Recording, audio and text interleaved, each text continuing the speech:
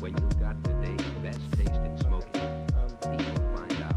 Everybody needs a substance to get by. I've been trying to write for days, but it's just blank in my mind. So I'm just sitting on the couch with hash next to me, trying to remember when this dream replaced therapy. I remember being a kid when Nate was late, and I remember failing math class, some shit's just fate. But now I got no damn excuse when I'm lying in my bed and there's a small little voice, man. This is what he said. He said, why you always stuck in a haze? You call yourself an artist, haven't done shit for days. You feel a bit cathartic, don't put that on display. Just take the car and park it, walk the rest of the way. He said, why you always working so much? You're selling off your childhood to make a quick buck. I work my fucking ass off to make you give a fuck. So I don't wanna hear complaining, all I want is enough. Okay, let's get it. Yeah, I'm getting better, I ain't never smoked a cigarette, but waiting for a week to pass like, is it 420 yet? Hands on the sink, but I ain't looking through the mirror yet. When I was a kid, I thought by now I'd have my life set, but man, I don't. I'm stumbling in through the front door, green in my pocket, me trying to get my profits up, breeze going good.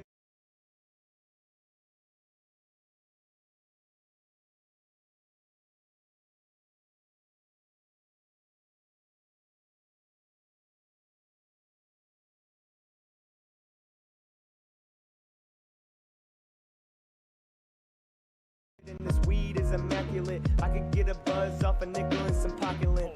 Group of dudes in the living room rocking it with our rocks and shit, sparking up with a Nintendo Switch. Protesting my testament, been there for the best of it. Never read the Bible, never learned proper etiquette. Started smoking grass, never graduated mass, never learned that fast. Anyways, that's the best of it. Now I'm drinking water more, stop getting stoned, look for class, trying to better myself. Let's see how long it lasts. Why you always stuck in a haze? You call yourself an artist, haven't done shit for days.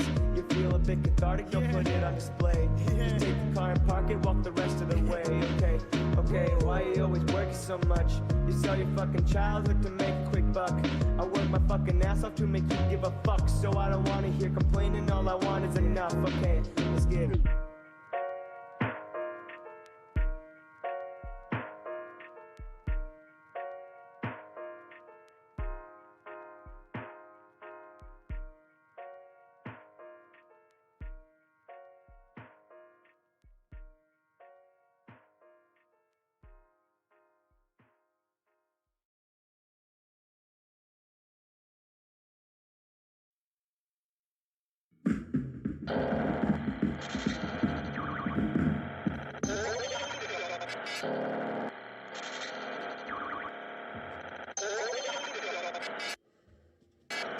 This is...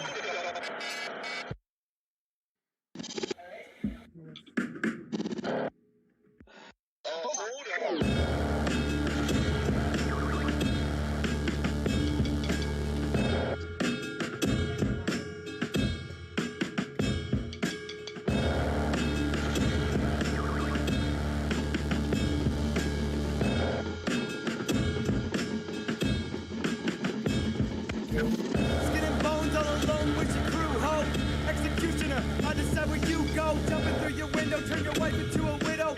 Not enough to fiddle with my fingers getting brittle. Wanted to meet up, I said I'm down next week, and then you stood me up. You don't fuck with SP, man, I just wanted a chance to knock you out of your seat. Go ahead, call me a pussy, I guess you are what you eat. You opened up Pandora's box, you bearing after aftershock. I told you I was playing Halo, time to get your shit rocked.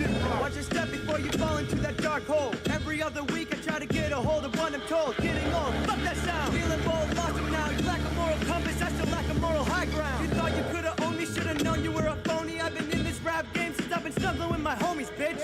Watch your back on your six at your house now. On your block, listening what you talk about. Raise your man, catch these hands till you scream and shout. Rage room, it's your tomb, good luck digging out. Watch your back on your six at your house now. On your block, listening what you talk about. Take the route to my house to get another ounce. I'm here to kill a motherfucker named Sam Swouse.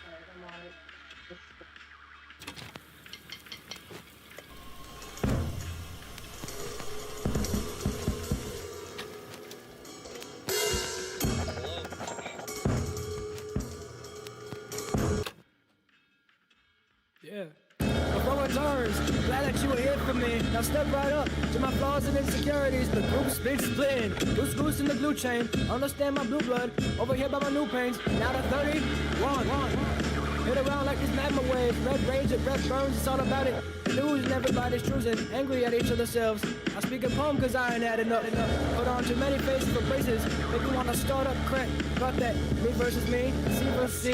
I just don't need reaction, I just need me to tell me I'm worth it. Me versus me, tell me I'm worth it. And here's what I'm doing, if y'all ain't there, if y'all don't care. I've been getting food, staying warm, spinning records, recording, and I've been reading, well, too much. Greater than grated cheese. Too many specifics. Down I've written the same lies I told. Told you I was working on it. How much money for a Starbucks cup? How much love till you tell me that I'm more than enough? How many times till I screw up till you tell me I'm done? Instead I forget we was friends. We could tie those ends. Instead of walking on the same street. Let us back to square one.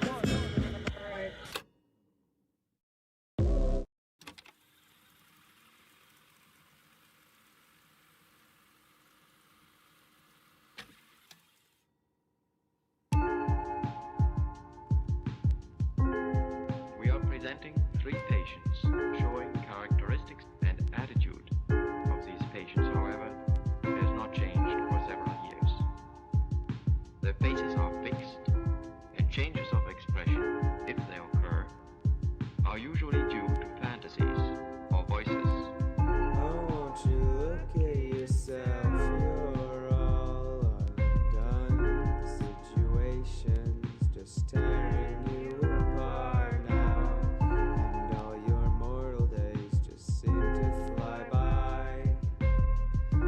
Try to laugh it off and wave your friends goodbye. I see the odds when they're passing me, keep in mind what they fashion. I have a toxic relationship with the type of attention. I'm not too sure what to call it, if it's passion or obsession. Maybe I'm just no exception to addictions and stereotypes. I got no trust in myself or what people tell me. I rot till does give no fucks till it start hailing. Treat y'all like shit until realization impale me. I see through lies that I made up with my third eye in this makeup. Negativism, mutism, waxy flexibility. I must just be asking for attention. My eyes stuck in the star, my wings too close to the sun. Who knew I'd make it this far? Not much longer till my wings done. These wings and or my fashion designed for public reaction. Now I don't care what you think, but mad opinions are massive, so I'm tweaking instrumentals. I'm tweaking up in my mental. The time never stops ticking, and ticked is all that is sticking. My coping style is joking, lost passion for that too. Red seems to hit on cue. 12 o'clock is when it ensues. The next month will be the same game. Senior year will disappear, and I'll end up on the streets. Expectations getting higher till I reach my peak, and I'll remember when they called me weak. Hey, it's that cat boy.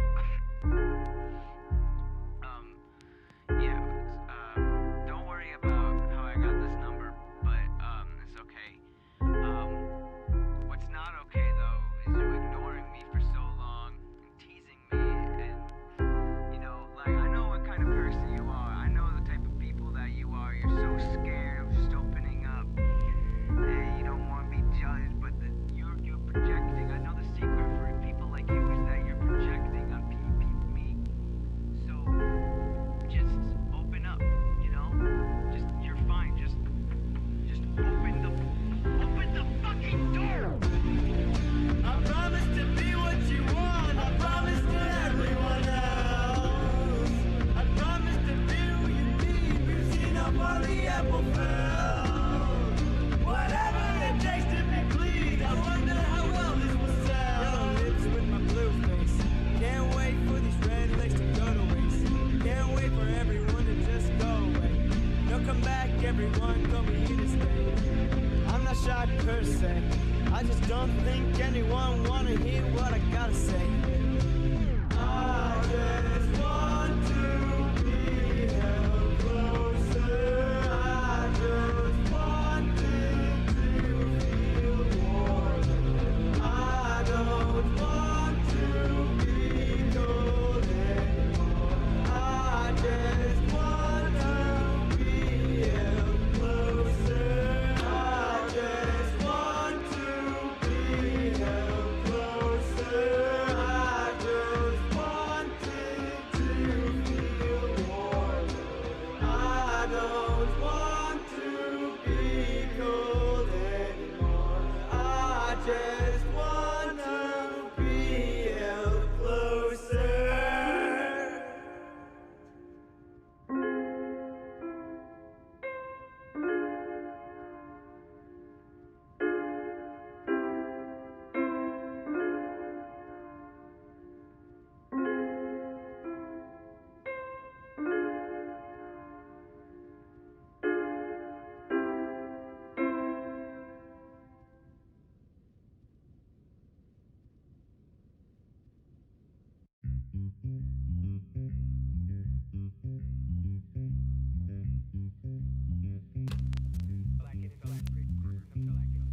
just wanna preach, all they wanna do is beef with me. Good grief, clacking on my teeth, got me tweaking, homie, take it to the grave. I say, wouldn't worry about it, back in my brain, I wonder what it is that make me solid. I'm the only motherfucker here to blame his first grade parents' worst nightmare. What a shame, with my clothes lacking and I'm skinny, so my clothes don't fit me. Everybody laughing and judging like, what the fuck is with this kid?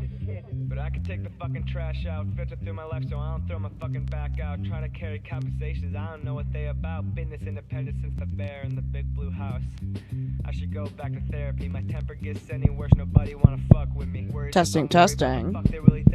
Hey. Don't you just love when you start a stream and nothing is prepared? I love that. Love it. Love when nothing is ready. Even though you thought it was.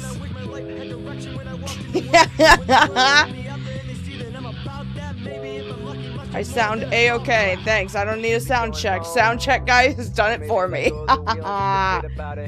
What is up, everyone? Alright, well, we're a little bit of a hot mess today, but that's alright. Hello. Talk about me, I don't care, talk about me. I'm okay to be a clown for the small town, a bad example, probably, or I'm creepy, maybe I should just be good at it. Bouncing me from man to man and try to keep me from a manic state.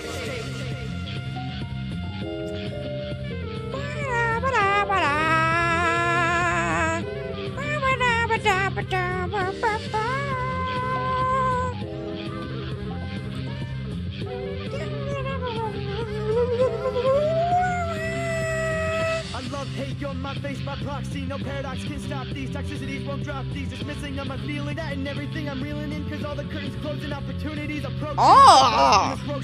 Let's go, Sam! I forget this song goes so hard. Tell me, is my future bright like the headlights? I'll turn them off, or is it dark red from a shank or from a razor? Do I still have control? I can stop at any moment, I'll control it. I'm a fold, I'm talented, or so I'm told. I'm living on a prayer, falling on deaf ears, and wondering if I disappear. Well, they say it's not fair, and I can live my whole life in my own best sheets. If everybody mad, I'ma be the MVP, so peace. Good oh god. Chat, hello. You don't seem the disaster that is my bedroom. Don't worry about it. Don't even worry about it. Oh, good lord. Thank you, Sam. Thank you. Guys, if you guys want to check out my brother's music, he is Samus, S-A-M-I-S. That was his first EP that he made in 2022. Baller. Technically, the full thing is on SoundCloud because he could only upload a couple songs before it got, like, flagged for copyright, I believe, with this EP. Pretty sure. That was the issue. Anyway. Chat, how do I sound? What is going on, chat? How are we? I sound juicy as per usual. Juicy and delicious as per you. Guys, I've had a... Oh, goodness. So, I've had a busy couple of days. Won't get too much into detail because I'm not sure how much I'm gonna divulge of the private lives of my loved ones. But I did have to go to a funeral this morning, and I went literally running and not very much on sleep. I did not sleep last night. And then I came home and, slept for 3 hours, and I'm like, oh, I gotta stream today, I forgot. God! I'm so bad at planning these things. It's okay, though.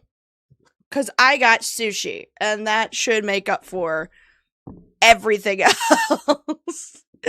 That should make up for it, right? Should be fine. Sushi makes everything feel better. But it was nice to get together with family and stuff for that. I just wish the circumstances were not a funeral. You know what I mean? Also, I've been really into these Alani. I'm usually not an energy drink kind of person because, quite frankly, I think it's putting a lot of garbage in your body, right? But this stuff does work, at least for me.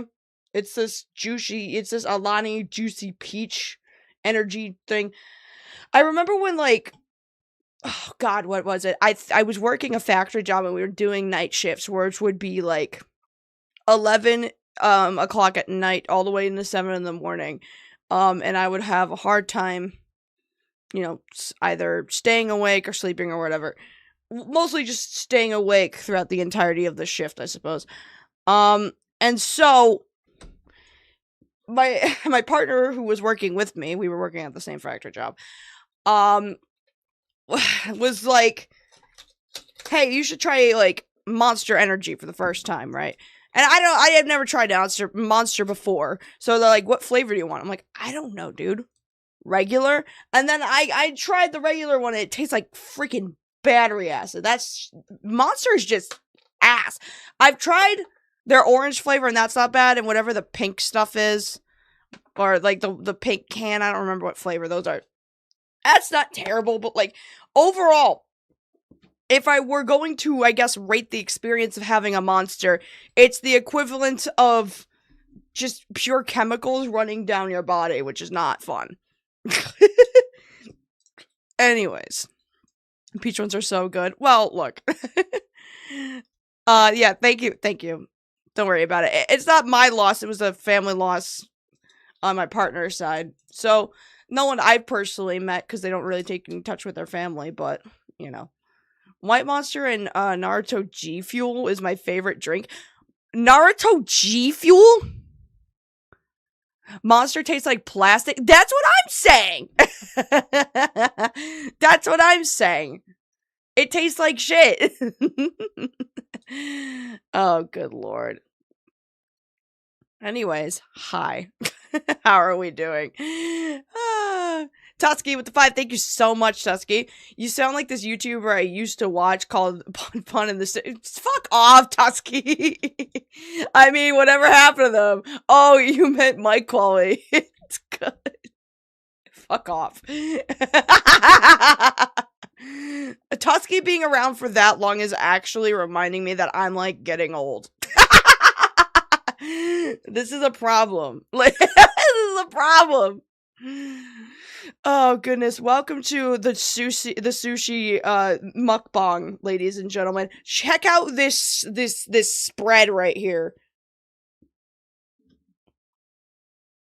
Yeah. Anyway, that's not why we're here. That's not why you're here anyway. If you're here for a sushi mukbang, I'm not sure if you're reading the title of the stream or not, but it's not at all what we're doing. This is the final MAGA Girlies live stream before I work on the compilation video that'll include all of you lovely people in all of these videos. The Gaming Trogue with the 2, thank you so much. Yeah, G Fuel is my weakness. I know it sucks, but man, I never tried it. Usually when I think of G Fuel, I think it's like one of those, like, drinks that fucking YouTubers promote, because it is. Like, it's like a gaming energy drink. That's what it's promoted as, right? But it's like those buckets. So it's like a powder thing. What it reminds me of is, like, do you know how, like, people make Gatorade, but, like, the powder Gatorade, and they can make, like, big jugs of it, kind of like powdered Kool-Aid or something like that? I think, is that what G Fuel is? It's just, like, powdered Kool-Aid? I don't know. Doesn't I've never tried it. I don't know if I ever will. It's the MAGA mukbang. That's so funny. Alright. Let's see. Which sushi represents the skin tones of all of the girlies we've been talking about? Oh, God. I saw that some of this stuff got squished into the wasabi. I fucking hate wasabi, so we're not touching those. Those are gonna go in the trash. Anyways, chat, that's why we're here. That is why we're here. We are finally done with this series of live streams talking about these crazy bitches. And then eventually we're going to compile all of these live streams into a full-fledged video that's gonna be about why certain MAGA female politicians in particular with power will side with authoritarianism. Yay. And that'll be a fun video. I look forward to finally actually doing the constructive research to put it all together. And then all the stream clips will be for the funny ha-has and whatever, right? The green is for Bobert. Girl!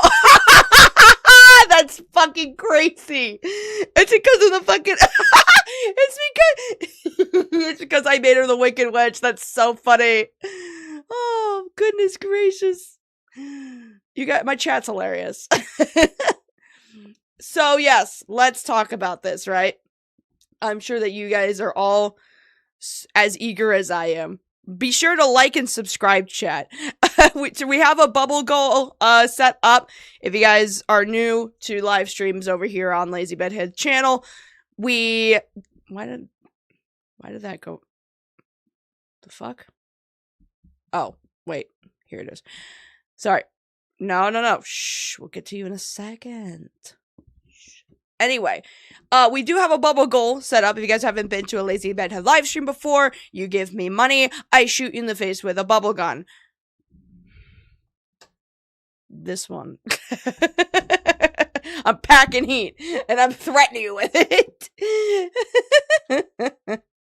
So, as per usual, we're going to look up and read some information about Laura before I show you the video in question, which is going to be from Mikey No More. If you have been watching Falgy streams, you probably are already aware of who this content creator is. They're kind of an up-and-coming YouTuber who makes, like, documentaries about, not politicians, really, but, like, just characters on the internet that was from, like, that anti-SJW era.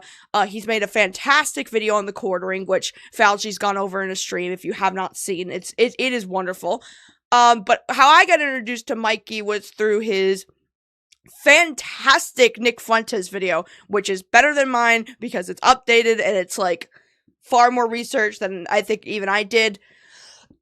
Excuse me, because back when I did my video on Nick Fuentes, I wasn't aware of the Catboy Cammy stuff, and if I did, that video would have turned out way different. But I'll redirect to the channel because it's fantastic. But first, before we watch our friend Mikey, we have to figure out who this crazy bitch is. I can't wait. Be sure to like and share the stream, chat. I appreciate each and every single one of you. And without further ado, let's learn who this bitch is. Oh, God. Oh, goodness. Hold on. First of all, ew. Why is my webcam like that? Let's fix that. Well, actually, first of all, why is the screen capture on this screen specifically? This has happened now twice now. It's really obnoxious. I don't understand. We want this one. You goober. There she is. Perfect. Secondly, let's make sure my webcam does not look so like this. You know, I thought everything for this stream was like the setup could not possibly be any worse. And then the board that was holding this together just falls off my chair. And now you can see my disgusting room, and now I'm sad. Just eat sushi. It makes you feel better. Eat sushi to forget. It's fine. We're doing great. I'm just a bit of a crustier person to fucking do this shit. Okay. I have to do transform. I have to edit transform. Let's see. Yoink. Crop this. Perfect. Do this. Slowly but surely, we're erasing the horrible back room that is behind me. Don't even worry about it. There we go. Cool. All right. So, the video will ultimately end off, after talking about all the politicians that we've actually talked about, will end with talking about Laura Loomer. To make it very, very clear, Laura Loomer is not anti-Trump by any means. She is not one of the ones that has swayed away from Trump since the Epstein Files. By the way, chat, happy Epstein Files released today, guys! Woo! Yay! Isn't it great to learn that the President of the United States is a confirmed pedophile? I love that for us. We're the greatest nation of all fucking time. Makes me sick. Makes me fucking disgusting. It really pisses me off because it was like, I was like raised in that shit. I was raised in this MAGA shit.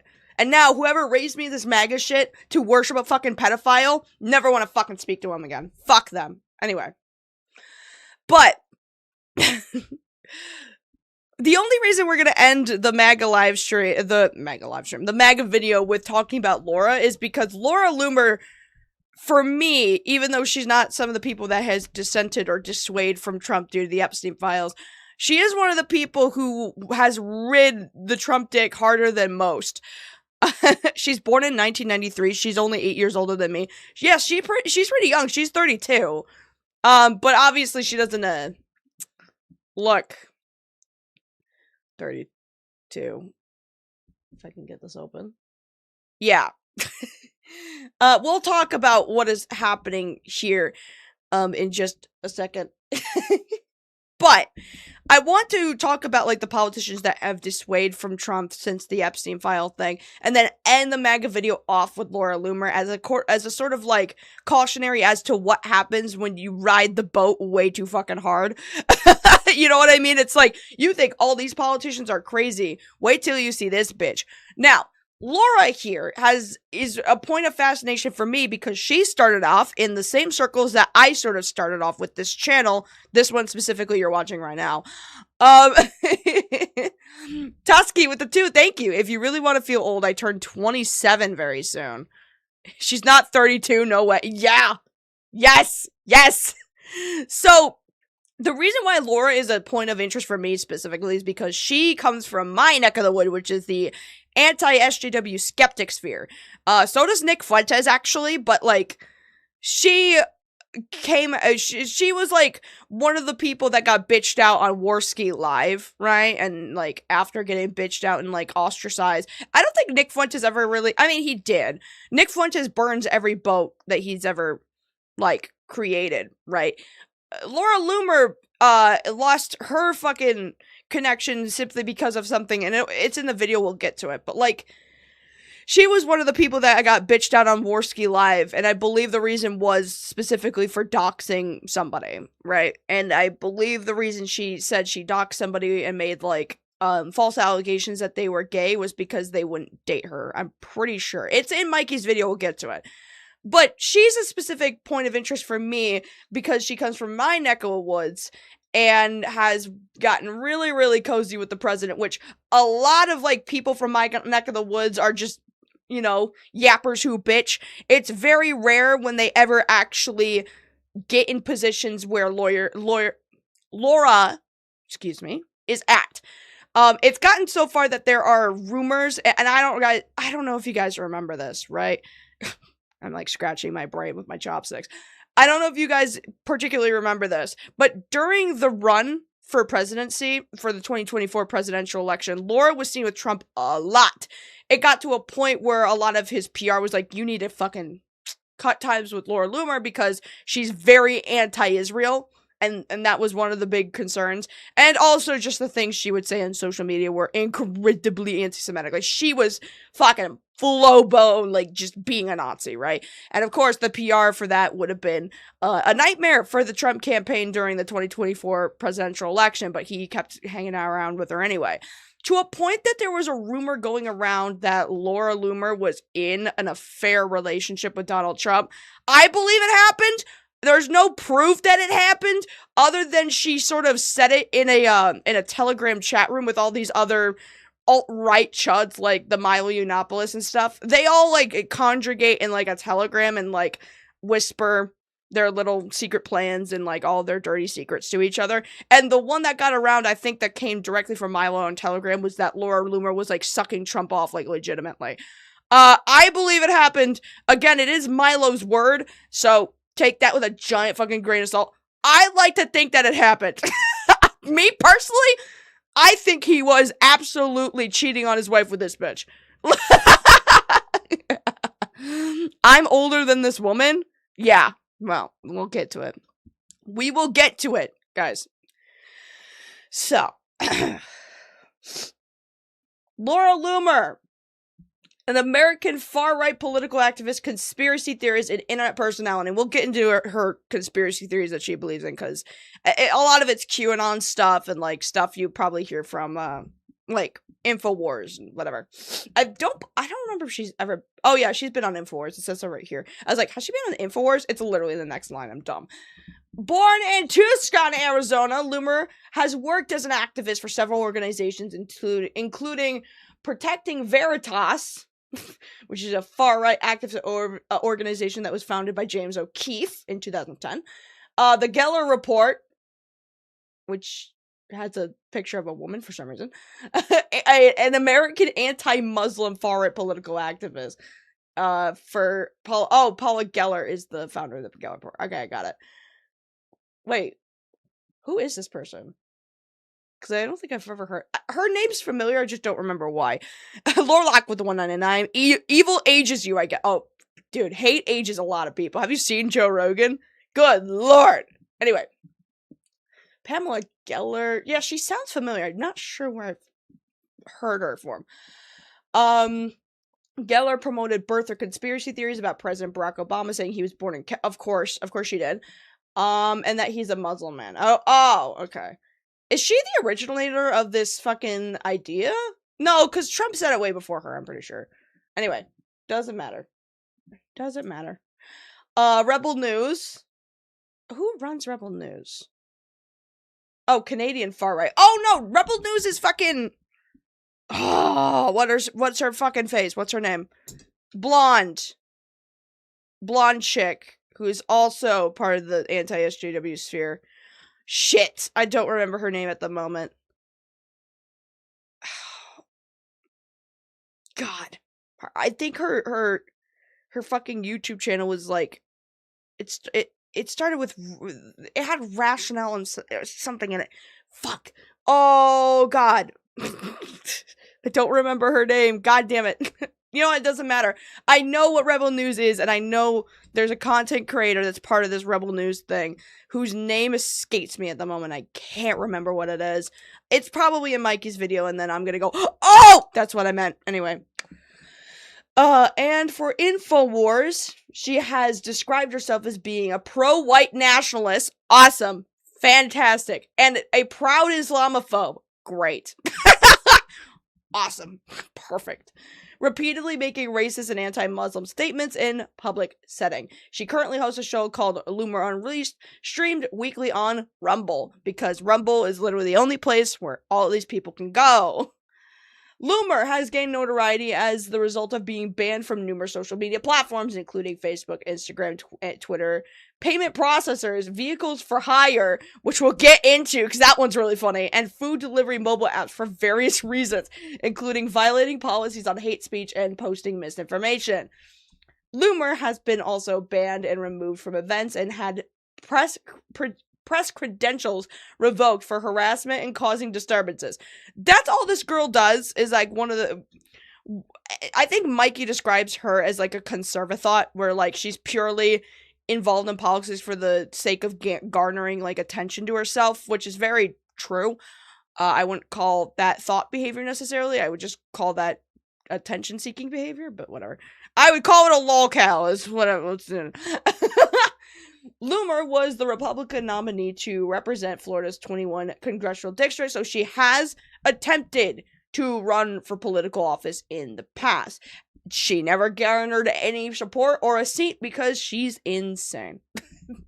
Because she's a crazy person. In April 2023, Donald Trump sought to hire Loomer for his presidential campaign, but senior camp advisors successfully discouraged Trump from doing so. By September 2024, some Trump supporters and others had expressed concerns about Loomer continuing presence around the influence on Trump. That was when she was sucking him off, by the way. What? Who said that? I didn't say that. Did you say that? I didn't say that. I didn't say that. So, during the second presidency of Donald Trump, Loomer emerged as an influential actor, using her social media platform to call for firing of officials she deemed insufficient to the loyalty of Trump. Awesome. In early April 2025, reports emerged that Loomer influenced presidential Trump to dismiss more than half a dozen national security officials due to her suspicion of their disloyalty for him and advocated for additional firings. Awesome. Perfect. See, this is why I'm fascinated with this woman. 'Cause she started off just as a fucking weird political commentator, yapper, YouTuber on my side of the woods. And then she's directly influencing Donald Trump to fire people in his administration based on their loyalty to him. How the fuck does a yapper who did the equivalent of what I'm doing right now somehow get that influential with the president of the United States? Sucking his dick, obviously, but, like, how did she get in that position to begin with? That's what I want to know, right? So, let's talk about the conspiracy theories. Yay, my favorites! Loomer has falsely claimed that the Parkland High School shooting, which is the one with Nicholas Cruz, in case you didn't know, and the Santa Fe school shooting, is that the one? No, that's not the one where the police were just standing outside the classroom doing nothing. I think that was a different one in Texas. Which one was this one again?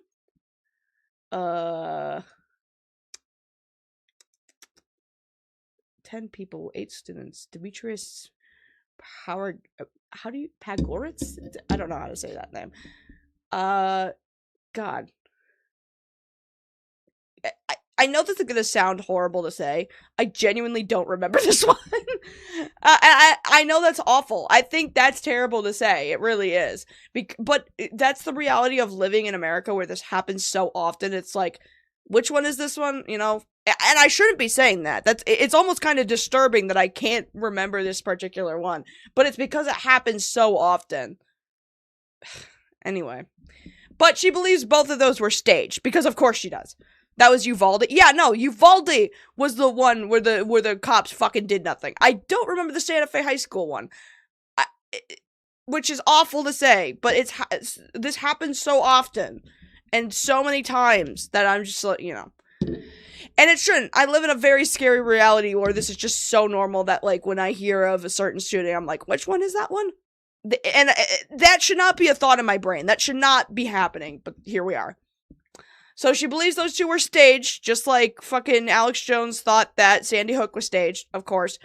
And that Stephen Paddock, American mass murderer who perpetuated 2017. Oh, there's a Las Vegas shooter. Yeah, okay. Was affiliated with ISIS. I have to say, I have not heard of that one before. I have not heard of that one before. Interesting positions to have. She claimed on Twitter that crisis actors were used in the Santa Fe shooting, very similar to Alex Jones and Sandy Hook.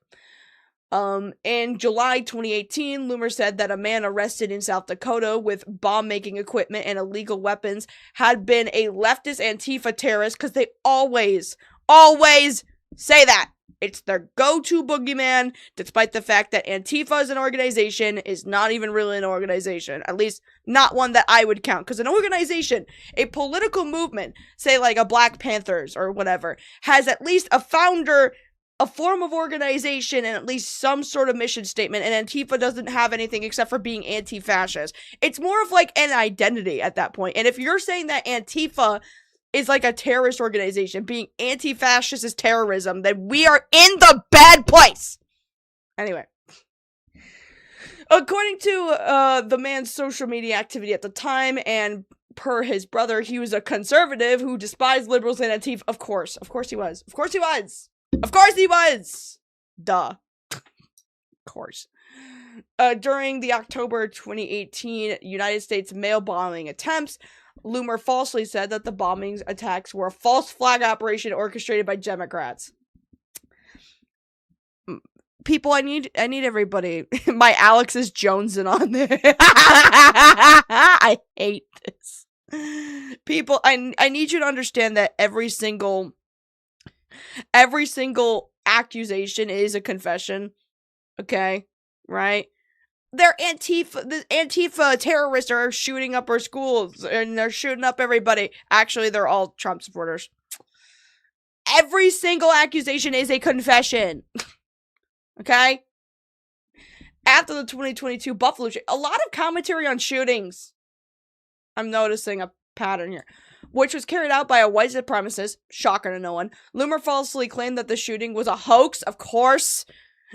Epic Dude with the 5, thank you. Medicare dragged Loomer proper. Oh, dude, I can't wait to show you that clip. I can't wait to show all of you that clip. That is amazing. What the fuck just came out of my mouth? Guys, remember to like and subscribe. The inner gay man just came out.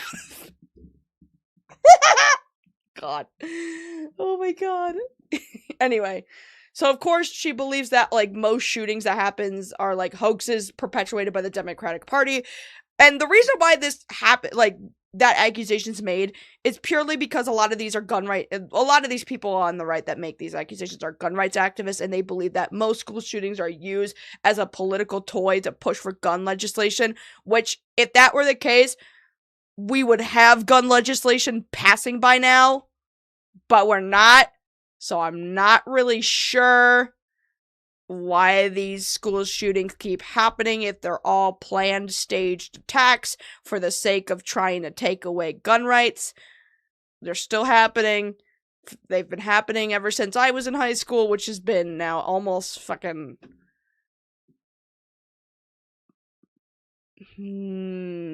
like 8 years ago, so I've been witnessing people being shot in their school for 8 years, and somehow no gun legislation to even attempt to, like, regulate guns in any way.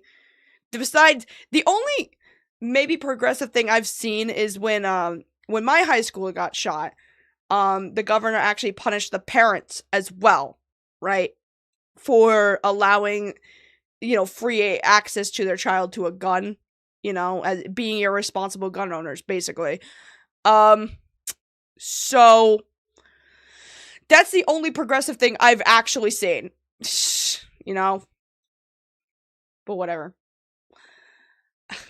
Anyway, I'm just saying, if every single school shooting is a Democratic hoax that is used as, like, a psyop to try to, like, take your guns away, it would have happened by now. We wouldn't have had, like, 200 school shootings later, and finally we get to pass gun legislation. It probably would have happened much sooner. I'm just saying. Okay, so... Loomer has also suggested that the perpetrators of Uvalde and the Highland Park parade shooting were inspired by transgender rights movement. Of course she did.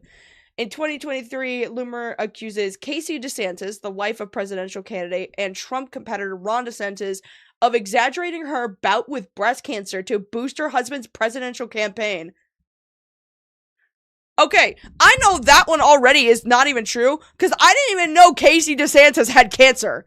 Does anyone actually know that? Like, at any point when Ron DeSantis was running for president, did anyone at any time knew who the fuck Casey DeSantis even was? Did you? Be honest. I didn't. So I guess it didn't work. Jesus Christ. Oh, she sounds like a lovely person, doesn't she? Alright, following the 2023 Hamas-led attack on Israel, Loomer and other right-wing influencers amplified a false story claiming that October 13, 2023 was the global day of jihad, because of course, a story that motivated a 71-year-old landlord in Illinois to stab to death a 6-year-old boy in attempted murder of his Muslim mother, who were tenants. Holy shit. After a fatal car crash in Long Beach on October 14th, Loomer said that the crash was an Islamic terrorist. Of course she did, claiming that the police had a gag order. Police later stated that there was no indication that this incident was an act of terror, nor associated with the current violence in Israel. Now, you may be hearing this. You may be hearing this and think that Laura Loomer is a Zionist, and she kind of is, but I'm gonna be so for real with y'all.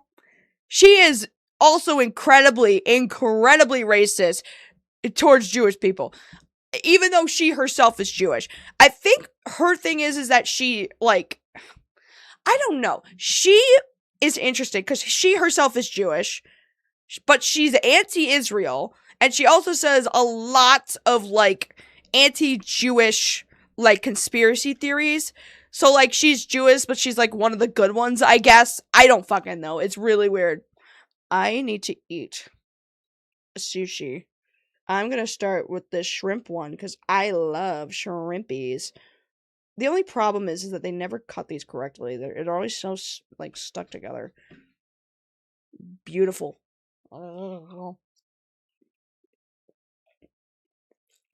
Mm.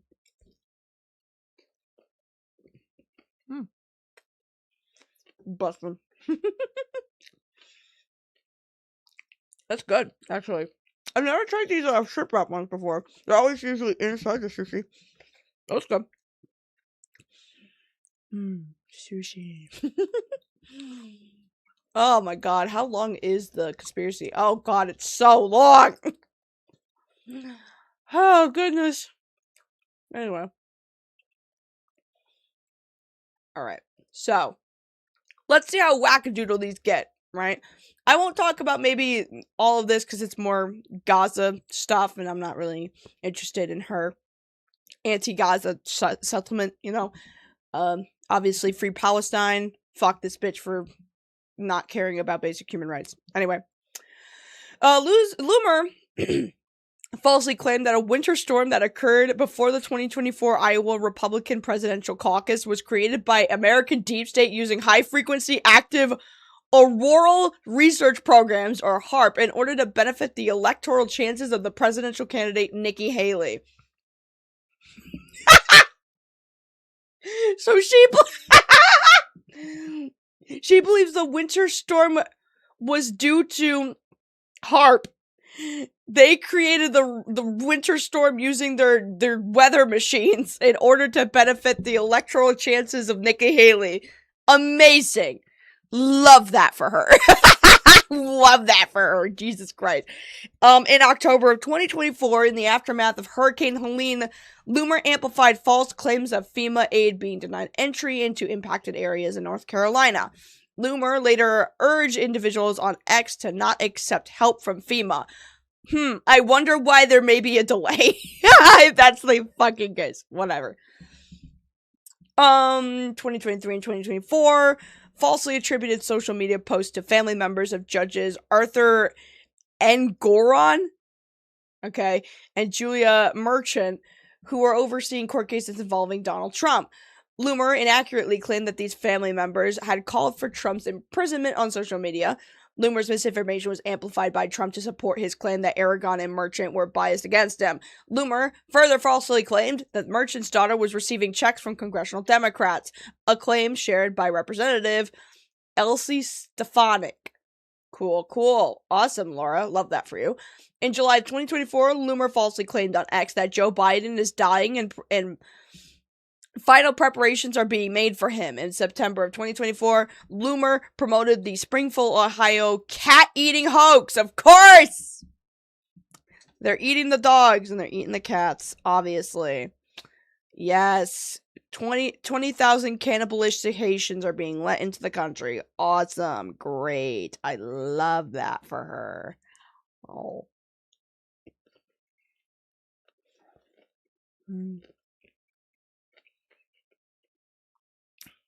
Awesome.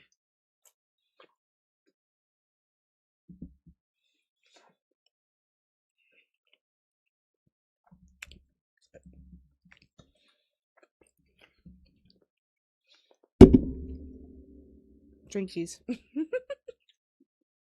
I hope you do enjoy the mukbang. I hope that you hear every single mouth movement. Anyway. Let's see. Is there anything else interesting in this? More shootings. Okay. Wait, she accused Tim Walz for being responsible for the... Oh, this is the Melissa Hortman thing. She blames Tim Walz for being responsible for the shooting. I have never seen that before. That is hilarious. Claims that the Democratic Party is a terrorist organization, which, I mean, if you're funding Israel, you kind of are anyway. Walz was included in a list of potential targets by Vance Boutlier, the actual shooter. So why he wouldn't be involved with Tim Walz, I don't know. After the 2025 Midtown Manhattan shooting, why all these shootings? And I'm just like, which one is this one? And I'm like, why am I asking that? That's so awful. Loomer falsely claimed that the cop killer in New York City, who just killed NYPD officers, was a supporter of the mayoral candidate Zohran Mamdani, because, of course, that's the new boogeyman now. Loomer further said that Zohran is inspiring a generation of pro-Islamic cop killers. This is why you don't elect Muslim immigrants into office. She is very anti-Muslim, by the way. Like, she does not see Muslims as people. Like, it's actually insane. The police officer killed in the shooting was a Muslim immigrant from Bangladesh. Amazing. Amazing. Loomer criticized Donald Trump's administration on October 10th, 2025, and falsely claimed that the Pentagon was giving Qatar a military base in the United States. She wrote on X, "Never thought I'd see Republicans give terror financing Muslims from Qatar a military base on U.S. soil so that they can murder Americans." U.S. Secretary of Defense Pete Hegseth denied that Qatar will have a military base in the United States, but we will give them a bunch of planes. Just saying. Loomer claimed without evidence that the 2025 Brownie, oh my god, so many shootings, is active Islamic terror. We get it, Loomer. You think that every single shooting is an act of Islamic terrorist because you hate Islam and Muslims that much. Good lord. And then here's Michelle and Rob Reiner's killing by their son.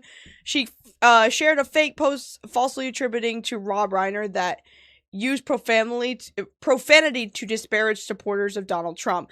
Loomer called Reiner a loser and said that Reiner should have spent more time parenting and less time spreading Russian conspiracy hoaxes about Donald Trump. Lovely, great, so awesome. So, this was her run for the the run for just, like, any sort of office. She received an endorsement from Matt Gaetz, which is always a great start to your presidential campaign. Oh, amazing. She lost all of these, by the way. She did not get nearly as many votes here. She was the second runner-up candidate for the 21st Congressional District in Florida. But as you can see, she got kind of dwarfed there. 59% for Louis Frankel in comparison to 39%. So. And then she tried to run for another thing, and she got dwarfed there too with a 51-44. So. Awesome. Great. We'll talk about the bans and the removals once we actually get into, like, you know, the video, because I think it's funnier to watch it in the video than have me read it.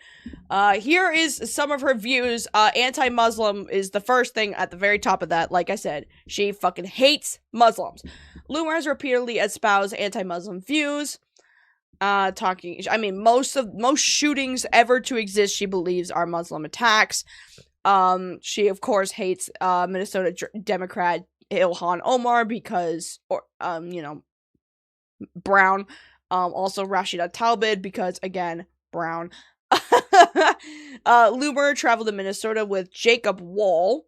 We'll talk about Jacob Wohl once we get into the video as well. He's a very interesting character. I love that they describe him as a right-wing perpetrator of internet fraud, which is really funny. Also, she used to hang out with Ali Alexander, aka the pedophile, so that's awesome. Great. Alright. They were there basically trying to instigate some sort of thing where they were accusing Ilhan Omar of marrying her brothers, because of course they think that, because obviously Muslims, brown. Islam, you marry your first, second, third cousin, bad. Not that I think any of these things, it's what they think of these things. But yes. She also said in 2019 during the mosque shooting that happened in New Zealand, that was actually not an American one, surprisingly enough. But it was a mosque shooting, killed about 50 Muslims. Loomer wrote on the platform Telegram, which is where they all congregate together, "Nobody cares about Christchurch. I especially don't." And she described Islam as a cancer and Muslims as savages, because of course she hates She hates brown people. It's pretty cut and dry. She is a horrible, horrible person. White nationalism. Loomer has described herself as a pro-white nationalist, stating her beliefs that liberals and left-wing globalist Marxist Jews, which every single person that, like, argues, like, I don't like the globalist Marxists, what other buzzwords they use? All the buzzwords that fucking Jordan Peterson uses, they don't know what any of these words mean. I need everybody to understand this. They don't know what a Marxist or a globalist or a anti-person is. They don't know what any of this shit is. They're making it up. They're buzzwords. They don't actually know. But anyway, stating her beliefs that liberals and left-wing globalist Marxist Jews don't understand a difference between white nationalism and white supremacy. Spoiler alert. Spoiler alert. I sounded like I had a lisp. Spoiler alert. They're the same thing. Loomer has described her belief that this country really was built as a white Judeo-Christian ethno-state. It was built on slavery, so maybe, but, like, no. No. And that immigration and all of these calls for diversity, it's starting to destroy this country, of course. Loomer called into InfoWars the interview with Kanye West to express her support for West's right for free speech, declaring herself sympathetic to West. Earlier in the interview, West had praised Adolf Hitler and the Nazi Party, despite the fact that she is Jewish. Amazing. In response to Loomer's defense of him, West told Loomer, I love you. So yeah, basically she's a walking contradiction. She is somebody who is Jewish, but is also a giant white nationalist and supports anybody who praises Hitler. Awesome. Great. We love that. It's great. Oh boy, my favorite race. Separate from Loomer's belief in white nationalism, she has made a number of public remarks with regards to black individuals in the black community in the United States that have been characterized as racist. I wonder what she could have possibly said. Most prominently, she has referred to the black elected officials in the Democratic Party, Kamala Harris, Fannie Willis, and Letitia James, as DEI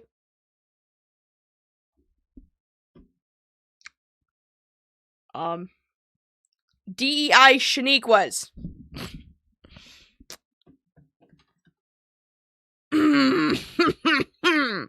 I hate even just saying it out loud. It puts like either I have to take Mucinex, or I have like a filament on my tongue now because of DEI Shaniquas. That is awful. Holy shit. Loomer also separately referred to Jasmine Crockett as a ghetto DEI Shanique. Oh my god. Ew! How are people this... Guys, it is not that hard to just be nice to one another.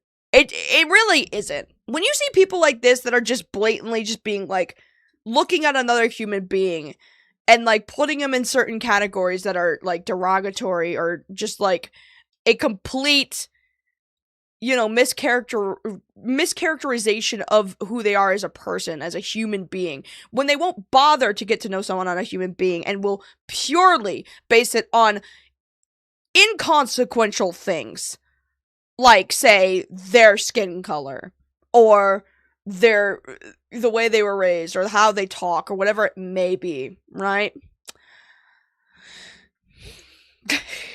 When they decide to target a person on the basis of those things, instead of just, like, getting to know them on a human level, and they're like, I don't want to get to know them on a human level, look at them, they're black.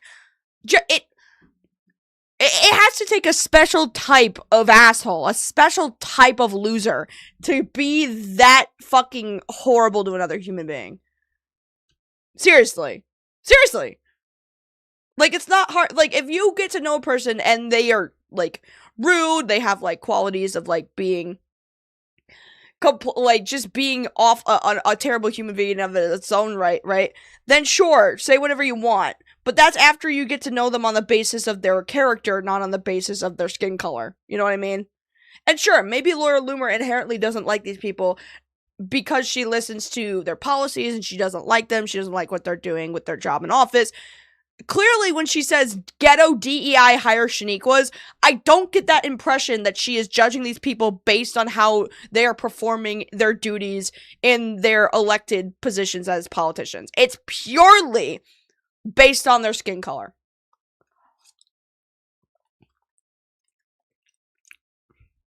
Anyway. Yeah.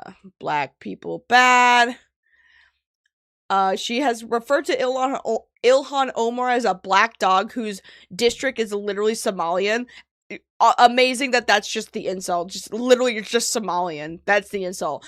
Loomer falsely claimed that Omar's relatives sleep in caves and have sex with goats. Amazing. Perfect. Loomer said that Somalians are so inbred that they have an IQ that is legally classified as mental. I'm quoting what she said. Mind the quote. Mental retardation. That's awesome. Perfect. Great. Love that. See, and this is what I'm even talking about. She's not saying these things on the basis that maybe she has looked into Ilhan Omar's repertoire, looked into what she does in office and goes, I don't like what she's doing in office. She doesn't do it on the basis of that. It is purely because she's a Somalian and she thinks that she sleeps in caves and has sex with goats. That is the basis of why she doesn't fucking like her. It's not because of what she does in office, because if it were based on what she was doing in office, she wouldn't be saying this shit. She would be criticizing how she conducts herself in office. But she doesn't. She immediately goes for her race. And that's how I know that Laura Loomer doesn't actually view these people as humans and judges them on a human level. That's how I know. She just immediately goes, oh, Somalian, that's something I can hate them on immediately.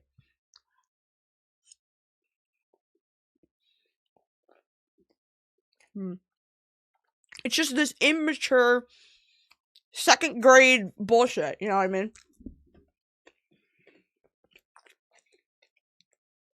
Anyway. Sorry about that. After the death of U.S. Representative Sheila Jackson Lee, Loomer called Jackson Lee a ghetto bitch and one of the most low IQ members in Congress. Loomer also referred to Jasmine Crockett as a ghetto black bitch who hates Americans and says that Crockett should be working at a KFC. Oh my god. Like, if anyone actually follows this bitch and is like, I like Laura, I like what she says. Do you? Like, the way that she dehumanizes people is disgusting. If you like this shit, then I'm gonna assume that you're just as big as bully as she is. Holy shit. Anyway, she downplayed the severity of COVID. I get it. She's also hoped that people do get COVID. Amazing. She hates the Democrats. If you don't vote for Donald Trump, then you just hate this country. Of course, she's othering, making an enemy out of a molehill kind of thing. Catholicism. Loomer disapproves of the selection of Pope Leo. This is the current Pope, by the way, who she has described as just another Marxist puppet for the Vatican. She doesn't know what this fucking word means. Everyone's a neo-fascist, neo-Marxist. Shut the fuck up. You don't know what that word is. I got so angry that I tipped that over. I'm sorry.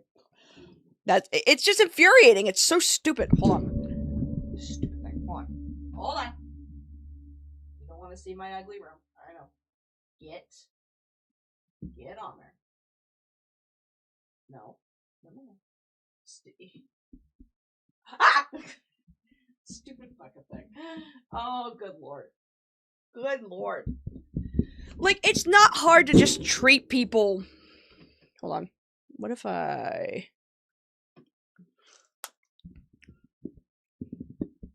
There you go. There. We good? Good.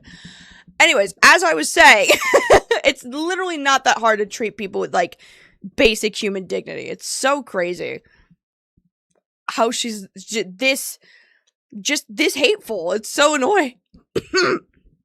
I almost died. The racism is gonna kill me. Good lord. Good lord.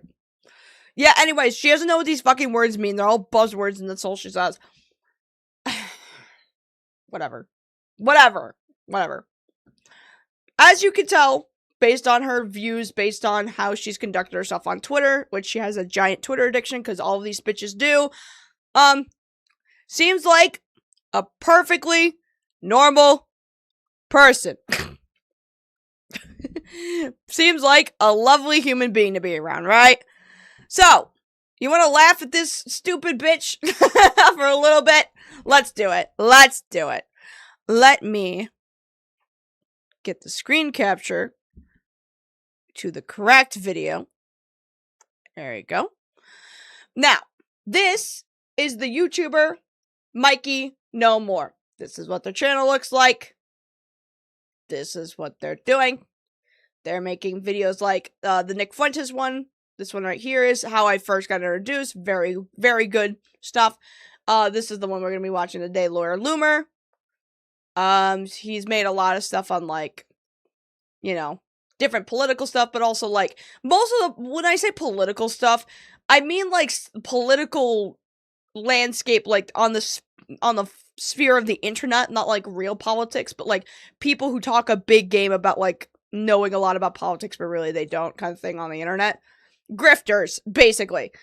So let's watch Laura Loomer, politics' most shameless clout chaser. Oh, wait. Hold on. This isn't working. There you go. I caught it early, guys. Don't worry about that. Don't worry about it. So please be sure to give Mikey a subscribe. If you're really in, he's a bit more edgier than I would say that in my personal taste, but I do think he is quite funny, and I do think that he, a lot of his videos feel like old classic YouTube, as you'll see. You know, back in, like, 2015 or something like that. I'm gonna adjust this one more time. It's cutting off my head a lot, and I'm not a big fan of that.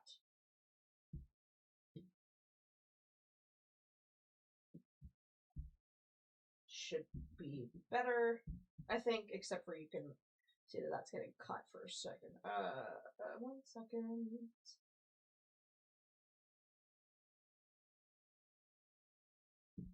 Oh god.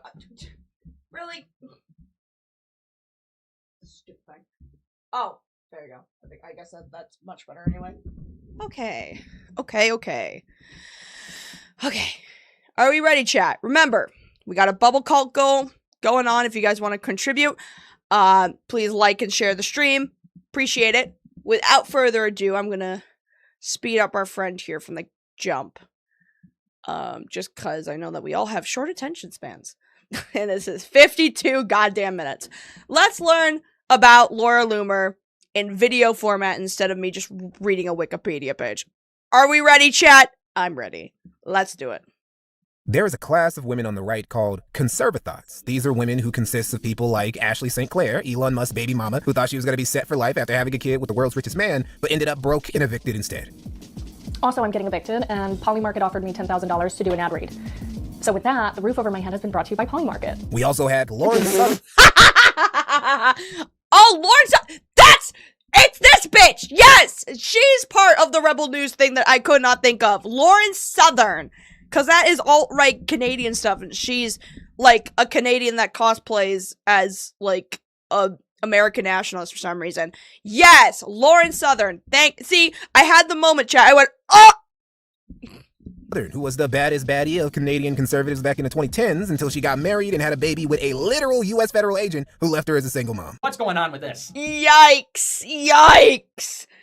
Yeah, it never ends well for these people, right? It never ends well for these women on the right. And I'll tell you why, right? I'll tell you why, because it takes having this realization and a bit of an ego death from personal experience to know this.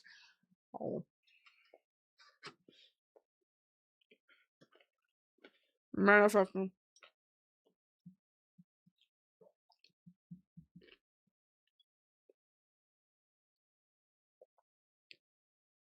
There you go. So much to chew. Good lord. Anyway. When I was in this sector where I almost fell down this particular rabbit hole, it took a bit of an ego death for me to realize that, like, the only value... Hi, Metal Man, how are you? The only value Great pause. Yeah, well. Yeah. As I was saying, the only value that women have in a movement like this, where they're alt-right, where they're furthering down the right. Now, I was never this racist or anything, but, like, I was very anti-liberal, right, as they say. Very anti-feminist for being simply contrarian for the sake of being contrarian. And that led to people like Nick Fuentes, who I looked at and went, ooh, I gotta get myself out of here. Well, actually, no, it was more so like, the race realism video by Rage Against the Storm that made me go, oh, okay, wait. But, like, when you look at stuff like this, right, and you listen to these people talk long enough, it becomes... Lazy used to take the right... long... when I was a teenager, don't worry about it. But... shrimp. When you start hearing people criticize, like, Democrats, and then criticizing liberals, the verbiage changes on, like, who the target demographic is, right? Who is it that we're really criticizing by the end of the day? And it kind of devolves into, oh, you know, the liberal party is this, and this, and that would be, like, the talking point. Or... then it would devolve into just, like, Democrats as a whole, who everyone thinks is, like, a liberal whatever, so, of course, that's the obvious transition. And then it becomes, well, liberal women. It's not just, like, Democrats particularly. Like, the men are the problem, too, but, like, the women especially, right? And then it gets to, you know, liberal black women, and then it just becomes black women in general. Then it just becomes all women. And... it just kind of boils down to the real enemy is not on a political basis, it's on an identity basis. And when you are on the, you know, the opposing side of that as a woman, seeing the conversation degrade from Storm is a dog whistle. Oh, great. Awesome. Amazing. Glad I pulled myself out of that one before I knew. But... when the target shifts from talking about, like, just liberalism and criticizing that from it just evolving into criticizing women in general, right? And you're on the opposing side of that, trying to be a woman. You're presenting yourself inherently as the good one. And that was, like, my thing is, like, I'm not like these liberal women. I'm the good one, right? The reality is, when they criticize liberal women, they are criticizing all women. They are saying that it doesn't matter if I am considered one of the good ones. I am inherently just like this because I'm a woman, right? And so in order to actually be a good woman, it isn't just talking against your own fellow womanhood. It's also just inherently shutting the fuck up entirely. Because even if you speak out against your own kind, your own womanhood, and these stupid liberal women, the conversation was never just liberal women. It was always going to be all women. When they talked about liberal women, they just disguised it as liberal women so that they can have the woman that'll go, well, that doesn't apply to me. I'm not one of those women. So they can, like, snuff them out and be like, no, you're not one of those women. You're the type of woman who knows when to shut the fuck up. You're the type of woman who knows when to obey your husband, get back in the kitchen and cook him a sandwich. You're the type of woman that actually knows how to, like, degrade yourself down to basically property. And that really is what a good woman to them is. Like, when they say they're targets of criticism from liberalism and, like, criticizing a political movement, and then boiling it all the way to liberal women, and then it just becomes women in general, right? It's that progression that makes you realize, like, when you're a woman in that sector, all you are is inherently by design acting like a pick-me. Like, even though the language didn't exist probably back in this era, the pick-me is now more heavily associated with, like, the popularity of Pearl Davis. But, like, that's inherently what you are. You're basically like, I'm over here. See, I'm the good one. Please choose me over here. You know? When in reality, they group you all in the same thing. Metal Man with the 5. Liberals owning guns is like the GOP and getting abortions. We just don't talk about it. True. Get yourselves armed and ready for whatever may come. The Not Like Other Girls to MAGA podcaster pipeline is real. So True, Pimenta. That's exactly what it is. That's exactly what it is. I'm not like these liberal girls to like becoming MAGA because that's how you think it's going to help you stand out in this changing political landscape. You know what I mean? But inherently, these people who like women who side against their side against their own best interest, right? Throughout history, like the conservative women of the Confederacy, they're forgotten to time. This naturally is just gonna happen regardless. Why did that happen for a second? I hate that. She is a queen pick-me. Well, for Laura, I don't even think that she's just the pick-me. I mean, she already did get picked. She allegedly hooked up with Donald Trump. So it's not even about getting picked anymore. I think for her, it has to be a different thing. It has to be. Because, like, she's been picked now. So, like, what? I think it's just, racism just makes you an evil person. It has to be that, I think. Because she was, like, racist even before Donald Trump was a thing. I don't know. But anyway. I don't know. Ugh. Just so that you guys are aware, right, is the realization of how I've come to kind of deconstruct it myself is, like,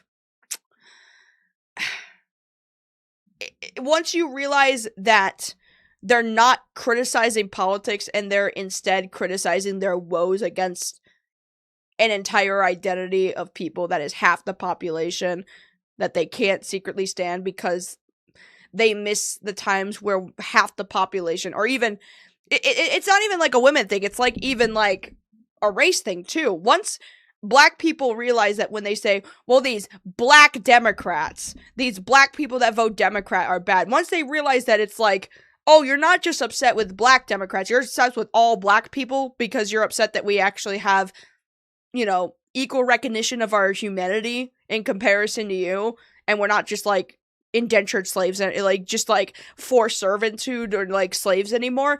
That's when you start to kind of realize it's like they say a specific group, you know, black Democrat, and then they slowly but surely unravel that whole targeted to then kind of include black people as a whole. And it's the same thing with women, you know.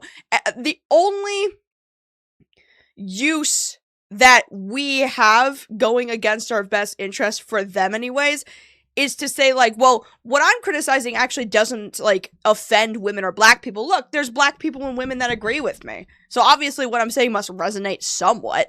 You know what I'm saying? It's just like an op, you know what I mean? How good is her alleged head game? God, I can't imagine fantastic. I'm gonna be so for real.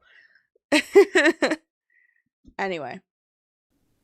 Like, what's that all about? I don't know what's going on here. These women really got nothing to offer. They're glorified female influencers with no unique ideas, no deep knowledge, not even any interesting commentary. All they offer is themselves. They'll probably never have any real influence on politics. Their highest aspirations will be either becoming some high-level pundit on a popular conservative podcast or becoming a host on Fox News, and they're really just... I mean, does being counted as, like, a pay pig for Russia count as, like, having some influence? Because that's what Tim Pool is. Mikey No More videos are great. Oh, they're fantastic. They're great. They're awful. They're awesome. It's it really is helping me deconstruct a little bit because I haven't really went super deep on the deconstruction part, which is what these streams are for. So here to grift. And out of all of them, Laura Loomer is the pinnacle of this class of female conservative. Despite having a lot of the same issues as her conservathottish peers, having no original ideas, no knowledge, no talent, failing to get into office, and somehow failing to hoe her way through conservative circles, though not for lack of trying. She would, in the end, manage to achieve a level of success none of these other female right-winger bottom feeders ever would. How? Oh, absolutely, yeah. Oh, for sure. It's so weird, too, because there's nothing really remarkable about Laura Loomer other than she cries a lot louder. I think that's the only difference, is that she is just a lot louder of a bitcher than all these other ones. A lot of them will just roll over and just be like, you know what, this is weird, dumb internet drama. Laura, like, holds grudges for fucking years. It's crazy. By being the most unabashed, persistent, and shameless clout chaser attention whore in American politics. Laura Loomer has never not been a clout chaser. She's been trying to hustle her way into the spotlight for decades, starting as far back as when she was still a 20-something college student working for Project Veritas. Probably the first stunt Laura pulled was the Students for ISIS bus she attempted back in 2015. Allegedly, there were some jihadi Janes and Johns down at Barry University who were showing their support for ISIS. But thankfully, America's darling and favorite Hebrew heroine, Laura Loomer, was there to save the day. But I guess those anti-Semites... Yeah, this is why I think that, like, for a lot of these people, a lot of it has, like... Okay. People assume that a lot of what she's doing is for the sake of, like, being able to suck up to a higher up, right? Be a pick-me, essentially. But this is how I know it's not pick-me behavior. Because if she's doing this long before the idea of Trump being a president... Well, I guess in 2015 he was, like, campaigning, right? But if this was happening during even the Obama administration, where she's like, hey, I think these people suck or whatever, this whole group of people, clearly it's not pick-me behavior. Clearly, she believes this to some extent. She has to. You know? I had this on mute for a bit, and then just watching this lady, no sound, looked heckin' unpleasant. God, I know, she's a cool. But, like, if she's doing this as far back as, like, before it was popular to ride Trump's dick, being anti-Muslim, anti-whatever, right? Then clearly she has an actual genuine issue with Muslims. Like, she has an actual genuine problem with these people, because she's just racist. I don't know what else to tell you. At her school must have been ISIS simps themselves, because they ended up suspending Laura for her brave journalism, is what Laura would have told you. In reality, she got suspended because A, she was violating school policy by recording people without their permission, and B, there literally wasn't a sympathetic students in support of ISIS club or whatever she claimed there was. It was literally all made up. Oh yeah. And another thing about Laura, we've kind of went over this with her Wikipedia page, is that she just spreads lies. She just lies. Like, at the very least, when, like, Marjorie Taylor Greene says something, or when Lauren Boebert says something, or Nancy Mace, at least they can, like, point to something and say, this is where I'm getting my information from. Granted, they will be completely misreading that information, and it will say not at all what they are claiming it says, because they can't read. But Laura Loomer just makes shit up. Like, she literally just pulls shit out of her ass. She's like, where's your source for this? My source is I said so, basically. And it's like, at the very least, Marjorie Taylor Greene could be, like, pointing to something. She can't even point to anything. That's the difference. Self-inflicted gunjutsu that Laura had convinced herself was real. Couldn't convince the faculty, though. Janine, it seems the fallout continues for the student and the organization involved in that videotape. In fact, this is the police report from Miami Shores Police Department. One of those professors reported that production as a crime. When our journalist came back, no doubt it was done undercover. The creators said so. The things they really need is, like, flashlights. Conversation recorded without knowledge or consent is illegal in Florida, and the basis for this police report filed by one of the Barry University. I just find it interesting because a lot of these people will, like, catch legal charges, like, later on in their career. Like, Nick Fuentes didn't really start catching a charge until at least 2021, when he was, like, involved in J6. But even before that, for, like, years before that, when he was just kind of like an asshole on the internet. Metal Man with the 5. Lazy, you're doing a public service doing streams like on these ladies. Behold a true patriot at work. Am I a patriot yet? Facts. Thank you, Metal Man with the 5. Appreciate all the donos as per usual. You guys are the reason why I will be paying my portion of the rent this month. So thank you. Usually I couldn't, like, make it up the numbers for that. But, like, this month we actually have been able to make the numbers after I've been gone for so long. So that's really awesome. Thank you guys so much. But, she just kind of came out swinging. She's like, yeah, I'll catch a charge to prove that Muslims are bad people. Fuck it. Fuck it. Oh, goodness. She's at least got more balls than, like, most people do, I will say. City professors seen and heard in this video made public last week by a student and a political group backing her, claiming he and others support Islamic State terrorists. Still, she did somehow manage to convince James O'Keefe it was real enough to run it as a Project Veritas story. Laura would continue. Yeah, that's James O'Keefe, by the way. That's the Project Veritas has been, like, an alt-right project since 2010. So, like, that's what I'm saying, right? Is that a lot of these girls will go pro-Trump to be, like, a pick-me to differentiate themselves when they see the criticism of liberal women. They're like, well, I'm not a liberal woman. Little do they know that the unraveling of that criticism will be all women, but they don't know that until it's too late. Fortunately, when you know, and then you pull yourself out like I did. But, like, she was just, boots on, running, fuck Islam. You know what I mean? And it wasn't a pick-me thing. This is just what she believes, I think. To serve as one of Project Veritas' undercover operatives throughout the 2016 election cycle, eventually parting ways with him to join Rebel Media after she graduated with her journalism degree. Before we continue, I just want to make it clear that James O'Keefe, the founder of Project Veritas, is, to this day, one of the few people who unironically still consider Laura Loomer a good friend. Now, for those of you who don't know much about James or Project Veritas, it was a non-profit James started that used undercover operatives, hidden camera stings, and suspiciously edited videos to expose crooked media outlets, politicians, and other non-profits that James didn't like. It hit its peak in the mid-10s, especially around the 2016 election, but things went downhill after the Washington Post busted him in 2017 for trying to destroy the reputation of Republican Senate candidate Ray Moore right before an election by using an actress who lied about being impregnated by him as a teenager. In 2020... See, and that's what makes people like Lauren in this sector of, like, alt-right, like, commentators or, like, alt-right groups very interesting because, I mean, a lot of, like, MAGA is built on lies, but at least the lies are built off of, like, racism, let's just put it that way. But, like, it's built off of, like, years of looking at real things that are happening and pointing the finger somewhere else there where it's not, right? Like, for example, the job market, right? Job market, shit right now. I would know. So when the job market is a real problem in America where we just don't have enough jobs to support the millions of people that live here, right? We're always going to be short of a couple jobs.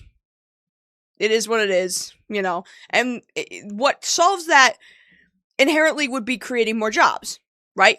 But instead of doing the inherently smart thing to fix the problem, they look at a real problem, MAGA does, and they will point somewhere else to blame. Whether that's immigrants, or that's people on Social Security, like Social Security mooching off the government, whatever it may be. They always are looking at something that is a genuine, real issue in our country and pointing the finger elsewhere.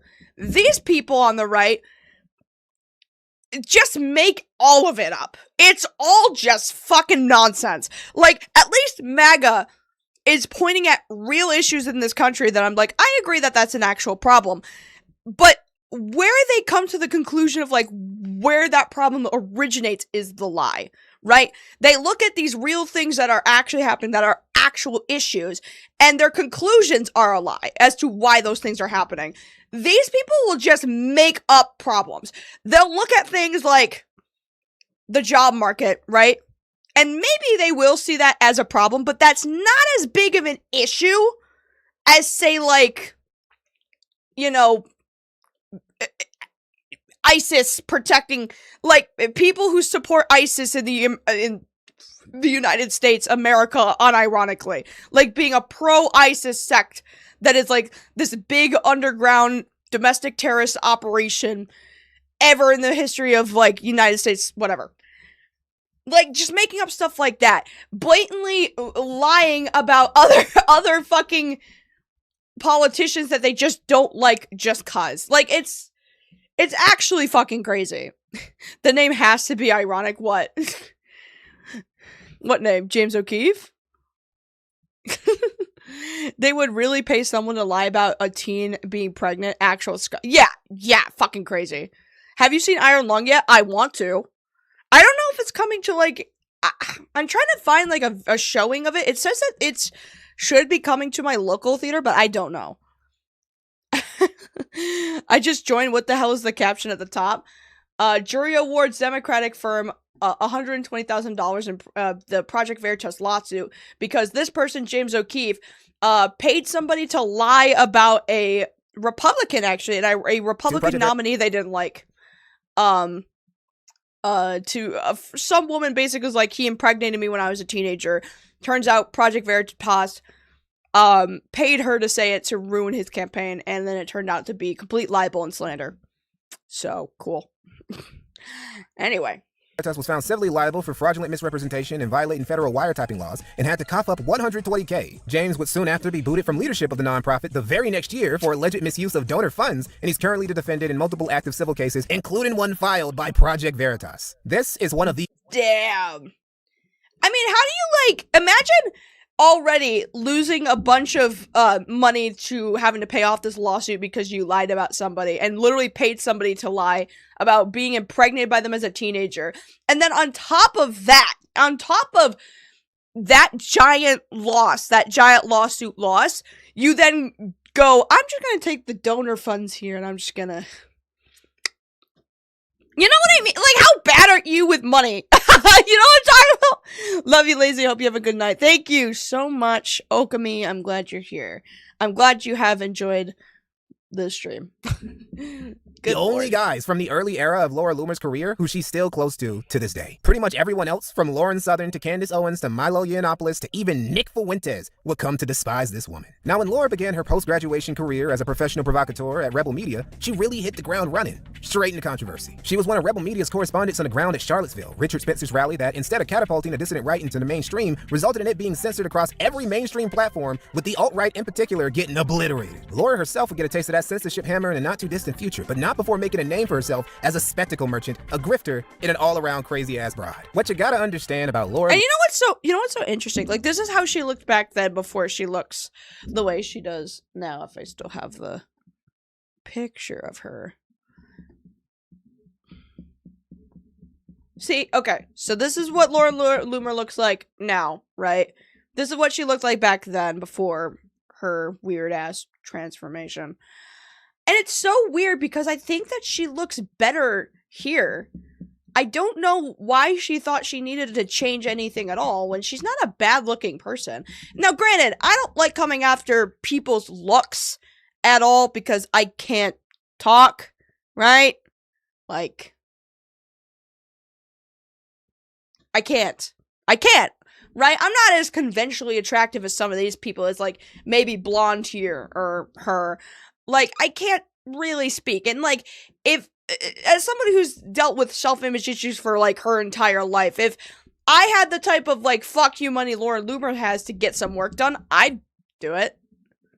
I wouldn't get the Chad chin, but I'd do it, you know?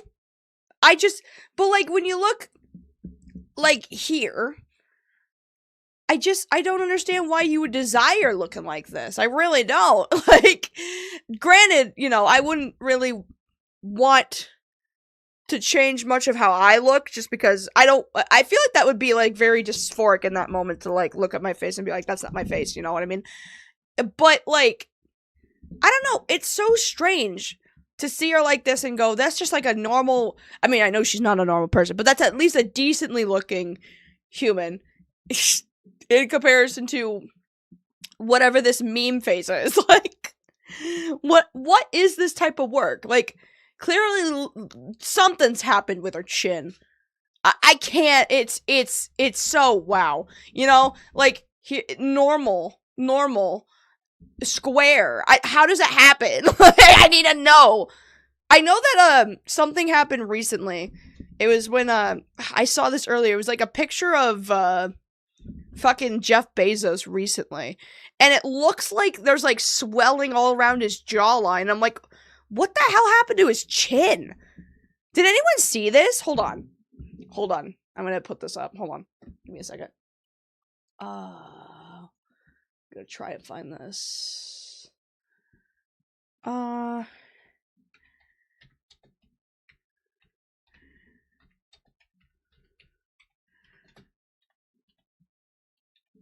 Recent pictures? See if it comes up. Where was it? Yeah, here.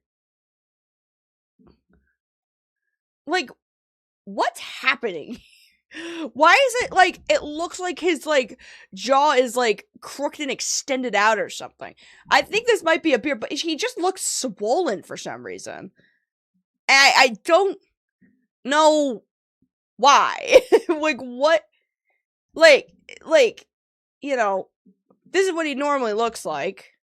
And then you look at, where is it? This. Shush. And it's like, why is it like, it looks like he's got, like, a bee sting here or something. Am I crazy? I'm not crazy, right? Like, I can't open this for some reason. Okay, whatever. Yeah, what is his like mouth looks way smaller than it used to in comparison to here. Very strange. Anyway, not the point. Not the point. Let's excuse me. Sorry. Let's move on. That's got to be the beard, but also bald. Or he's mewing. Yeah, I know. Like, but it looks like he's got like chin implants or something like on his jawline. It's so odd. Loomer is, she really has nothing to offer. No interesting political commentary or analysis because she can't be bothered to read shit. Not that charismatic because she's just too neurotic. Not really good at playing well with others because she's just too full of herself. This is all very typical of the conservathought class of female conservatives. Not good enough to make it on merit alone, so they just become the hot Republican chickens. Well, and here's the other thing too. Like Mike has already explained, like, people like Nick Fuentes, Lauren Southern, like, all the people that are usually united on the right, on the extreme right, usually they are often all kind of paired and seen together, but none of them fucking like each other. Like Nick Fuentes burns every single bridge he really has, like, that isn't super extreme to the right like he is. And even if they are, like, giving him a chance to kind of explain his viewpoint, like, when he was on Tucker Carlson, he will burn that bridge and then immediately turn around and tell Tucker, you know, bought out, sold out, whatever it may be. Because inherently these people, like, do not like to get along with other human beings. But, like, Lauren particularly, even though a lot of these people are united on the fact that they're all unlikable people to, like, most normal human beings, they are even getting to a point where they do not like her. Like, she and Nick Fuentes, the only similarity is that even people of their own division, of their own, like, extremist side, don't like them just because, not because of their views, really. They all are kind of united in how they view each other in that aspect.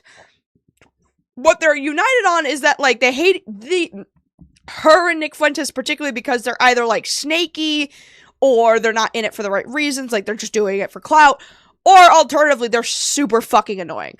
Like, it's at that point, it's like, yeah, we can all agree on these super alt-right radical beliefs, but that's not what's gonna unite us. What unites us against you is that you're just super fucking annoying. Like, and I'm like, you can be as agreeative with these, like, alt-right extremists all you want and think that that's gonna give you a pass. Ultimately, if they find you fucking annoying, they're not gonna tolerate you. Like, that's as simple as it gets. Instead, and maneuver based on their attractiveness. The problem for Laura was that she was never quite hot enough to be a proper conservathought and coast off of her looks. And Laura knew this. She would even get surgery in an effort to address it, but somehow ended up becoming less attractive as a result. See, I like this much better. Because when she gets this done, and I'm not saying this is inherently, like, gross to look at, but, like, it protrudes her forehead out more. Like, you look, most nose jobs do this, right? That's why I would never get a nose job. Mainly because my nose, I don't hate it. But, like, even if you hate your nose, every time I see people who have, like, a very high ridge nose want to slope it down like this, I'm like, it always looks so off because all it does is protrude your forehead out more. You know what I mean? And it looks so, I get, like, once the swelling goes down, maybe it's, like, looks better, but it always is gonna look like you're more of a Neanderthal here than you would be here. I'm just gonna be so fucking for real. Like, I hate this. You know what I mean? It's like, it doesn't look good. Anyway. Laura was mid, inside, and out, and she found herself in the most tragic state that an attention-seeking woman in her 20s could be. Basic. Laura Loomer has always been a basic bitch, and deep inside, she always knew it. So she had to ask herself, okay, how do I get the attention and clout I so desperately thirst for when I've got nothing to offer to other conservatives? Her solution was to be the most shameless, rage-baiting, headline-snatching, hot-take-spilling, clout-goblin-ess in American politics. In her quest for relevancy, with start when in June 2017, she interrupted a Julius Caesar play because they were casting Trump as Caesar. Freedom. Stop the normalization of political violence against the right. This is unacceptable. You cannot. Get off the stage. All right, ladies and gentlemen, we're going to. Okay. Now, I agree to the assessment that this woman is an attention seeker and she's a clout goblin and whatever it may be. But I do genuinely believe it comes from a place of, like, not just clout, but, like, again, she's been believing that the jihadists or whatever are ruining the country or whatever it may be for a very, very long time anyway. So, like,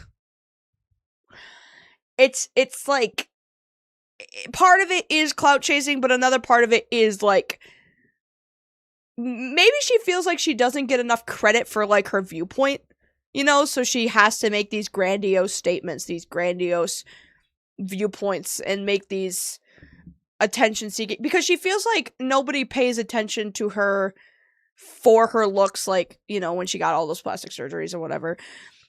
Again, I think Mikey's right in the fact that she's just so basic and boring that, like, no one will pay attention to her views otherwise unless she's doing this kind of thing. But, like, where Mikey and I may disagree is that, like, oh, she only, like, believes in what she believes in because it's a rage bait. I believe that when she says, like, these anti-Muslim things, I think she genuinely believes it. And I don't think it just comes from Trump and seeing his rise in the popularity of talking about, like, anti-Muslim sentiment because of Trump's, you know, presidency and popularity. I think she's always been kind of anti-Muslim, and I think a lot of that probably comes from, I think, to be honest with you, probably a lot of it comes from the fact that we elected Barack Obama. And I'm not saying it's necessarily his fault. I'm saying once we did, something kind of happened. Like, we thought we were reaching a point of, like, oh, we have a black president now. If that's possible, then, like, we can kind of reach a point where we can have true equity, you know, and we can stop viewing each other on the basis of, like, stupid identity shit. And then the people who purely want to base a lot of their judgment on people on their identity lost their fucking minds. They're like, what the fuck? What do you mean we can't just call him a black man and that's enough of a criticism? We have to judge him based on what he says, and based on what he believes, and based on how he acts?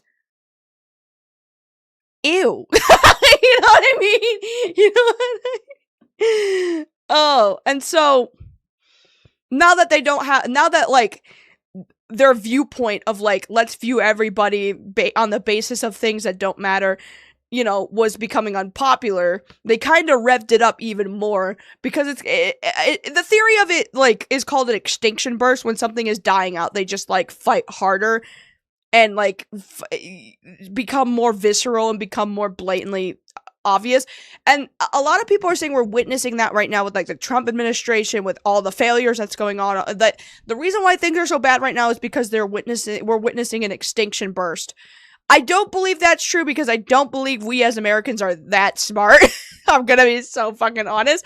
Because, like, if Barack Obama was supposed to be the death of that extinction burst for racists, then why did Donald Trump happen? You know what I mean? Yeah, like, if seeing that somebody who is elected based on, you know, their merit and not because of just their skin tone or whatever it may have been, if that was the death of racism, then Donald Trump would have never happened.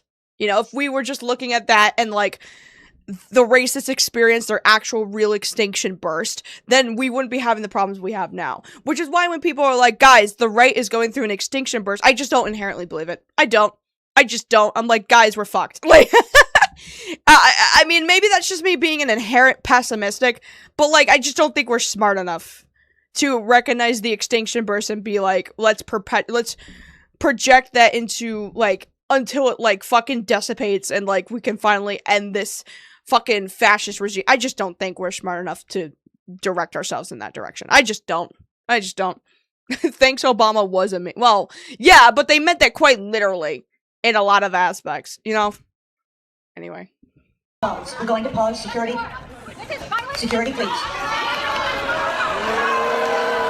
Now, here's the thing. This specific playhouse does this with every president. They did it with Obama before Trump. You'd have to be a real dumbass to think otherwise. But Laura wasn't dumb, just shameless and desperate for fame. And so was her boss, Ezra Levant, the owner of Rebel Media. See, as soon as this stunt happened, a free Laura hashtag started getting astroturfed across Twitter. A We Searcher page went up that raised about 14K. Okay, I'm gonna be on it. Hold on. I want to know what the actual definition of astroturfing is, because I don't think I actually know. I've heard it used before, but I don't actually know what an astroturf is. I want to know.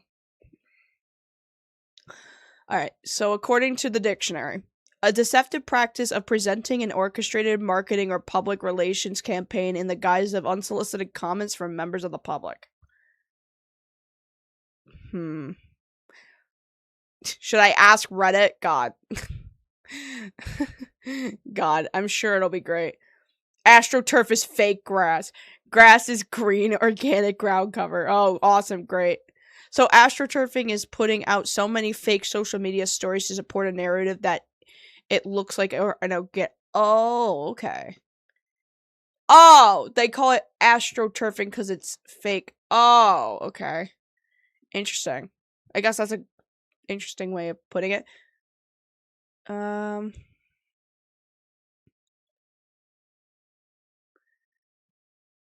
Yeah, let's see. Creating the illusion of widespread support for a policy used to take place in papers. Now it's online. What is astroturfing? Astroturfing is the attempt to create an impression of a widespread grassroots support for a policy, individual, or product where little such support exists. Multiple online identities and fake pressure groups are used to mislead the public into believing that the position of the astroturfer is the commonly held view. Although usually associated with the internet, the practice began widespread ever since newspaper editors first invented the letters page. Pick up any local paper around the time of an election and you'll find multiple letters concerned for residents of X, objecting to the disastrous policies of Y. Similarly, concerned residents often turn up on talk shows, and even the Labour Party activists posing as residents in Greenwich discovered a few years back. Here's a latest example.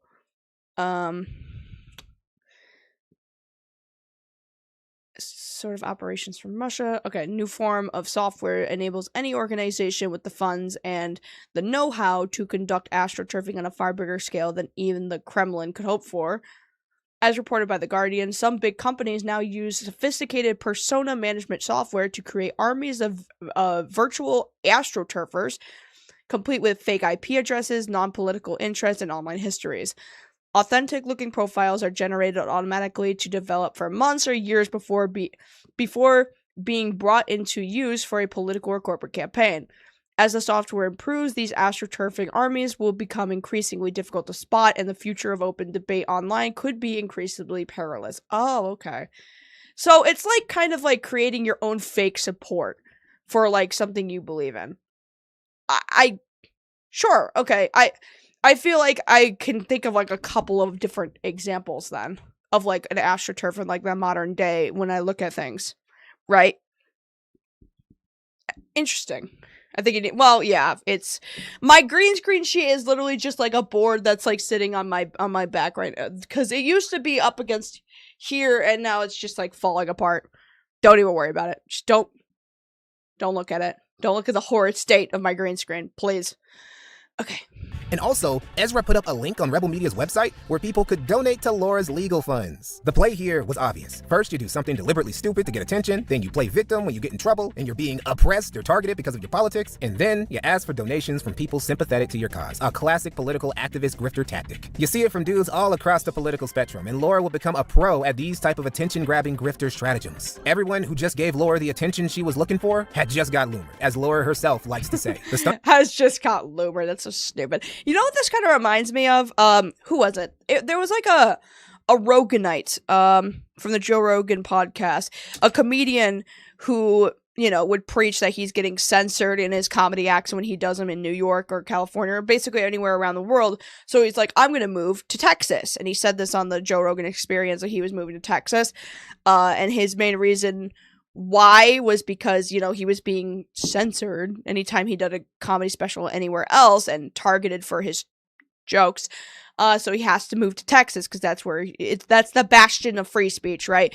And then he started a GoFundMe in order to move to Texas, despite the fact that he said on Joe Rogan's show that he was putting down an offer on a house already that apparently he didn't have the money for. So I guess in a way that, like, I can see that as a form of astroturfing, right? Maybe. But maybe that's a different thing. Maybe that's just an example of, like, a classic grift where it's like, you know, I want to move to Texas because I believe that they have better free speech, you know, preach all this fucking nonsense about free speech or whatever, and then be like, guys, which you should just give to me right now, because I can shoot you with bubbles if you do. Anyway. let's get past this part, and then I gotta go use the restroom or something. Genuinely was a big success for her. Not only did she rake in some dough, she and Ezra got the headlines they were looking for. This was a double-edged sword, however. The positive was that Laura now had a lot of eyes on her. The negative was that Laura now had a lot of eyes on her. This meant that all of her shenanigans, including the ones outside of her politically motivated stunts, would get way more attention. Okay, chat. I'm gonna go use the restroom real quick. I'm gonna play some music, and we will be right back.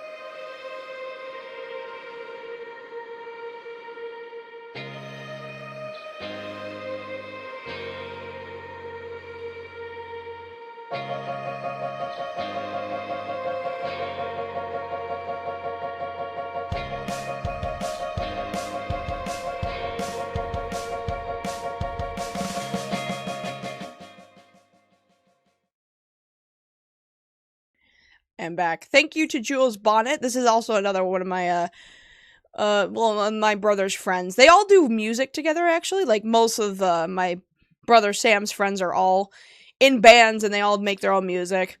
You can go check out Jules Bonnet over on Spotify. That is JULESBONNOT. That song was called The Sky is Falling. Anyways, let's get back to it, chat. Let's get back to it. Chapter 2. God, I hate this green screen. I really want to eventually get one of those real board things. And, like, but, like, it's like, What is happening? You know what I mean? Like, why? You know? why? Yeah, sure. Lazy. Maybe it's the lighting. Maybe that's why it's... Yeah, because now you can't see that corner. And that's a little better. Anyway, back to Laura Loomer's Dirty Bloomers. First, we have to come to a brief but still classic story from Laura's Rebel Media era, the Tiregate arc. Laura, vastly overestimating her importance in E-Fame, thought somebody had gone out of their way to slash her tires. They wanted to send a message that feisty Jewesses weren't welcome around these parts. According to Laura, a cop even told her personally that there was no doubt her tires had been slashed. The problem is that none of that was true. Laura never provided a police report or any evidence that this shit ever happened. In fact, almost everyone who saw the tire and knew a thing or two about car maintenance told her, no, Laura, your tire went flat because it was old and busted and needed to be replaced. But pretending that her rotted and worn tire had been slashed and had wait, hold on. Wait. She had Michelin USA. Comment in on the current situation. Why do I look so pale? Good lord. I like those killer vibes. Yeah, I do too. Honestly, all my brother and all of his friends make really good music. They're all super talented people. I feel like, is it because of the...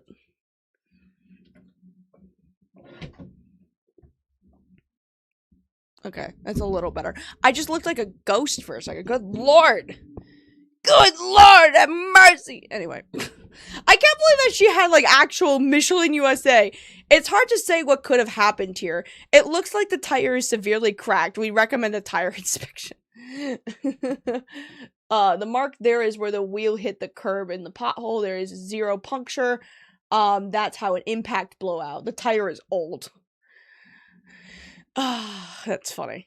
Because it was old and busted and needed to be replaced. But pretending that her rotted and worn tire had been slashed and having everyone point and laugh at her over it wouldn't even be the goofiest vehicle-related misfortune Laura brought upon herself in 2017. Because there would also be that time she got banned from Uber and Lyft at the same... Oh! Here we go. So you guys want to figure out why she got banned... Here, hold on. Why she got banned from Uber and Lyft? Because the story is quite funny. Quite funny. Let me make sure, get rid of that. There you go. Alright. Let's figure out why she got banned from Uber and Lyft. I need to know. Laura, being the queen of anti-jihadists that she was appalled at how much time she had. Okay. Forgive me for... to spend, struggling to find... No. What? You're right, Laura. Let us help you out with that. And banned her from you. Hold on. Sorry. I don't know why that happened. I was just trying to move the... God. Slash her tires. Something about that. Blah, blah, blah. Yeah. Okay, here we go. Nearly every cab at Uber and Lyft driver in New York City is Muslim. It's extremely unfortunate, and this is a conversation we need to have for our safety. I generally try not to support Muslim-owned businesses, companies here in New York City. That shouldn't be hard to do in the US, but with immigration it is. Someone needs to create a non-Islamic form of Uber or Lyft because I never want to support another Islamic migrant driver. Someone needs to create... Yeah. So, the reason why she got banned from Uber and Lyft is because she was complaining that she didn't have a white driver. Isn't that awesome? Doesn't this person seem like a great person to be around? Laura Loomer never struck me as a sane individual for, like, ever. True. I mean, like, a lot of people think that, like, a lot of this comes from the fact that she wants to be a Trump dick writer. I just think she's just fucking racist, dude. I don't think it comes from anything that's, like, gonna get her attention. I think she just genuinely hates brown people. Like, every time I look at this stuff, it's like... And they're just like, oh, she's doing it for the attention of trying to get Trump or, like, a certain group. I'm like, dude, I think she just hates brown people. I'm gonna be so for real. Because, like, how do you hate... Excuse me. Because I even think that people who are critical of, like, Islam as a religion or even, like, the Muslim culture or whatever have, like, do not focus on it this much that when they enter a cab with a migrant, they fucking lose their mind on Twitter this much. You know what I mean? To find a non-Muslim Uber or Lyft driver in New York. Uber and Lyft saw this and were like, you know what? You're right, Laura. Let us help you out with that. And banned her from using their apps entirely. Sorry, no convenient transportation for you, bitch. Better save up for a new tire because you're... Oh my god, that's so fucking stupid. Like, it is really not that hard to just be kind to one another, to just be kind to others. Now, granted, I'm a shit talker sometimes on the internet, and I'm not always the nicest to people, and sometimes I'm not nice to the correct people all the time. But, like, I do it on the basis of, like, not who they are and their intrinsic characteristics. That doesn't really mean anything.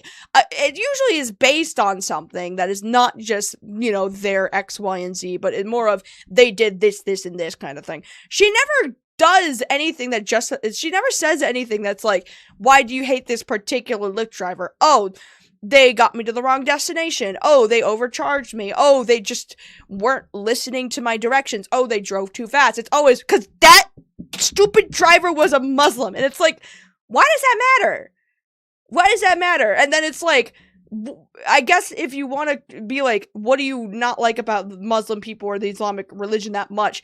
Maybe she'll give an explanation that is on the basis of what they say and like what parts of their religion or culture she doesn't like. But it always is going to boil down to, I just don't like them because they're brown. You know what? It's so stupid. Walking them streets like a lady of the night until your car gets to the shop. Oh, and speaking of a lady of the night, we come to the craziest drama of Laura Loomer in 2017, where she became a stalker and got accused of sexually assaulting somebody. The victim of these... Uh-oh.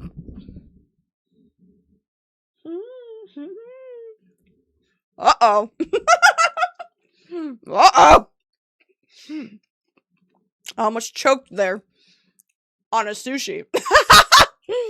Of course. Jesus Christ, of course. Why not? Add sexual assault to the repertoire. Just you hang around people like Matt Gaetz and Ali Alexander. You might as well have a sexual assault charge on you too. Jesus Christ. Alleged crimes would be one Gavin Wax. Yes, this is the same Gavin Wax who recently got blamed for leaking no spicy young Republican DM. Oh no shit, really? That's crazy. No way. That's wow. To be honest, expecting the Jews to be honest, saying that rape is awesome and shit. Holy fuck. Okay. All because he was jealous that Trump gave another nigga more attention than him. Because modern U.S. politics isn't like House of Cards or Scandal. It's like Mean Girls. Anyway, like 7 or so years ago. Very much so. Very much so. Honestly,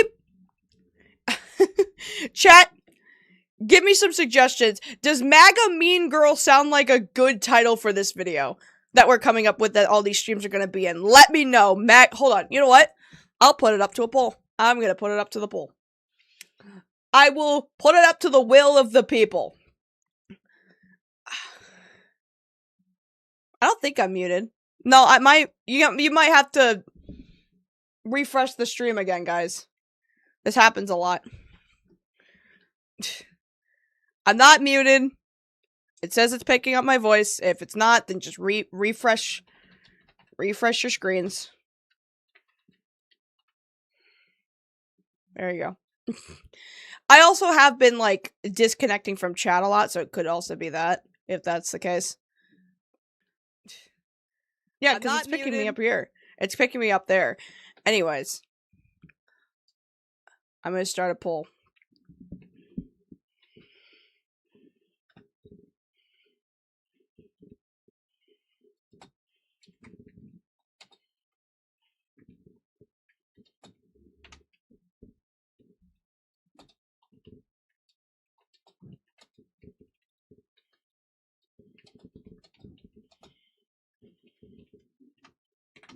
There we go. Vote. Alright. Vote. We're gonna go back to this. Vote. Vote. Vote. Do it. God, the only problem with opening a poll is that I can't fucking see the new responses. You guys can hear me now, right? Yeah. Yeah, you might have to just refresh the stream if I'm muted or anything. There we go. I think it's just because the computer's running a little slow sometimes. Anyway, back to... No, not that one. Not that one. This one. There you go. ago, before Gavin kamikazed his political career, he caught the affections of Laura Loomer, and this girl came on strong. The craziness really comes through in these DMs. How do you know where Gavin works? Did you just Google it? Are you actually there? Yeah, I'm there waiting for a date. Are you really there? Yes, I said I don't have plans. And here Laura DMs Gavin personally with, hey, I'm downstairs in the lobby. Gavin, understandably uncomfortable, DMs his buddy back, this is insane. What? Did you tell her where I work? Bro, I'm trying to help you get a job and you're sending this lunatic to my job. I'm leaving to go get drinks and I can't even leave the building. And we fast forward to these DMs Laura sent Gavin. Did you seriously delete my comment to not offend your mom? At least our kids will have blonde hair. So when do I get to meet her? Our babies will be Aryan Jews. No wonder... Laura, pack it up. Pack it up. Once you start talking about babies with this person that doesn't exist, that has not at all expressed any interest in you, pack it up. Pack it up. Pack it up. Do not start fantasizing about the future babies of someone you don't even really know all that well, or have not confirmed that they feel the same type of attraction to you that you do. I didn't think I needed to say that, but apparently I have to. Dear Lord. Why you're cute though. Your mom really is a MILF. Your mom... I'm sorry? You know what? I don't know what I would do if I were him either. You know, if my partner as a pickup line to try to get me to like them was, hey, I think your mom's really hot. You must be just as hot. I don't know what I'd do. I'd be like, then date my mom. I don't, what the fuck? Mom is a MILF. I was creeping on my future mother-in-law's profile. Yeah, Gavin didn't really reciprocate Laura's affection, calling her a wow, really? No shit. Wow, crazy. Straight up predator. Hi, my name's Gavin Wax. I'm here to talk about the serial predator Laura Loomer. I met with her and it went from a professional meeting and it slowly descended into this really weird, awkward, and bizarre date. She was trying to make it into a date, and I sort of realized this and I cut it short. The week or weeks thereafter, I was getting dozens and dozens of just texts, unsolicited, calls unsolicited. They were just getting more and more strange by the day. I started to ignore her, and I started to realize she was probably stalking me. I learned that she was adding friends on Facebook of mine that had never met her, and was adding my family on Facebook. I was commenting on photos, writing really weird things. I had to delete them, and just got really out of hand. I would start getting calls randomly from restricted numbers. Answer, hang up, all the time. One day, I was at work, towards the end of the day, almost 6 o'clock, get a call from the front desk, said there's a guest here for Gavin. Her name was Laura, and can we let them up? And we said, no, don't let her up. She hasn't been invited, she's not allowed to come into the office. I thought she was absolutely insane by this point, so I had to leave through an emergency exit and leave out like a side street. It was insane. I knew she found out where I lived because she started sending me my address via text at this point. This was right after she found out where I worked, the exact address that is. She would go to all these other Republican events in the city, like young Republican events and stuff like that, and she would just approach friends of mine, or not even friends, like acquaintances, and interrogate them and just demand to know where I was, who I was with, where I was going. She would tell them that like we went on all these dates and like all these ridiculous things that just never happened. And I literally met her at this point, or like even encountered her like maybe 3 times. Then she basically started messaging me, you know, why am I ignoring you? Why am I ignoring you? And if you don't stop, I'm going to expose you for what you are. You're Nazi, all this other stuff. And she knows I'm Jewish. She said she would post my address and all my personal information to her followers and all this other stuff. Then she would also just start telling all people I knew at these events that I was gay because I wasn't interested in her. I guess you have to handle that much feisty Okay, on a real note, right? On a real note, this is really fucking scary. Like, no, that is so crazy.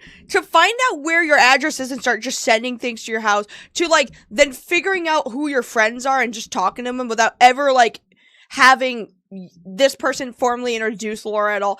That's really scary. Now, granted, I think this is, like, a he said, she said kind of thing. I mean, there's obviously text messages, so I'm inclined to believe his side of the story, clearly. But, like, the sad part is that because a lot of, like, right-wing pipelines have... Ow. Hold on. That hurt. I think I had, like, a... You know when you get a gas bubble in your chest and it, like, squeezes you really hard? Like, it feels like it just, like, compresses your front and your back, like that. I had that for a second happen for a minute. I thought I was having a heart attack and dying. Laura Loomer's gonna kill me. All these streams are going to kill me. I don't know how people do this, like, daily. I don't know how Phalgy does it without, like, dying on stream, live, in front of everybody. But like, it's so odd. It's so odd, you know. Like, and obviously this is not surprising from Laura Loomer. She's obsessed with race. It makes sense that she'd be this obsessively compulsive. She's gotta have like some sort of undiagnosed like OCD. That has to be what it is. Because nobody is obsessed with race and with a guy they like this much, right? I've come to the terms with understanding that racists don't have self-awareness because because if they're capable of it, they wouldn't be spouting half of the stuff they say. True. Yeah, very true. Very true. At the very least, they at least try to hide it better than Laura Loomer. Good lord, she does not hide it at all. She will not, like, just pretend for 5 minutes just to, like, you know, not become a public nuisance everywhere she goes. It's crazy. But, like, the sad part is because a lot of these right-wing groups fall into also, like, the alpha male manosphere thing. They kind of, like, view what this guy is going through. They'll either do one or two responses. Either they'll be like, see, this is why bitches are crazy, and then like immediately jump to like an all-women kind of thing, like an all-women conversation. Or they'll be like, this guy's just being a pussy and is being like a weak little beta incel for not just like accepting the affection of a woman that clearly wants him kind of thing. Like, it's one or the two. I don't really know where in the specter this person lies where he would get more of one than the other, but like, I really do. I mean, obviously I don't agree with any of his policies, and the fact that he works with Gavin McInnes is an issue, but I do feel bad. Like, being stalked and harassed like that is fucking terrifying. It's scary. It's fucking scary. And regardless of who you are, I know that like statistically it would happen more to women than men, but when it happens to a dude and like the response you get is like, oh, especially if it's a woman that's talking, it's like, oh, it's just like a woman, they're not gonna hurt you kind of thing, or, you know, man up kind of, that sucks even more, because the societal expectation is that, like, statistically, it'll be women that are stalked and harassed more by men than it would be men by women, so, like, when it happens to a man, the statistical anomaly gets them kind of othered, and that's really unfortunate. I'm of the opinion that regardless, I think stalking's really scary, and please don't stalk people, because you'll look crazy. Anyway.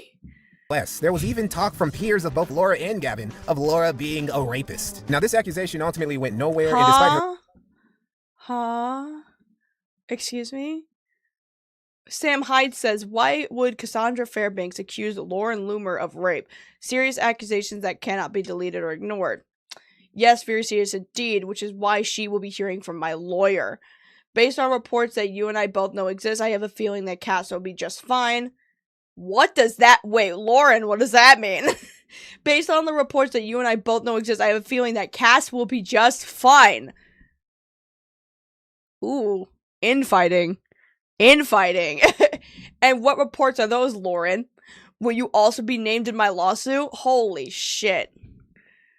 Threats. Laura didn't take anyone to court over it. Still, the story of Laura Loomer's dirty bloomers remains a short but infamous part of okay, already Suicide Squad was cringe. Making it Trump themed makes you even more cringe. Dude, you're too basic. This bitch is too basic to be the Harley Quinn of the Trump Joker arc. Like, she is not the Harley to Trump's Joker. That is, no. I mean, maybe, but no. In dissident right circles. Oh, and speaking of the sector and the dissident right, 2017 was also the year where Laura would try smoozing up to dissident right figures like Mike Enoch, Nick Fuentes, and Milo Yiannopoulos, and also build some bridges with dudes in the trenches of the sector and internet blood sports community, like Ethan Ralph. Now, some of you may ask, Mikey, why would Laura, as a journalist, activist, and Jew with ambitions of making it into the greater conservative mainstream, try to build bridges with the anti-Semitic dissident right? Well, besides Rebel Media giving her some degree of adjacency to the dissident right, Laura also just wanted to get as much attention for herself as she could. Remember, her entire grift depends on her attracting attention, both positive and negative. And what better way to attract— and I think another part of it too is that, like, when you're going against your best interest, like, you know, I'm not saying like that identity politics are like valid or anything like that, because I feel like basing how you view things politically based on how your identity aligns or like how you are as a person definitely does close you off to certain conversations and like expanding your mindset to certain things, because it's like, well, I'm a woman, so I must believe and fall into the category of these things, right? Like, if a woman is like, I'm an anti-feminist, I go, huh? But, like, it doesn't bother me that much, really, because, like, I was there, I've been there, so I kind of understand, like, why women come to that viewpoint, because I've been in that mindset before, so it's, like, not really that surprising to me. But, like, a big reason why Laura Loomer will cozy up to people who clearly do not have her best interest, right? Like, this matchup with her being Jewish and, you know, Richard Spencer being who he is, you would think these two should not be getting along, obviously. And that's because I think Laura is trying to other herself as not being one of the bad ones and being one of the good ones, not using her identity to inherently form her opinions, right? When you're a woman, right, and you see movements that inherently are supposed to speak to you and your individual rights, right? Like feminism. You're a woman. Feminism specifically is movements that are supposed to benefit women, their rights, and them being fairly represented in society. Socially, politically, whatever the movement's main wave is at that moment, right? Whatever their main focus is, whether that's having social or political equality. Inherently, people are like, oh, you're a woman, so you must be a feminist because these values intrinsically align with what is in your best interest. And a lot of people will base a lot of their opinions on politics and social issues based on what is in their best interest, right? Like, people who are gay will become, you know, gay rights activists and align with the LGBTQ community and their best interest because that's their community, that's what they're in, so it'll be in their best interest as well, inherently. It's a groupthink mentality thing. In order to be other, right, to be contrarian, and in order to end up in spaces like the dissident right, where it's like kind of a mishmash of a bunch of different identities, a lot of these people are like, I'm not going to base my politics on what I am inherently identifying as, like Jewish or, you know, black, if it's like a black person in the dissident right, or like woman, basically. They'll be like, I know all of these stances are inherently supposed to be to the betterment of my existence because I am fit in a class that has been historically oppressed or seen as less than or not in equal to, you know, when the Constitution was written for men by men, basically. And like being othered and stuff. Like, when you're othered and you have a backlog history of, like, not having equivalent, not, like, equality in terms of, like, social standard, but, like, just being seen as, like, under, you know?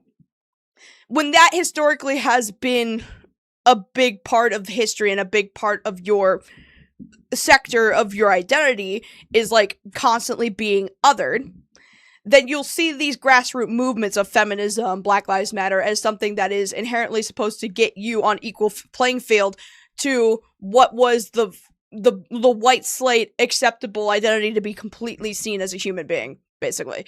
And so in order to avoid looking like the bad like the bad ones that they criticize, the bad liberals, they'll be like, well, I don't base, and you'll see like people like Blair White do this too, I don't base my politics based entirely on what I identify as. I'm not like like, this is like an example like what Blair White would do, like, yeah, I'm trans, but I'm not gonna agree 100% with the trans community on like basically anything, because if I base my politics based on just me being trans, that's groupthink mentality, basically, right? So even though these groups will have way more of like a sympathetic benefit to like actually achieving some form of equal footing recognition and social hierarchy, even though those groups are inherently, you know, meant to uplift them, they'll go against it because they want to be contrarian, because it's like, well, I don't base my politics on just me being a woman kind of thing. And that's kind of a reason why I went down this rabbit hole, because I was just like, people that assumed that I fit into this box of like politics is like, oh, I'm a woman, so I must be a feminist. I hated being classified in boxes, so I would just be contrarian for the sake of just being different. You know, a lot of where Laura is sitting and a lot of where these other women do is that they are MAGA inherently because they think it's hipster to do so. They think it's like, oh, society has all these assumptions of what I am because of my identities. They think I believe in feminism. They think I believe this. They think I believe that. All because of inherent identity politics, right? If you're black, you must be BLM. If you're a woman, you must be a feminist. But they'll be like, I don't want people in society to box me into these things if I don't really believe them. So that's why they'll become very loud and outspoken like Laura Loomer. And that's why they are like the loudest people in the room, because they're trying to prove a point that it's like boxing them in based on their inherent identities doesn't work. It's not something they appreciate, and it doesn't exactly adhere to their reality. And trust me, I think that getting a full perspective and not basing all of your social and political awareness just based on your personal identity is great. Like, I don't believe that, like, BLM, like, Black Lives Matter, like, not the organization itself, just the slogan itself, the idea that Black lives should matter. That doesn't come from me being a black person. Clearly. It comes from the fact that, like, I've read into history, I've done my research, and I believe that all people should be treated completely equal regardless of identity, right? I don't believe that black people should be equal because I'm black and that inherently benefits my non-existent blackness. It comes from the fact that I want people to be treated as decent human beings.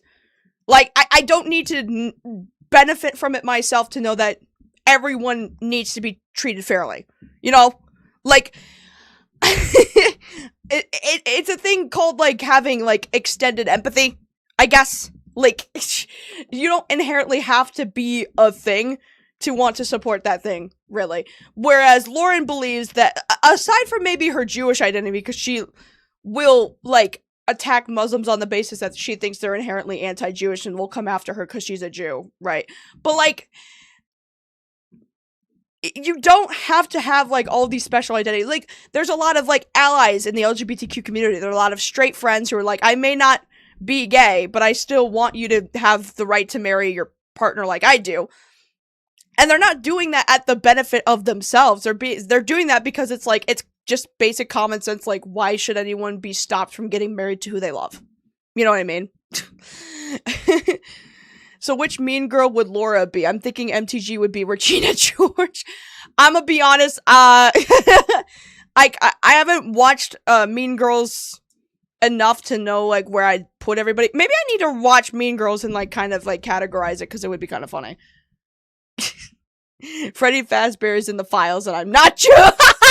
Shut up. So basically it's like, I'm not like the other girl. Yes, it's very contrarian and hipster, because they think that conservatism, I'm sure you've heard this, they think that being conservative and they think of being right-wing is like the new punk rock, basically. They think it's the counterculture thing to do. And I've explained this in a video too, the conservative cartoons video, that, like, when the pendulum, like, in terms of, like, culture or politics swings one way, being opposed to the pendulum swing is inherently counterculture, just on the basis of, like, what is in the momentum, what is the popular momentum at the moment. If our social pendulum, if our political pendulum is swaying very positively and heavily towards this way, the right is always going to be seen as a counter to that swing. It's just inherently how it is. And it's not to say that, like, it's not to say that, like, being conservative is counterculture inherently by design, because being conservative and being, like, conserved in your Christian values has always been kind of a popular thing in politics as is. It's always been kind of a domineering viewpoint that's led to a lot of, like, conflicts in America. It's just by the inherent design of, this thing is popular now, so I'm gonna be this thing in opposed to the popular thing. You know what I mean? It's a hipster thing, really. But the reason why this image to me makes sense is inherently because she is basing what she believes in not on her inherent identities of, like, I'm a woman, I'm Jewish, but people think because of those things I should be a feminist and I should be pro-Israel or whatever the fuck, or, you know. But she's like, I'm going to be counter to that because I think that makes me different. I think that makes me more reasonable. That's a better pick-me move, is that I'm not like the other girls kind of thing. And it gets her the attention of people like this because these people are like, oh, this is validation that, like, what I'm saying is not inherently anti-Semitic because, look, I have a Jewish people that agrees with the horrible thing I just said. Basically, you're kind of positioning yourself intentionally as a token. Like, whether you acknowledge that or not, like, unintentionally or not, once you start, like, acting countercultural to what people think your identities mean, what your political alignment is, once you start aggressively going against it just for the sake of being a hipster, you unintentionally make yourself a token for the people that, like, hate your identities intrinsically by design. Does that make sense, or am I just rambling? BLM did raise legitimate issues with the way police affects them and their yeah, true. Yeah, but I'm saying that, like, the organization, like, there's been controversy with, like, the organization itself, like, the one that, like, headed the actual slogan of it. The organization itself is not the slogan. Like, the slogan can exist separate from that, and also can be founded on actual real issues and still kind of grift off of its founding principle, you know? Anyway. Maximized than to be a loud and proud Jewess in the dissident right. As for her trying to swim around IBS waters, well, believe it or not, there was a time when the Kill Stream was a very popular show in its niche, and Ethan Ralph had a shocking amount of clout at the time, to the point that even Nick Fuentes came into his show back in— I'm gonna say this is the nightmare blunt rotation. This is the nightmare blunt rotation. This is the worst blunt rotation I've ever seen in my life. The day when he was still fresh in the E-Celeb game. That, and Ralph also had connections to Milo because of Gamergate, and Milo was a very close friend of Laura back in these days. Now, these dissident right and sector connections would bite Laura in the ass as early as 2017, because for whatever fucking reason, these skeptics, IBS dudes, alt-righters— Oh, good lord. Good lord, oh no.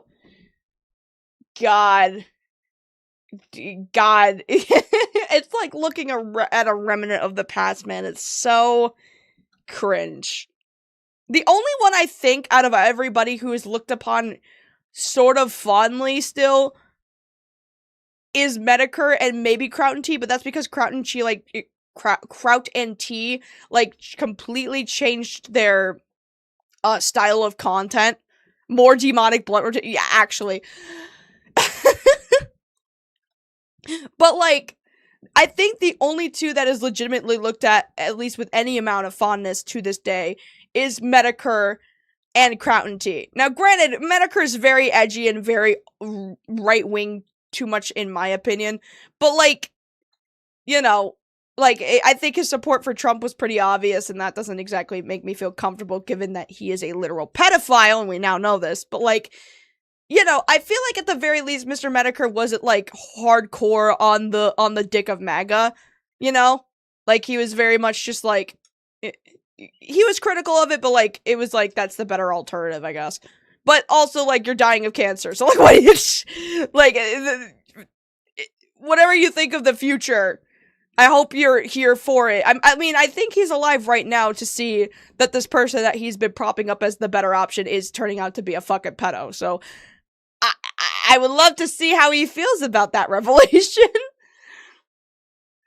But, like, I think, like, I know that Kraut and T had, like, a doxing server scandal, but I was talking to Beckett about it, and he said that that whole thing was, like, built completely on misinformation. I would have to actually look into it and see, like, where that misinformation is, because he's pretty confident that that wasn't true. I'd have to ask him, because that whole doxing thing was, I was actually there for it, like, when all the big anti-SJW content creators were coming out against him.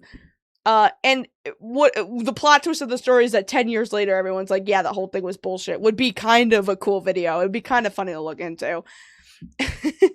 Doesn't Medicare support ICE? I have no idea. I don't watch Medicare. I don't want to say that. It wouldn't shock me, I guess, but, like, I don't think so. Based on, like, how he's spoken, and even when he talks on these, like, these internet blood sports streams with all these right-wing people, I'm gonna be honest, he clearly has a bias, like his own political bias, that does more align with them, but I think when it comes to Medicare, why people like him a lot more than all these people is that, at the very least, Medicare is aware enough to call out his own side when they're not based on their politics, because he thinks that's gay and cringe to debate that shit, but when they are acting gay and cringe. You know what I'm saying? Like, when he had a falling out, say, with Bake Alaska, it was not because they had different politics. That's not what the fallout came out of it. It was that he was, for what I remember, Baked Alaska was trying to word police his chat heavily and, like, ban certain words, and if he was going to be on, like, a, you know, free speech absolutist platform, then being, like, a chat czar, basically, and, like, trying to police what people say in chat doesn't inherently make you look very pro-free speech kind of thing. And sure, that can be seen as, like, a political disagreement, but I think it's, like, more of, like, a consistency thing. Medicare is fine with talking to these rightoids and being aligned with the right, so long as the right is consistent, which these people never are.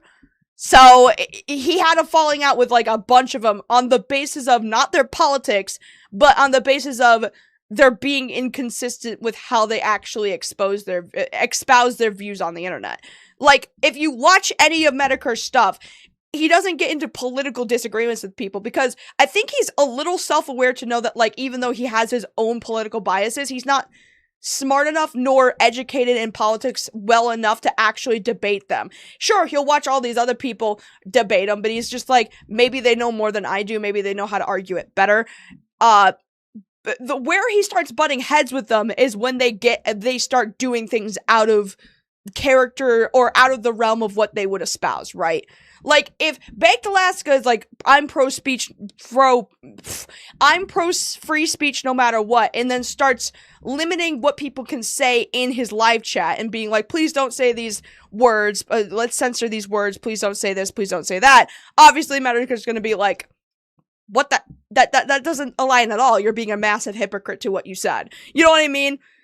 So a lot of, that's probably why he's viewed as, like, a troll and not really, like, as a legit political commentator, because when people call up Medicare, they call him up on the basis that, like, hey, we need you to call him out for not, you know, aligning with how they espouse themselves or how they present themselves on the internet, because he was like that. His bullshit radar was, like, up. It was, like, fucking at a 10th of what it normally would be.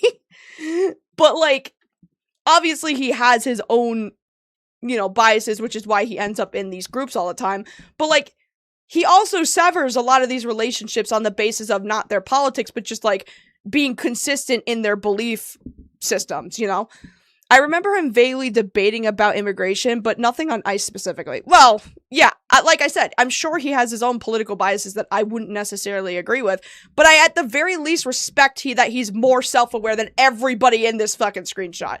Like, and that's why he's still so well-respected today. Sure, you might not agree with his, you know, more conservative ideals or, like, his pro-MAGA stances or whatever the fuck, but at the very least, if one of these people is not, like, aligned with what they have espoused on the internet, he'll call that shit out immediately, because he's like, it's about consistency with what we're talking about and what we espouse. If we're going to be like these pseudo politicians on the internet, we better talk the talk. You know what I mean? If you don't talk the talk, then you're a fake ass motherfucker. You know what I'm saying? And I think that's why people respect him still to this day. That, and also he was just kind of funny. Like, even I can acknowledge the guy was a little funny.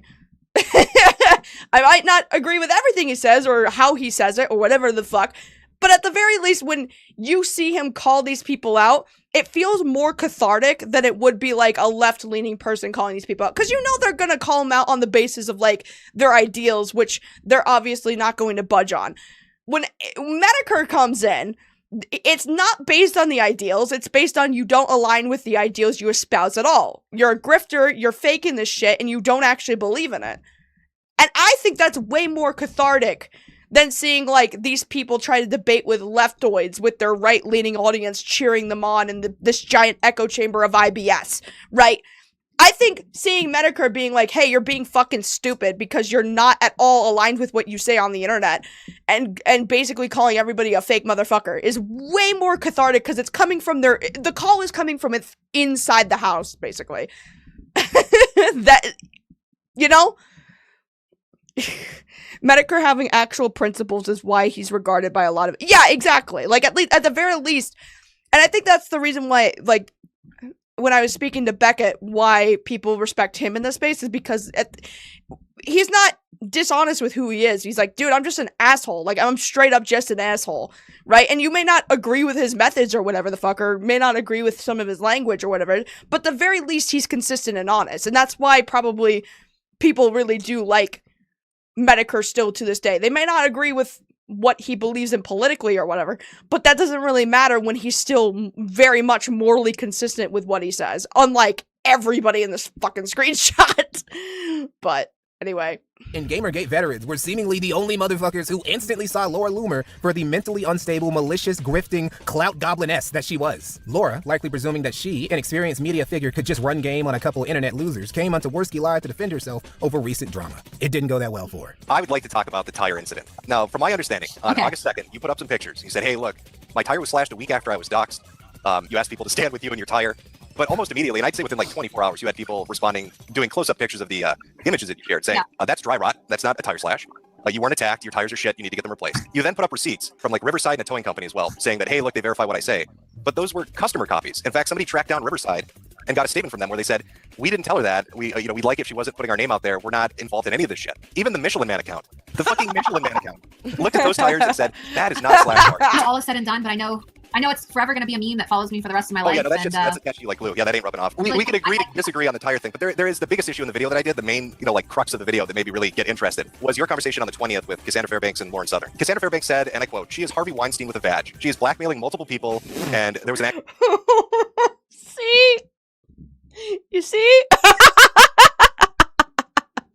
Clout Gobliness is my drag name. Honestly, that's pretty good. That's pretty fucking good. But this is what I'm talking about. Like, and when he calls people out, he actually like does his research, right? He's just like, I know what I'm talking about because I've been following you and I've been paying attention to the things you say and do.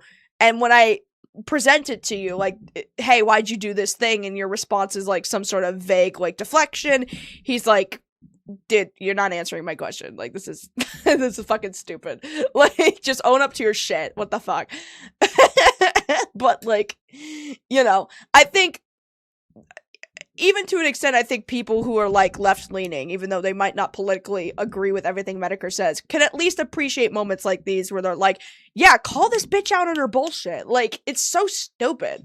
Like, none of these people will do it because it's like, but we all have to be united. We're all in this together. And he goes like, no, get them out. No, call them out on their shit.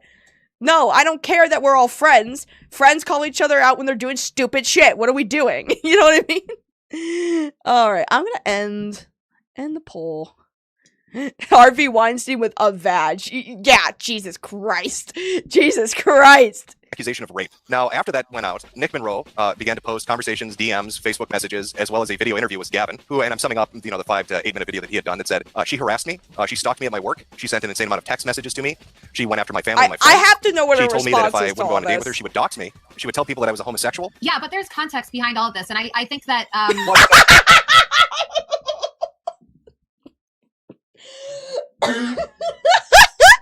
Dude, I may have stalked and harassed this kid who had no interest in dating me whatsoever, and said that I would want to have his Aryan Jew babies and that his mom is a MILF that I think is hot.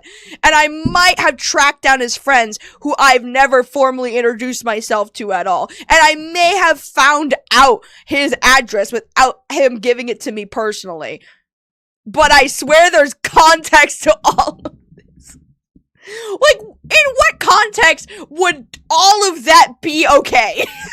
Like, I love that Charger made and like immediately it's to be on the defensive, but the defensive is, but guys, you're just taking all those actions out of context. I'm like, can you explain to me in what context that wouldn't be fucking weird? Even if it's a good fucking reason, you're still weird. Like, no, in what context could she provide that could justify that? Actually, crazy. I'm curious, did you actually use the line, before we even get into the meat of this, did you actually use the line that you wanted to have Aryan Jew babies with him? Oh, and she also doxed Mike Enoch's mom? Actually, there's a question that keeps popping up in your chat. I'm not this is the doxing thing. Go ahead. Did you dox Mike Enoch's mother? Oh my god. So this is another thing that people blew out of proportion. When you have a public Facebook profile and your information is public, that's not doxing, right? Anybody could go online and look up your picture and see, oh wow, like his mother is a Hillary Clinton supporter. What you were saying, if I go through a phone book and I find your phone number, because it's publicly there, I can post it because technically it's there. For me, I mean, I'm not. I'd be super fucking pissed. I think you owe Mikey Knock an apology for that, to be honest. Yeah, definitely. I'm unapologetic. I don't really apologize. Like, okay, even you don't have to agree with if anyone fucking doxes you, then no one has to apologize? Is that what you're saying? It was information that was already readily available. Yeah, whatever. So I'm sure I can find your parents' information online. It's readily available. Why don't we start looking for your parents? It's fucked up, man. So Worski was like, all right, fuck it. Let me bring Mike Enoch on so we can get his side of the story. You have like a selective hearing or selective perception because hi, Laura. Hello, Laura. How are you? Oh boy. So you said a number of things here that are false. One, you said I play victim about this. Two, you said I doxed other people. I challenge you to name a single person I've doxed. And three, what you haven't mentioned is that your doxing of my mother had nothing to do with getting back at me. I don't know why you would even think that would have anything to do with getting back at me, but it was part of an outrageous, ridiculous conspiracy theory you promoted that Hillary Clinton is promoting the alt-right because my mother is a Democrat that has taken her picture with Hillary Clinton at Democratic events. I think we should let Laura actually explain her thought process behind revealing my mother's picture. So far we have Jason Kessler and something else. Let's see where this goes. You wanted me to apologize. I mean, I'm not going to put myself in a position where I apologize to an individual who has used his platform to berate me and attack me. So, maybe in the future. I don't care if you apologize to me. I never asked you to apologize to me. I asked you politely over the phone or over a text message. I politely asked you, will you remove the picture of my mother? She's not involved with this. So let me ask you this. Since we're all resurrecting month-old issues, how do you want this to resolve? Like, how can we resolve I don't care. I want you. He gave... Oh my god, this bitch is stupid. This bitch is fucking stupid. How would you like us to resolve this? He literally called you and asked you, can you please take the picture of my mom down? That's how you resolve it, Laura. If not with an apology, at least do the thing he's asking you to fucking do.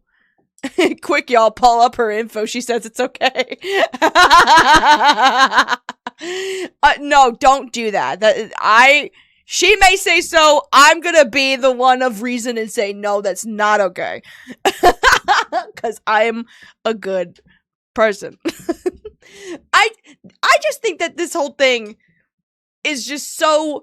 Like, she, not only just refusing to admit that she's wrong, but then, like, completely deflecting it, being like, guys, you don't understand, he harasses me. Why should I apologize for him when I send equal amounts of harassment back, kind of thing? And it's like, I get it, you're upset that maybe he berates you on the internet. I've never seen, whatever. But, like, even if that's the case, people will appreciate you for being the bigger person over stooping down to his... Excuse me. People will appreciate you being the bigger person and just calling them out on their shitty behavior than if you were to stoop down to their same level. As soon as you, like, attack back with the same amount of, like, attack on them, like, could you imagine if, like,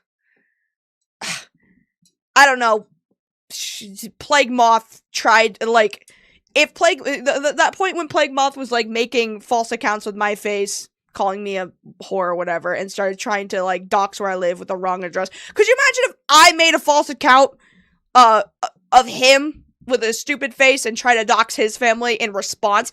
I would look like an asshole. I would look just as bad. She gave us consent to dox. No, she's just saying that if you dox somebody and you just really don't like them, you don't have to apologize for doing so. You know? I wouldn't apologize to people that use their platform to berate me. Ma'am, you should look in a mirror while you say that. Honestly, all her platform is literally berating brown people. All her platform is basically, like, just sending hate to brown people. So, like, if somebody who is, like, Muslim, Arab, or like, any skin color past mine decides to dox her, I don't think she can really bitch, because it's like, they don't need to apologize for somebody who uses their platform to basically say how all people of color are savages. You know what I'm saying? You know? To look stupid for doing this. That's my agenda here. I am basically here to make you look stupid, and I think I'm succeeding. To this day, this was probably the gnarliest rhetorical ass whooping Laura Loomer has ever publicly suffered. Just got mobbed down by a couple internet niggas. Somehow, they were the only ones who sniffed out Laura's bullshit immediately. See, the far right was initially kind of cool with Laura, even though she was a Jew, because she was anti-multiculturalism, anti-immigration, and anti-Islam. The problem was that she was a militant Zionist, and most of the far right was like, no. Oh, no so she is like straight up a Zionist. Okay, I thought that she was critical of Israel, but I might have been wrong. I thought she was. Oh, well. I thought she was like a... Whatever. I mean, I shouldn't be surprised, right? I mean, she thinks that the genocide in Gazans is justified because she hates brown people that much. But, no, it does make sense that, like, you know, her being in support of the Israeli state would upset the far, far right and why she never truly fit in. Because if there's one thing that Laura Loomer will base her political opinions on that is based on an identity, it's inherently her Judaism and, you know, being Jewish, right? She'd be like, no, I'm not a feminist just because I'm a woman, but I am a Zionist because I'm Jewish. That's the one thing where she's like, yeah, my belief system, my inherent religion is why I have the politics I do. She's very much for blending, not for blending identity in politics, but very much for blending religion and politics. You know how that goes. That's awesome. Anyway. That over here, Laura, sorry. That, and she just couldn't stop getting into fights with guys like Mike Enoch and Richard Spencer because they kept talking shit about Jews. I mean... The alt-light... I hate this for alt-light is so stupid, by the way. Is a collection of outright liars, perverts, and Zionist fanatics. Just admit, Richard B. Spencer, that you can't stand the fact that a Jew is in the spotlight. I mean... Yeah. I also find it so weird that Richard Spencer has a Ukrainian flag in his fucking, like, thing as, like, I guess a support to Ukraine in the war. I thought he would have been, like, pro-Russia based on some of the... These people are so diverse. It's so interesting. Like, I know that there's, like, the whole thing where it's, like, there's, like, a groupthink mentality, at least amongst MAGA, but they're so diverse. It's so crazy. Yeah, what did you expect? In the end, Laura's ethnicity and religion, ironically, were way less of a problem to the far right than her personality. Same with the sector, really. She was an obvious liar and grifter who was cool with straight up doxing people's mothers over petty grievances. And even in the realm of internet blood sports, that was some lame-ass loser shit. What's amazing is how long it took... Yeah, I don't think most people in the right would have considered Laura being a Zionist even that much of an issue if it weren't for the fact she's so annoying. Like, I'm gonna be so for real. Like, I think the only reason Richard Spencer hung out with her is because even though, yeah, she was a Zionist and she was pro-Jewish or whatever, at the very least, they can agree on freedom of speech issues, right? Which is probably the bigger thing, kind of thing, right? They were just like, we agree on freedom of speech. We agree that Donald Trump is the greatest president on earth. They both agree on a white ethno-state also. So, inherently, he's looking at, like, the pros, right, of, like, Laura's stances is like, I can agree with all of this, and then they see Zionism, and some, if they're, like, super, super Nazi, will see Zionism and disregard that long list of what they all agree on, and inherently just be like, zeroing in on this thing and be like, this is why you'll never be enough. But some will just be like, you know what, I'll ignore this and pretend it doesn't exist and just agree with you on all this unless this gets too annoying for me to handle. And for Laura, this always gets too annoying to handle every single time. Everyone else to figure out what the sector in the far right figured out about Laura Loomer all the way back in 2017.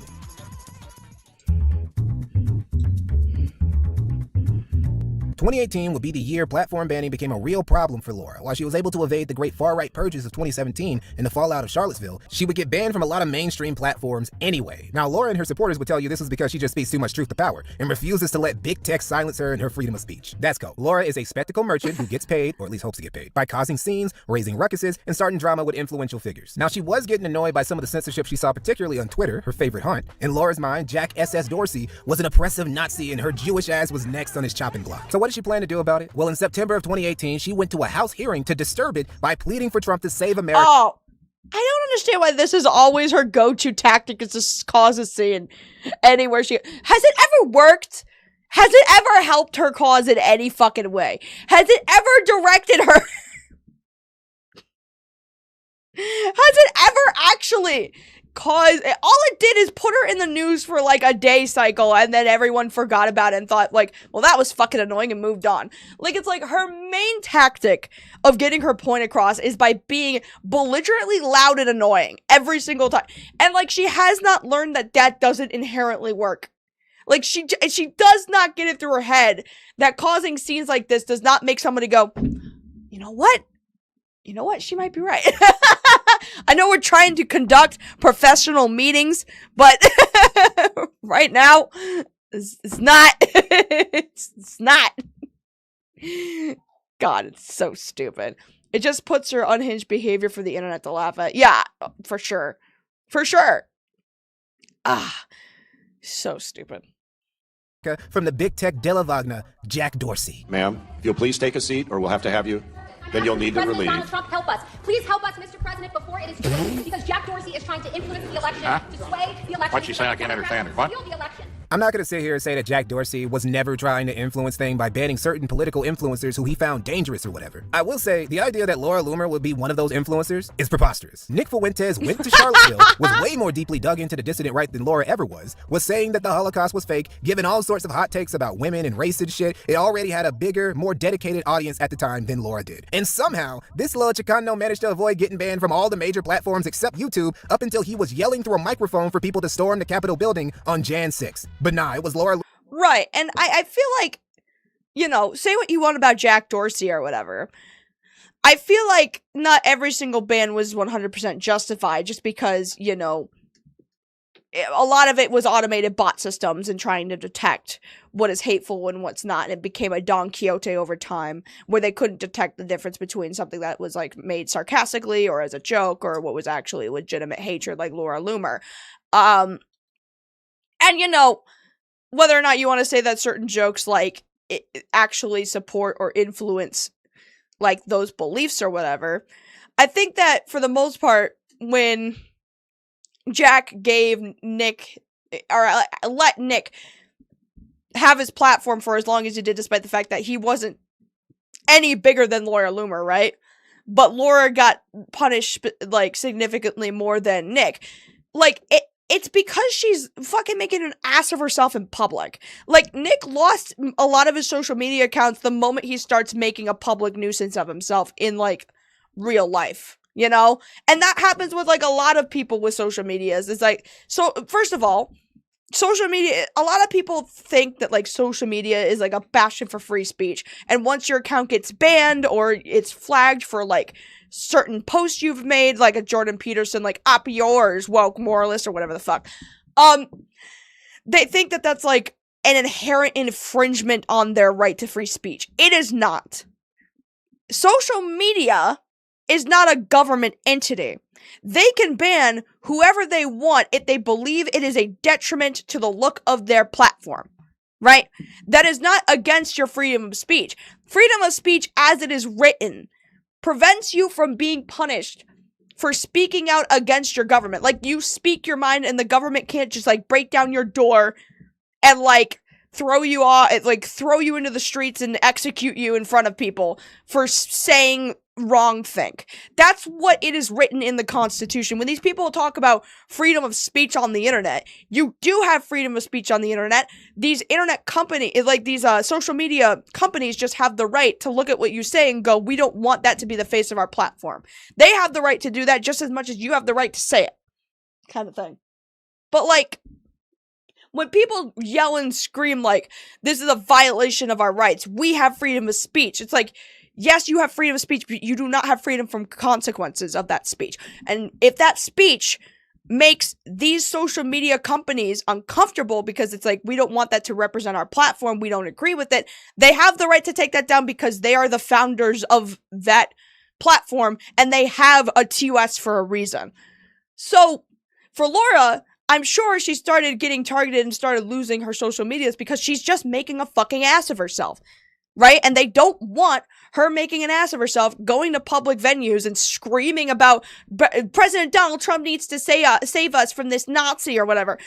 They don't want that representing their platform, so they take it away from you because you poorly represent the platform. Because you not that you're like, what you do outside of that platform violates their TOS on their website, but you're just making an ass of yourself. And they don't want that to represent them inherently. Freedom of speech is not freedom from consequences. People will react to what you say. Exactly. And what I'm assuming Jack Dorsey is doing is reacting to when public figures make themselves public, whether using his platform or whatever, and those very public figures do a very public thing that makes... It almost kind of feels like a endorsement of what they're doing on the basis that they're allowed to have a platform on their platform. Now, I don't agree with that sentiment. I don't agree that, like, because there's a bunch of Nazi accounts on Twitter that Jack Dorsey is inherently a Nazi because he allows that on his platform. It's an open forum. Anybody can make an account, right? But it's the idea that, like, the guilt, like, the inherent guilt by association thing. It's like, Jack Dorsey must support Nazism if he allows a bunch of Nazis to make a bunch of Nazi accounts on Twitter.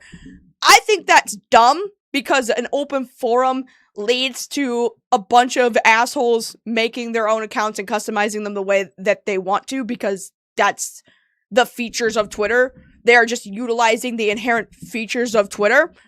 But, you know, when you're actively being this annoying, I don't necessarily blame them. Or even when you're polling, like, a literal crime like Nick Fuentes does, I don't necessarily disagree with your social media being removed, because, like, I feel like actions have consequences, and there should be consequences that make sense, kind of thing. And I think it makes sense if you're using social media to radicalize yourself to a point where you're openly harassing people. Maybe you should have that social media taken away from you so that you can no longer be radicalized to the point of being a public nuisance. Does that make sense? I feel like that makes sense. Loomer, who was deemed too fringe and too dangerous to the system that they personally had to shut her down. Bitch, if you don't sit your ass down, you are not that big of a deal. Thankfully for the people in the house, Base Billy Log, who was a legit auctioneer, by the way, managed to do the impossible and out-yap Laura Loomer while security took her away. $100, a quarter, one hands to the 2, 2 and a quarter. Yep, 2 hands to the 3, you bomb 300, yep, 3 and a quarter. Cut 3 and a quarter now, half, 3 and a half to the 400. Yeah, but 4 and a quarter, 4 and a half. We're selling the cell phone there, 4 and a quarter, 4 and a half. In the end, Laura's greatest fear would come true. Okay. Oh, good. There's other platforms Laura could go to that would be more receptive of her speech, but people like her still cry about censorship because they just want to access the widest audience. That is very true. That's why even when they have, like, platforms on Rumble that do pay them plenty, and that does act as, like, a competition for the alternative, they still bitch like, oh, but I can't use Grok anymore. I can't use Grok anymore. It's so sad.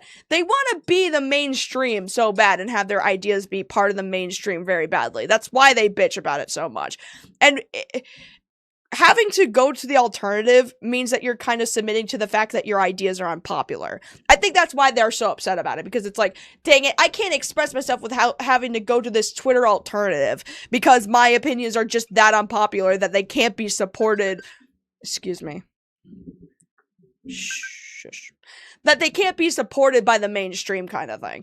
It all comes from a jealousy thing of, like, they can say their speech because it's the popular opinion, but I can't because it's the unpopular opinion. It's not even that it's the unpopular opinion. It's just the wrong opinion. It's not only that she's unpopular. Like, bitch, you're unpopular, but you're also just wrong. And you can't be both of those things at the same time. She was permanently banned on Twitter for constantly talking shit about Muslims. She especially went hard at Ilhan Omar specifically for her being both a Muslim and being allegedly anti-Jewish. Now, I'm not gonna sit here and simp for Minnesota's favorite Somali, but I will say the things Laura Loomer says about Muslims or anti-Zionists on a weekly basis are wilder than almost anything Omar has said about Israel or the ADL in her entire career. Omar has said a lot of dumb shit, but unsolicited opinions about Jews ain't part of them. And yeah, going at people for their religion was against Twitter's hateful conduct rule.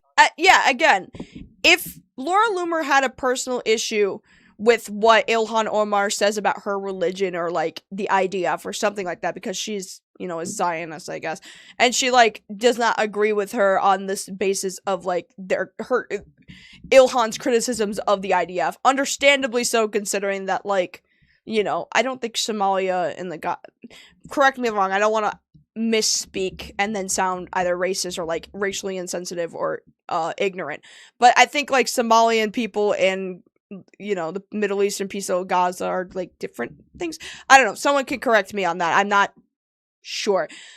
But she is Muslim, you know. So, aside from the Somalian, she is Muslim, and a lot of people who are in the Gaza Strip who are being, you know, targeted and killed by the IDF are Muslim. So, obviously, she's going to speak out on it because it's like, that's my religion that you're calling so barbaric that you think you need to genocide a whole people who all support this religion, right? And if her criticism was, like, you know, whatever she says about, like, that, or, like, you know, she doesn't agree to that perspective, I wouldn't have an issue with Laura Loomer inherently.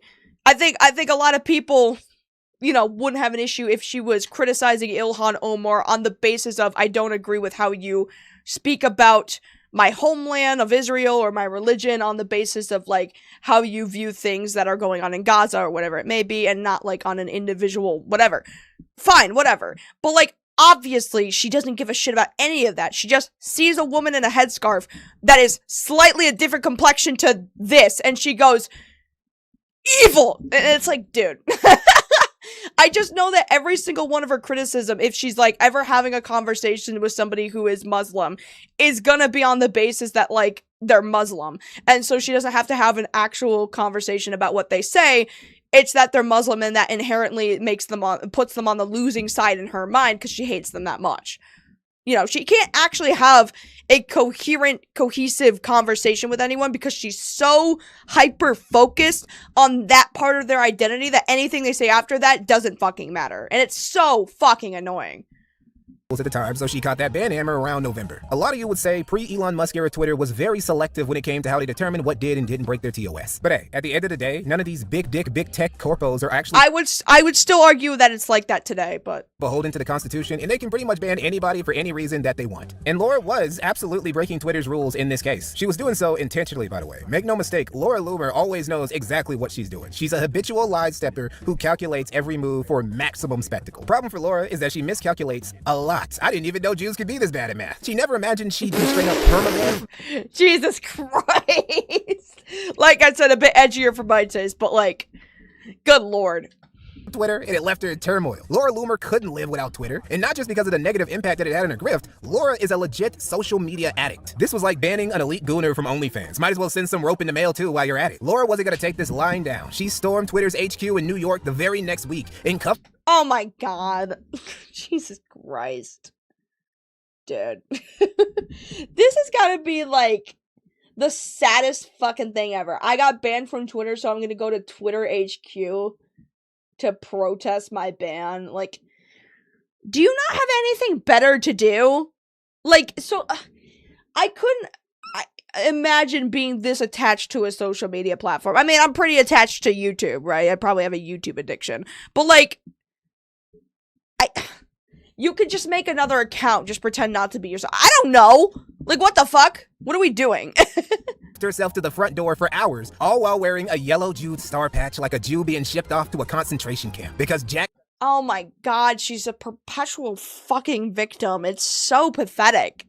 Like, do you really think you losing access to a social media platform when there's a plethora of other alternatives for you to voice your opinion on? It's not just Twitter. Facebook exists. You know, and I get that she's losing, like, a multitude of these accesses to the multi-platform. But why Twitter specifically? I just don't understand. Twitter's not even that influential in terms of, like, if you truly believe that Twitter is, like, a big, giant influence, I guess all social media is an influence on our culture, but, like, if you truly believe that, like, Twitter is the representation of the social structure of how we all collectively think and how we all collectively get our news and whatever, I need to hold your hand with a napkin when I say this. You need to go outside. The Karen in the striped pajamas is actually insane. I meant that you can't say that. I'm stealing that. That's amazing. That is incredible. That is so funny. I'm sorry. That's so funny. It's a little offensive, but that's really funny. To be fair, YouTube isn't nearly as toxic as Twitter. I don't know. I feel like all social medias are prone to toxicity in one regard or another. I feel like it has to be inherently. You know what I'm saying? Like, it's one of those things where it's like, so long as you have an open platform that's accessible to all types of people, including assholes like Laura Loomer, it's bound to become toxic because it's an open platform where even, like, bullies who want to be hateful and espouse hate and, like, harass people on the internet are allowed to have an account, kind of thing. So, to measure out the toxicity of, like, how many assholes are allowed on a, like, I guess you would have to ask, like, what is the asshole to normal person ratio per social media? And I don't know if that's really obtainable to measure because a lot of bot accounts exist.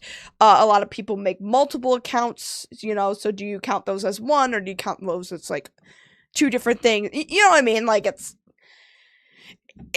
be unobtainable to kind of get that statistic correctly. I guess that's just kind of all based on opinion. I came back to you need to touch grass. Hey, I'm just a truth seeker, okay? I'm just speaking truth to the people.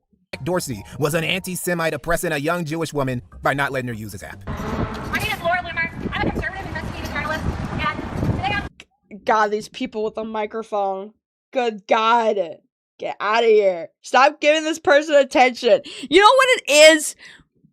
I feel like so many of our problems with like seeing all these grifters like get any sense of power and attention would all be resolved if we just stopped giving these people attention and we treat them as like invisible people. Not disregard their humanity, but like when they're screaming in a microphone, just walk past, you know? Just walk past it and don't acknowledge it. It's just a crazy lady with a microphone. It's fine. We don't need to acknowledge it. Just pretend it's not happening. Here at Twitter in New York City to talk to you about social media censorship and the double standard that exists here at Twitter. I'm gonna be deadass. Being a Jew is like the most important facet of Laura Loomer's personality. Despite Ben wearing a kippah all the time, I still think that he makes being Jewish a less essential part of his existence than Laura Loomer does. Her Hebrew heritage is her sword, her shield, and her all-around go-to tool throughout her career. She will MacGyver her way into, out of, and around any situation she can with her Jewishness. Now in 2019, Laura's social media presence would take another hit when she was banned from Facebook. You would think, considering that Laura was convinced big tech was out for her head, that she would tread a bit more carefully. But nah, she cranked her shenanigans up even higher. In the month leading up to her Facebook ban, she live-streamed... Well, yeah, well, of course. Like, of course when you do that, you double down. You should need a permit in order to buy a megaphone. That's so true. You know how people need to get, like, a license to fly drones? We need that for megaphones. We need that for microphones in general. Men with podcasts specifically. Because you never know. They might be spouting some bullshit, and we gotta we gotta do something about that. We gotta have the bullshit police. Not the Bolshevik. The bullshit police. Although. There's like 2 minutes left on the goal. Ah, shit. Oh well. I'm not restarting it. It's fine. I'm too busy having fun watching the silly Mikey videos. Shush. Herself hopping the fence at Nancy Pelosi's home with some day laborers to protest illegal immigration. She even tried— What? Whoa, wait, what the fuck? Wait. Wait.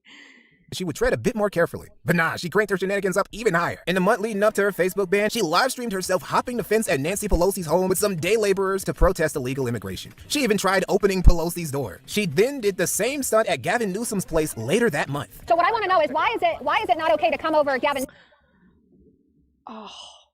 Now look, I know it's kind of commonplace to protest outside of like politicians' houses because they're like, you know, public figures. They're servitudes in our government that don't do their jobs. And when you're upset about that, you know, protesting where they live, you know, is an effective way of protest. And you're allowed to essentially do that so long as you're not like disturbing the peace or like whatever.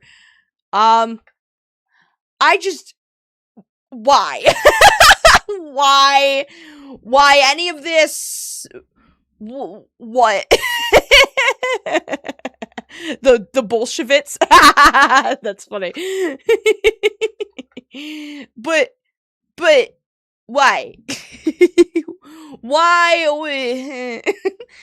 Like, there's protesting at a person's house, and then there's hopping their fence and invading their private property. You know what I mean? She has to have gotten arrested at least once for this bullshit, right? I mean, you'd think. Girl, that's the most racist flash mob I've ever seen. Thank you, Echo, with the 99 cents. Good to see you. I was wondering where you were, Echo. But, like, now that she's on private property, also the umbrella. Like, I'm here to... Illegal immigration bad, so let me dress up as a stereotype makes me not want to take you seriously on your stance on illegal immigration. Sorry. That's just a given. Newsom's fence, but it's okay to come over. the United States border. Now, what's this funny? That's not an equivalent. That's not anywhere near equivalent. Why am I allowed to hop somebody's fence? Or why am I not allowed to hop somebody's fence, but people can come over the U.S. border? That's not the same thing. These people who are coming over the border are coming to America for a better life. And you're hopping their fence to be a fucking nuisance. And sure, there will be people who come in from all types of countries, from all over the world to the United States to also be a nuisance and not, you know.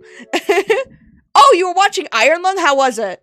I want to know. Was it good? Was it good? Please tell me.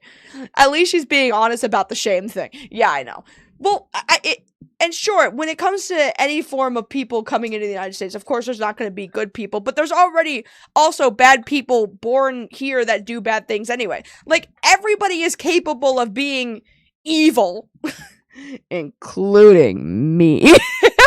No, I'm kidding. I'm kidding. But, like, anyone is capable of doing bad things, right? You know, we all either fuck up and unintentionally do bad things, or we're, you know, loved it. Oh, it was good. Good. I sure hope so, because I want to watch it so fucking bad. But, like,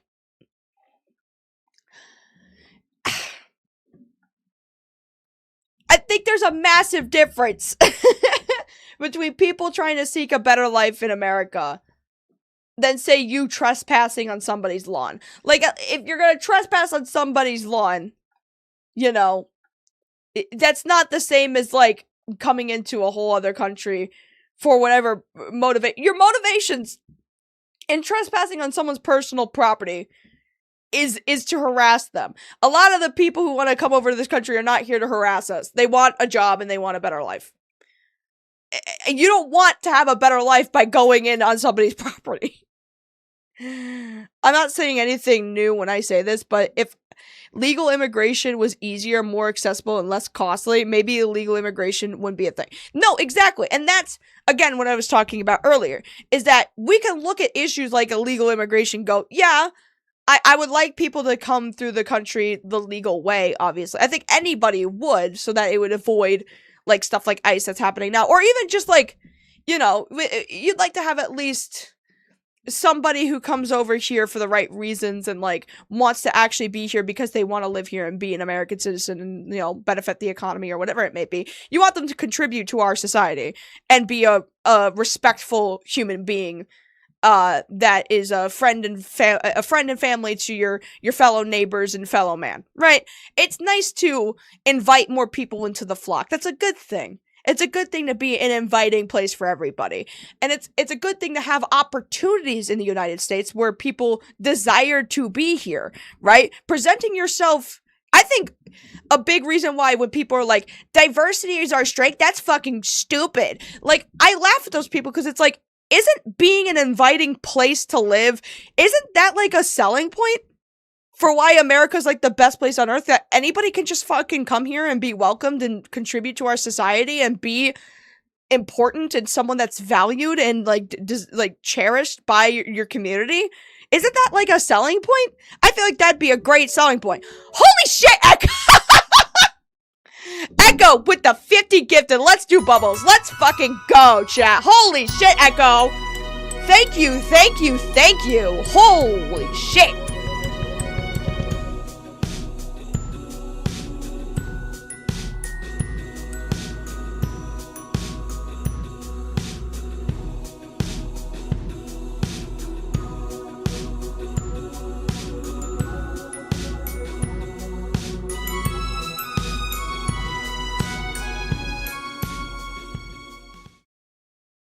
Echo, you are the reason we are eating tonight. Thank you so much. Thank you, thank you, thank you. All right, I am so happy that I get to squirt you with bubbles at least once this stream, chat. Thank you so much. If you guys are not aware of a Lazy Bedhead stream, if you're new, every time we hit the goal, I shoot people with bubbles with this gun. Usually I have 2 guns, but it's just the one gun because I have to charge the other one. But I am your bubble priest. Here is the bubble baptism. Whee! Chat, I think we need to do, because here's my thing. This is like my thought process for these streams, right? I want to do more than just the bubble goal. I want to set up different, like, tier goals, right? So, like, if we do all the colors, that it's, like, a different thing. If we do $2 or higher and meet the 10 goals there, it'd be a different goal. I know that I suggested the idea of if somebody donates $50, I have to put on a funny shirt, but I only have 2 shirts that would really apply, right? I only have 2. I need to get more funny shirts, is basically what I'm saying. I must get more funny shirts for that goal to work. And I will. Sorry again for the way Donos was watching Iron Lung. It's a good film. Well, Echo, I'm happy you got to go see it, because I don't even know if where in my state I could go see it, but I am determined and I will go see it. Eventually. It would be a good video to do, like, YouTubers who transition to making movies. I would, like, talk about Iron Lung, but I'd also talk about, like, the brothers who made Bring Her Back and Call to Me, because they were also YouTubers that entered into film after being on YouTube and making videos for a while. Like, it'd be like videos or movies made by YouTubers, basically. I know Jacksepticeye is also making a horror movie at some point. I don't remember when that's coming out, if it was coming out this year or not, but yay. Anyway, we need to finish up watching this video. We are 30 minutes in. Oh god, no. No. You didn't make that goal. We're good. We might need an oracle suit. Well. Oh. Look, if you guys have ideas, right, for like goals in the future that is beyond just the bubble goal, do let me know, because I'm thinking of like doing a bubble goal, or maybe doing like a confetti goal, something like that. It'll be different things to do, right?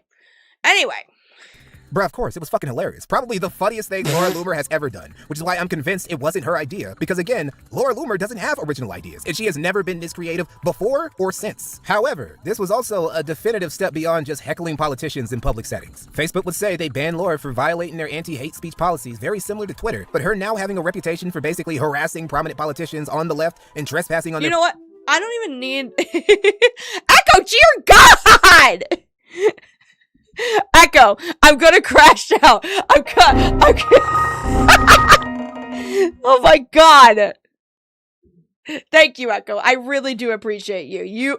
I think you're gonna push us over the bubble call donation thing. Don't.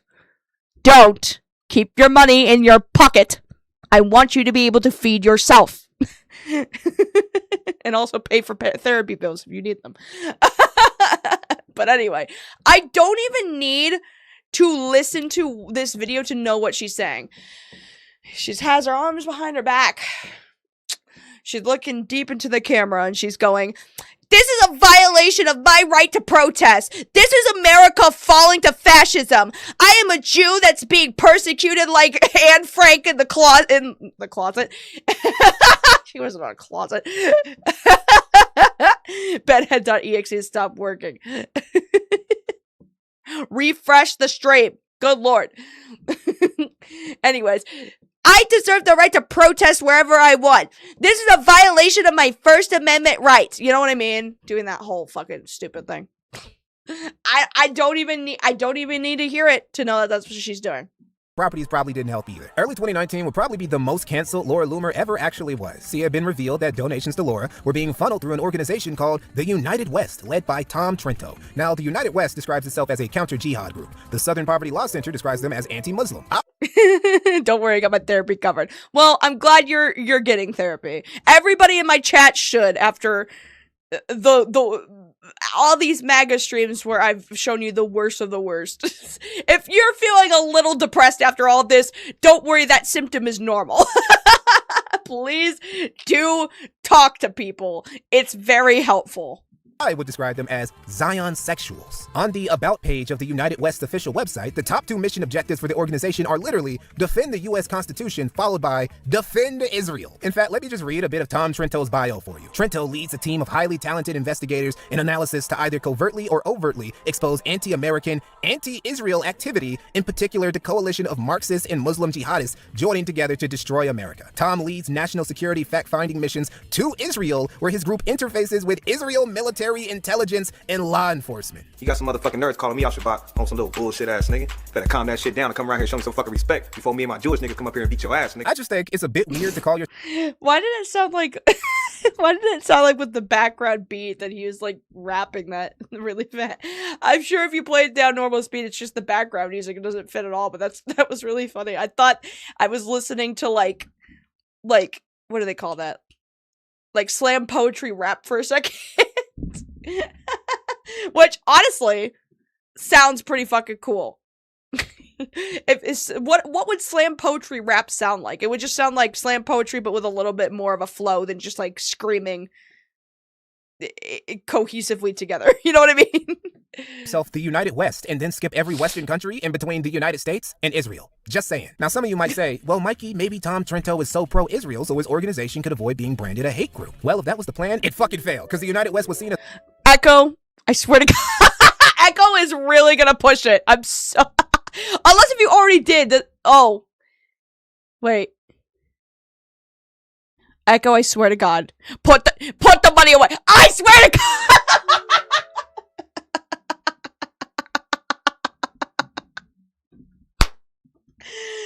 Echo is the reason why I'm eating tonight. Thank you so much. That's another goal.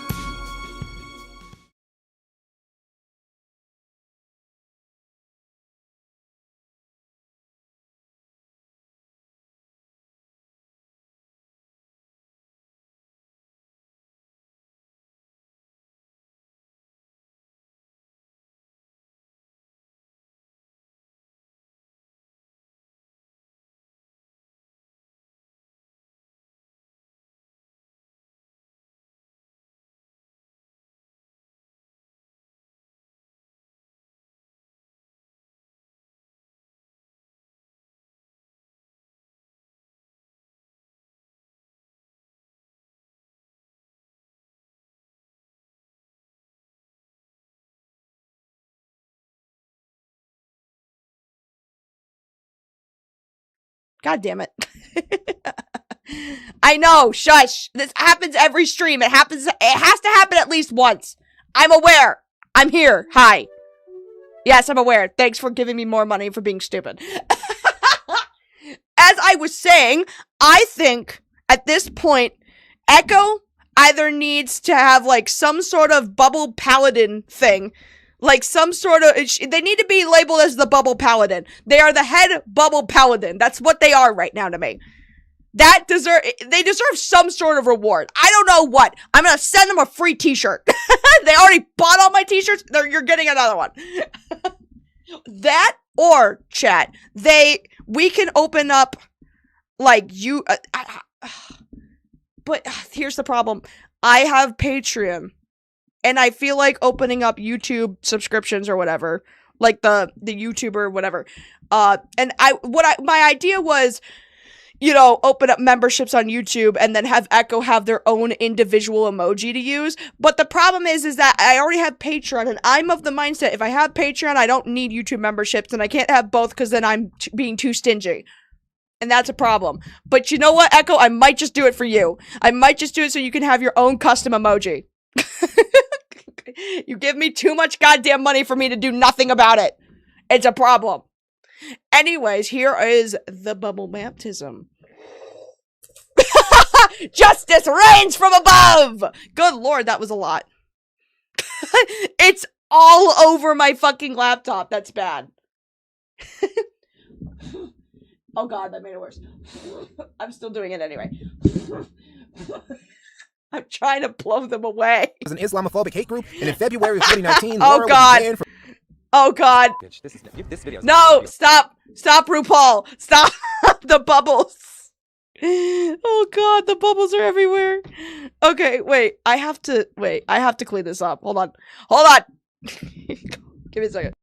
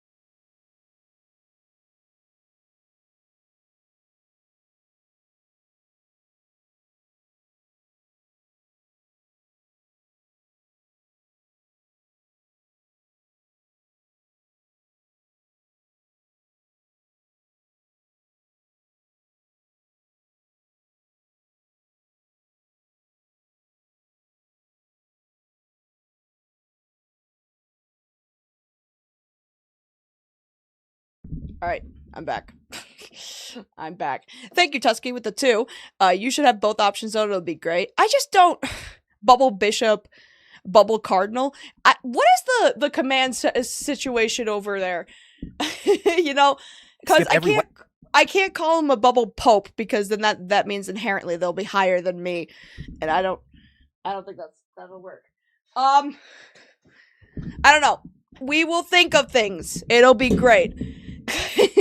You know what we could do is that, like, the memberships are named after, like, you know, lazy things like Sleepy and Dreamers or whatever.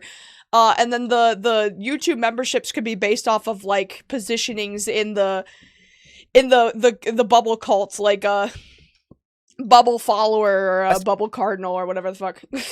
That could be a little funny. Anyway, I am back.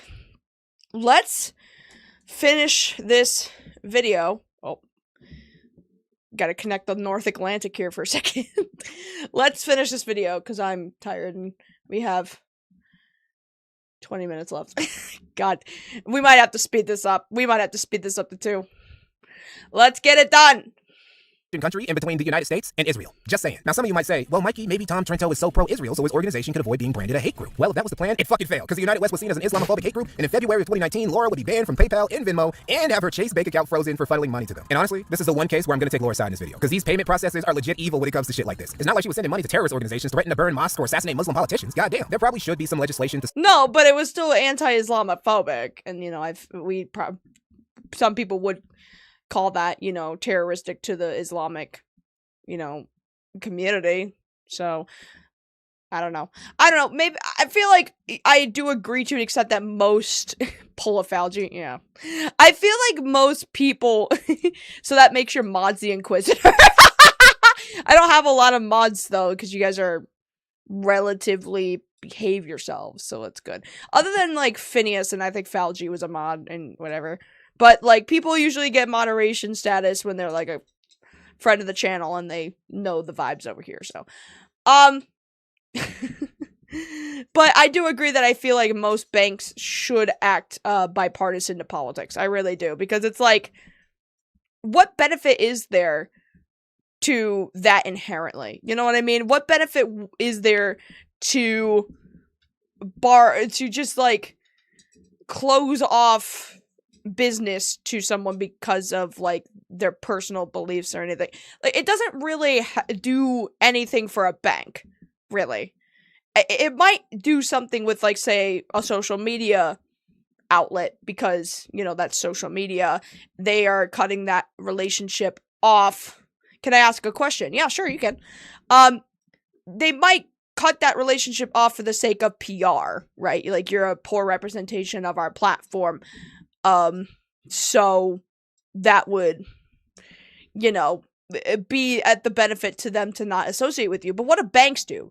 Like, banks, all they do is just like house your earnings and your money. Like, what like what to what benefit would cutting you off from them? I guess I'm not into banking, so I don't know. But like, I just feel like there's got to be some level of bipartisan-ness in certain things, because it's like, it's not like banks, like, having somebody who's a Nazi, like, keep their money at a certain bank means that they support that Nazi. It just means that, like, hey, we're a bank where you can keep your money and you can maintain your money to pay off your bills, like everybody has to do, regardless of political alignment. Everyone's got to pay bills, you know?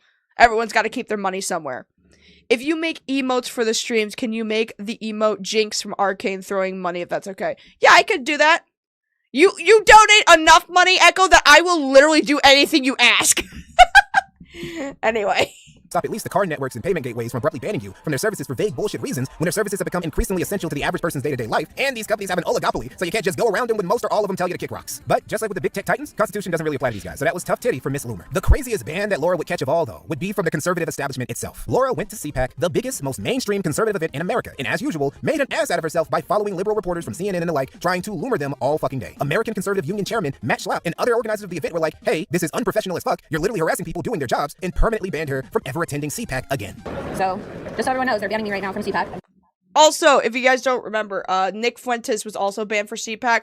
Not for the same reasons, not for harassing journalists, but for coming into CPAC and, like, blatantly shouting, like, white rights or white is right or something like that. Like, he had his whole little posse of people screaming America first, and as soon as they get in there, they were just screaming the worst things you could possibly hear. If you guys recall that, it was in my video, I think. It was pretty ridiculous, but yeah, I feel like this behavior should not be a surprise to anyone, really, because, like, you know, at any event, it doesn't matter if it's, like, politically charged events like these, or even at cons, if you're just going around, like, just constantly being on somebody's ass, filming them, asking them like, questions they don't want to answer, or just following them around, you're gonna be told, hey, will you not get the fuck off? You're freaking attendance out. You know what I mean?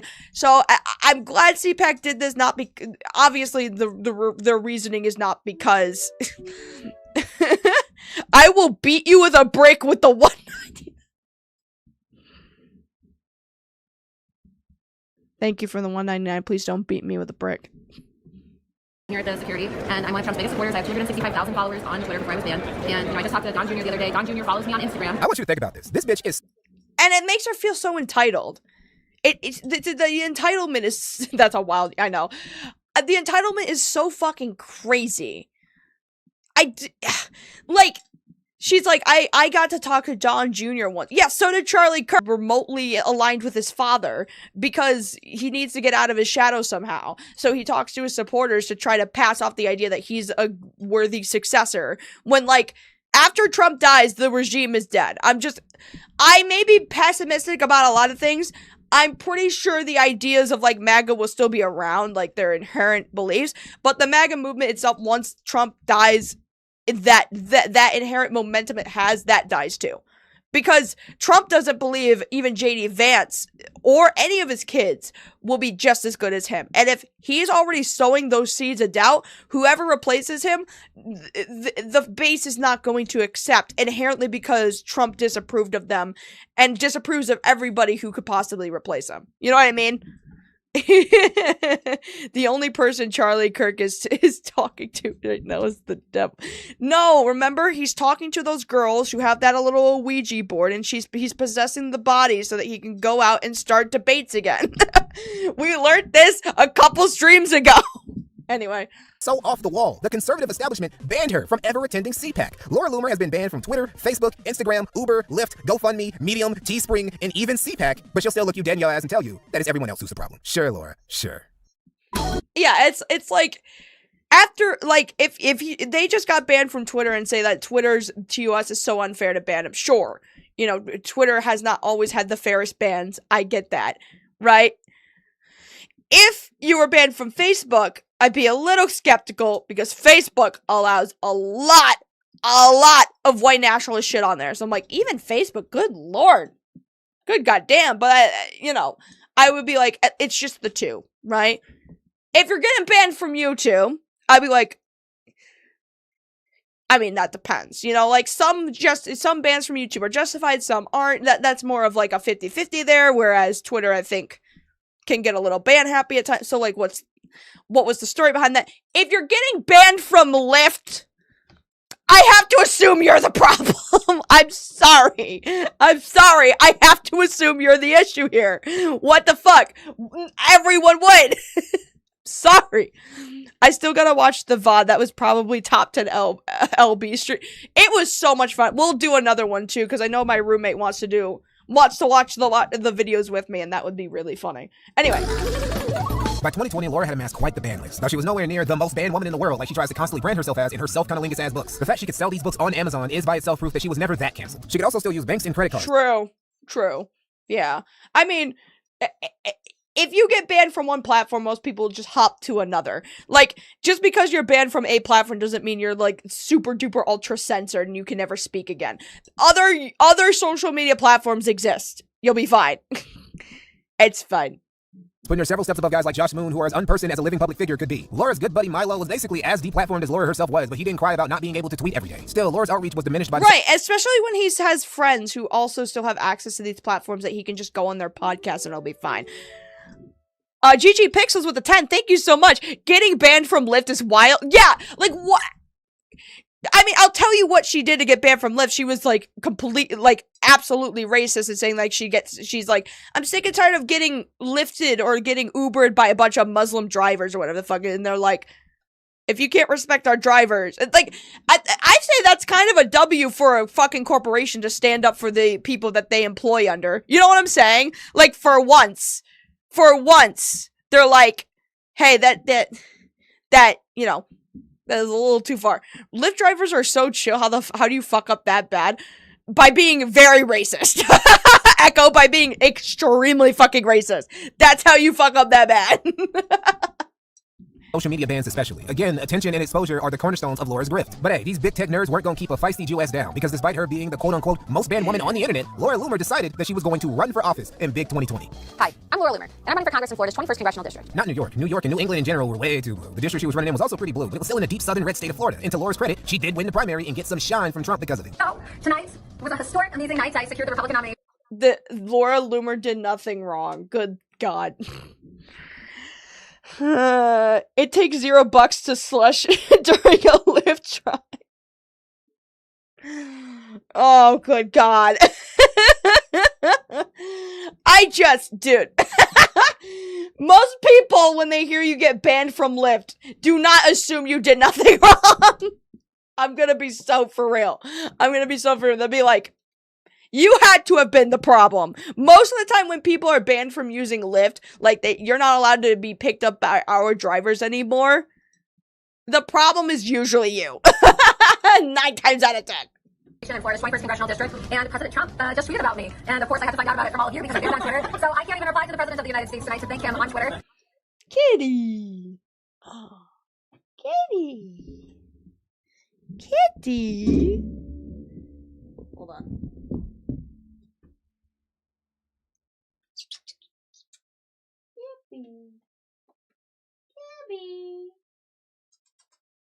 Gibby. You want to come up and say hi to the people, Gibby? You want to say hi? Hi. Oh, goodness. You gonna roll? Oh, he rolled. He rolled. Oh, he rolling. He rolling. Come on. Come say hi. Come say hi. Come here. No. He's shy. Come here. Gibby. Gibby. Where are you going? You're so elusive. The elusive Gibby. You know what? He'll come back in a second. Gibby. Gibby. Gibby. Gibby. Come here, Gibby.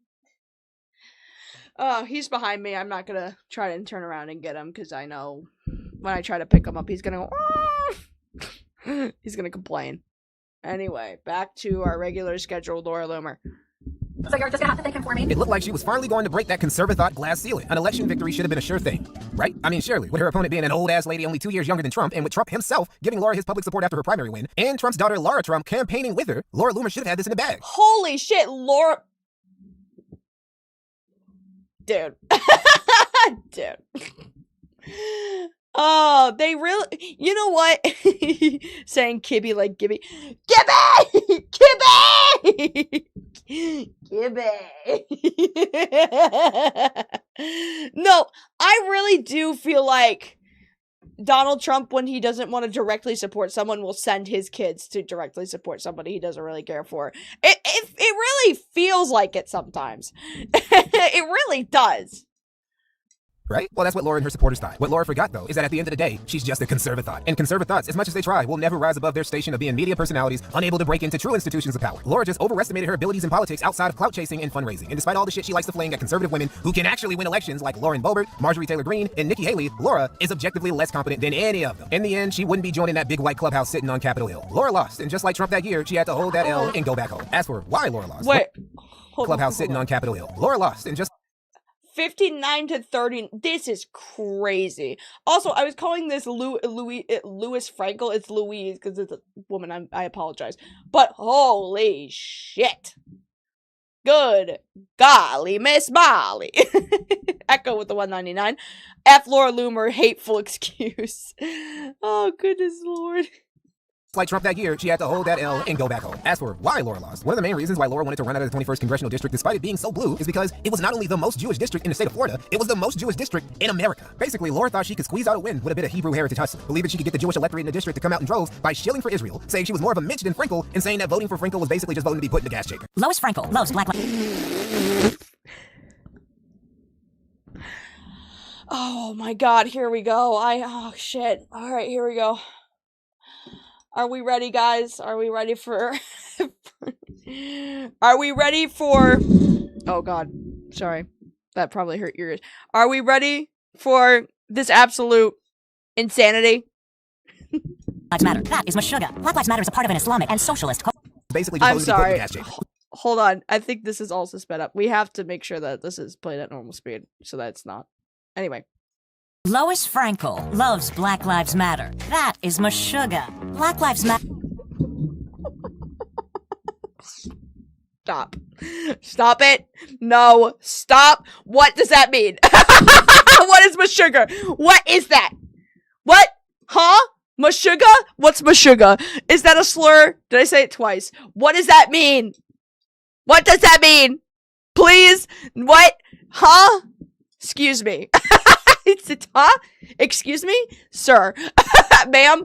Boss? Parent. I need a parent. Please help.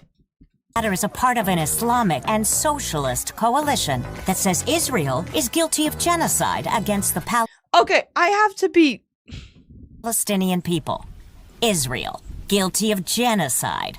Okay, Lois. This coalition... Yes! That's not a radical thing to say. That's what the mass majority of people who are looking with their eyes and seeing the destruction being recorded can conclude to. It's not hard. It's Hebrew for insane? What? It's Yiddish for that's... Huh. Interesting. I did not know that. And I don't know if knowing that makes me a bad person. Yeah. What? Okay. Coalition with Black Lives Matter. They want the United States to stop all military aid to Israel. But that... Good. Yes. Good. There's no reason for us to be funding wars outside of our own country. For any fucking reason ever. Why? Like, we have so many internalized issues here in the United States that throwing a bunch of that money away that could be used for food, housing assistance, you know, childcare, helping families, real issues that could make living here tolerable, chucking it to some other country, you know. And this is not even like an America first thing to say. This is just general common sense. If you want Americans to work and fulfill the needs of your economy so that you are a bustling business that other countries will want to have a relationship with and also do business with, they have to have high morale. And if they are struggling to put food on the table because they have to pay rent and that only leaves them with $50 for food, they're not gonna want to participate in the society. It's okay, you're not Jewish. I hope. So, but like, and also, what benefit do we get out of blowing people up in another country, honestly? Other than maybe their oil and their land and their influence. But, like, you could have a whole lot more influence here. You're gonna have to refresh the chat if the audio glitches out. It happens a lot. But you would have a lot more influence in the greater world if you... Like I said, I think one of, the biggest pulls of America is the exceptionalism that everybody... there's no point to send funds to foreign wars that don't involve us, or is it humanitarian? No, exactly. Exactly. Like, unless if we think we could actually bring some benefit and help people, then there should be no need. If it's just for the sake of, well, I love to see brown people be blown up by a military force when they have no military force to fight back against, Yeah, that's pretty cruel. It's a pretty bad thing to, I don't know why that's a controversial opinion. And you could say, but Hamas is not, like, as big as a military threat that requires literally, like, carpet bombing the entire strip of Gaza. Like, I don't care what anyone says. No collective organization of terrorists is going to be big enough to justify doing that to regular ass civilians. It just won't. Sorry. You could say that, like, Antifa is, like, all over our country. I would still not say that that's justifiable to, like, send ICE into Minnesota and fucking, like, try to weed out dissenters or whatever the fuck, or, like, you know, tear gas a baby, whatever the fuck they're doing. Jesus Christ. Doesn't stop Gornished Lois from kneeling to them. Maybe she thinks if she makes nice, they'll be nice to Jews in the end. Sound familiar? Jesus fuck! This actually played on television? Who allowed this? What the actual fuck? What? Dude. Kippy? I need your help. I have to deal with Zionism. Can you please help me? Can you Kippy.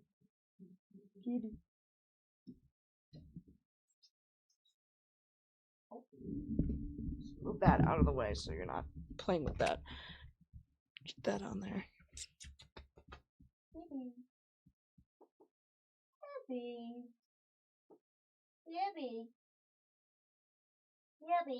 Here, wait. I have an idea. Hold on. Hold on.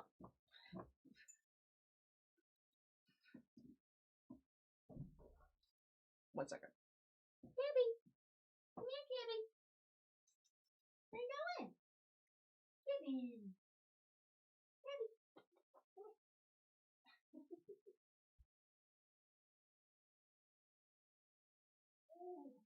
I got you. I got Kitty. I got you. Okay. Kibby.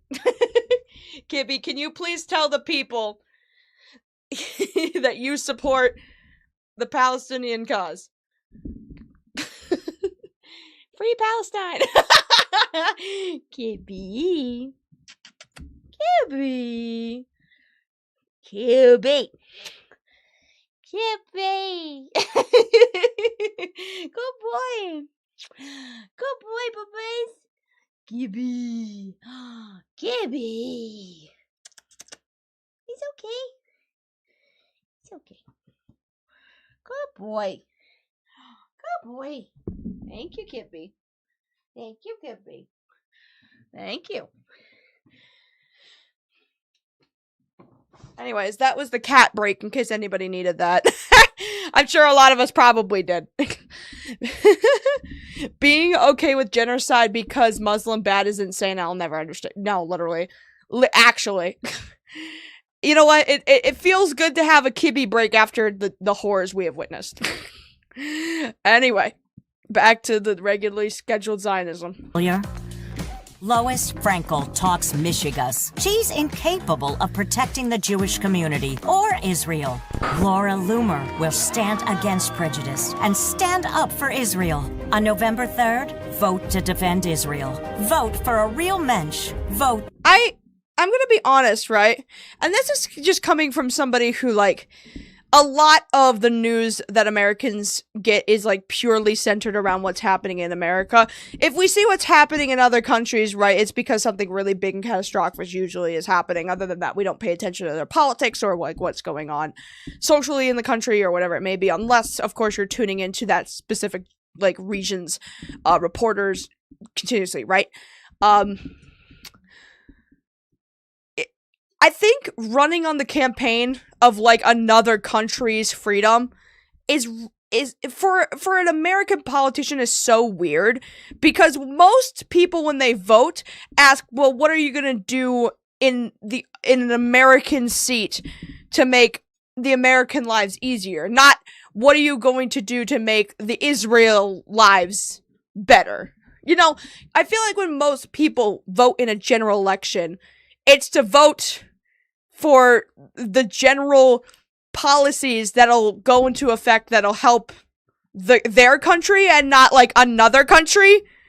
Like, and it's not to say like why would people like not care about the rights being violated of another country. People do care, right? I mean, a big part of the Kamala loss was like either she wasn't extreme enough on her pro-Gaza and anti-Israel stance or whatever the fuck. And a lot of people voted based on that issue alone. It's like, I won't vote for somebody who's going to send money to Israel to continue their genocide, right?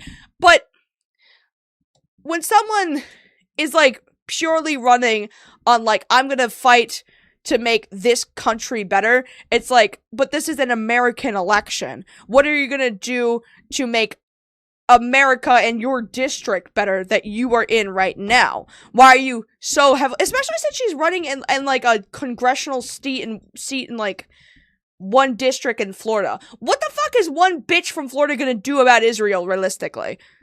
It's funny because they say they're America first, but they show they are. Exactly. They're like, America first. And it's like, their entire campaign is run on, we will continue to fund and support our allies over at Israel and all these other allies outside of the state. And it's like, when somebody says America first, they're not talking about our allies. They're talking about us. And I get that that's a very center thing, like, selfish thing to probably, like, base your political opinion on, that you're not thinking about it on a globalistic scale, like our global allies and like helping them, but at the same time, with how many issues are in the United States, it's like, no wonder some people don't think about the outsider like perspective or like how we can help outsiders out of the country when it's like, we have issues here, why can't we solve these issues before we help anybody else? And why is it that my American tax dollar that I want to help my community goes to something that I don't inherently want every single time? And it's not even in my country, it's in another country. Like, it doesn't make any sense for a lot of these voters who vote on primarily on the basis of my vote is going to make America better, and then they find out all their tax dollars and what they're voting for is going to another country. It's generally unappealing to kind of run a campaign that way in America, because you are running for a seat in an American seat based on the American vote, and then everything you do gets funneled to a country that is not America. That's going to make a lot of people who are voting on American social and political issues currently upset, because they're thinking they're voting for American policies that are going to help Americans, not help outsider people, especially since these people are extremely anti-immigrant. Of course they're not, and everything they do is so that born Americans get the first say and get the most benefits first, and not these others that are coming into and weren't born here first. I was here first. I'm an American born citizen. I was here before all these people. How come I don't get the first say? How come I don't get these benefits? How come you're helping these immigrants that weren't even born here and they had to come here illegally? Like, for people who are very anti-immigrant, I find it interesting when they're pro-Israel, because then their vote inherently going to funnel another country is not very America first and anti-immigrant, and very, their stance is, we must help our American born first, and we must focus on the people who are born and raised here because they're owed it by birthright or whatever the fuck. And then they're just like, but I am so okay with funneling a bunch of money to Israel, though. Like, that doesn't make any sense. So you're okay with helping out outsiders so long as they're not brown people. It always comes down to, I just hate brown people. When America is born on the backs of immigrants, how do you think we got our culture? Yeah, exactly. Like, why is it's so stupid. And it's like, if Laura specifically, if the crowd that she's trying to appeal to vote for her are these America First people, obviously it makes sense why this Israel thing doesn't appeal to them, because they want their vote to go towards fixing American problems, not fixing outsider problems. And also, if they're super anti-immigrant, they're not going to want to help a country outside of their own anyway, because they hate it when people outside of the country come in here. What makes you think that they're going to be happy by helping out, you know, outsider influences that isn't America? You know what I'm talking about? And it's like, I don't have an inherent issue with helping out our allies and keeping global relationships. I think that makes us stronger in the end if we are all getting along globally and we're all helping each other out. But like, you can't sell that to a bunch of people that are anti-immigrant inherently by design. Like, she is so anti-Muslim and anti-immigration and anti, you know, anybody coming into the country is like a, you know, domestic terrorist, whatever, that when she says, but it's so okay that I send money outside of the country to a different country, that just doesn't work. Because what these people want is for their born right Christian whiteness to be recognized before anybody else. You know what I mean? Putting too much thought into the logic of these ass clowns. Well, in order to really hate these people, and in order to really effectively disagree with them, I have to understand them. It's easier to like see like this is where they're coming from and this is how the thought process works, in order for me to go, okay, I understand how the thought process is, I understand how they come to these conclusions, for me to effectively be like, now this is why that's fucking dumb. Because if I'm just going into it being like, that's stupid, and I'm like, I don't know why it's stupid, I just know it is, that I look stupid. If I understand my enemy, I can effectively be like, this is how they think, and this is how to counter that, because I understand how they think. You know what I mean? The thought process is for us to understand their dumbness. Yeah, exactly. Laura Loomer. None of these Judeo-centric tactics help Laura in the end, because her opponent, in case you couldn't tell from her last name, was also a Jewish woman. And calling your opponent...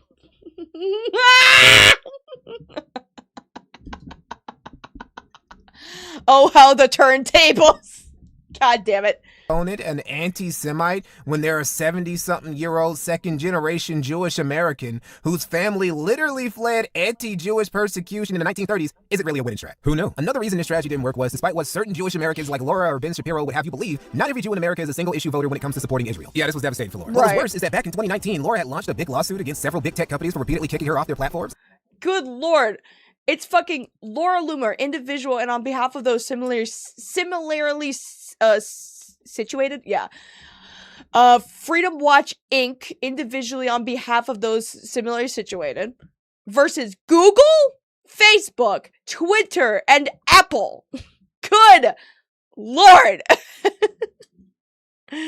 Oh, if you take a big swing, you best not miss, and she misses every fucking time. Good lord. And that got rejected earlier that year by the DC Circuit. In 2022, she tried running again, this time in Florida's 11th congressional district, and she didn't even win the primary this time, despite Dan Webster winning. Damn.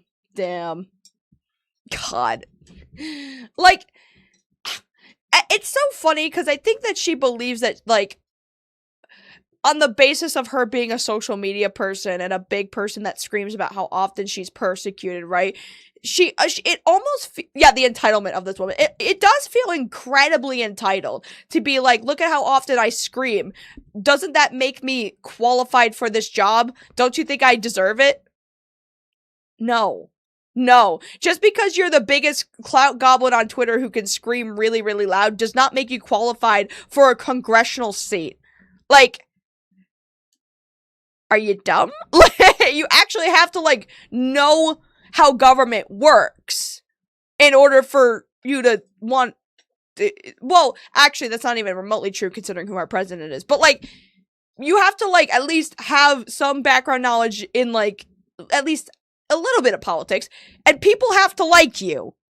Her face looks like a yeah, what in the world is happening?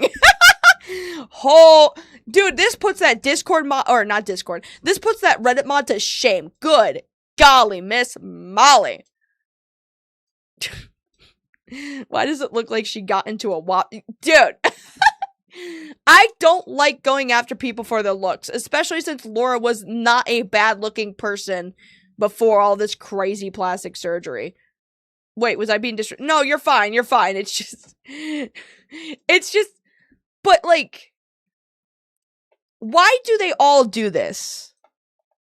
Why do they all get plastic surgery to look exactly like this, like get Botox in their lips to make them all big, and why and it's not just her too. It's not just her. It's like a lot of the Kristi Noem did it. Caroline Levitt has very obvious injection sighting marks, and they all look like this. Like they look pierced like that, or they look like this. Like, and I just don't understand. Like, are they trying to push for? Maybe there's an actual like authoritarian white supremacist bloody blah buzzword reason for it, you know, like inherently trying to sell a perfect version of the white woman and what they should look like or something like that. I have to imagine that it's based in some sort of supremacy or some sort of culture influence, whatever, to be like, this is what a true American woman looks like, and it's just that face. Mar-a-Lago face is a prerequisite for the cult or something. Yeah, like, pull a bull terrier that got stung by a bee. It's identical. I want you guys to know already, I am being incredibly mean. I am being mean on purpose. Okay? Do not do this. I am being mean. I am being mean. This is me.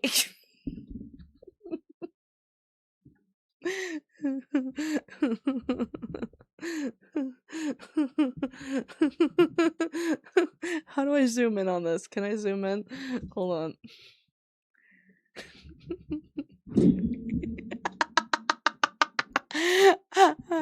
I'm not even gonna make the comparison. I just look at how cute the poor thing. The poor thing.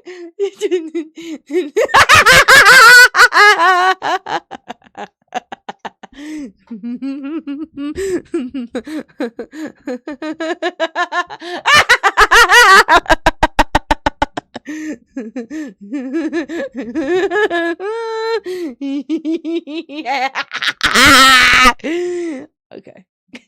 That was mean. Very mean. Don't do that. That was mean. It's mean. We are not mean in this. Oh no. Oh, yeah. Hold on.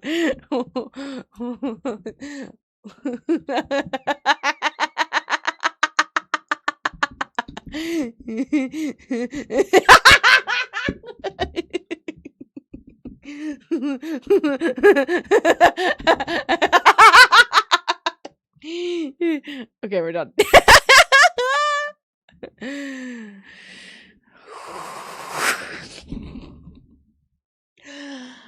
I just think it's sad. I think it's really sad that in order to sell this version of American perfectionism and what women should aspire to look like, they have to all get this same kind of like Botox in the cheeks and the lips, and it just looks uncomfortable. Like, she looks like she's on the verge of tears.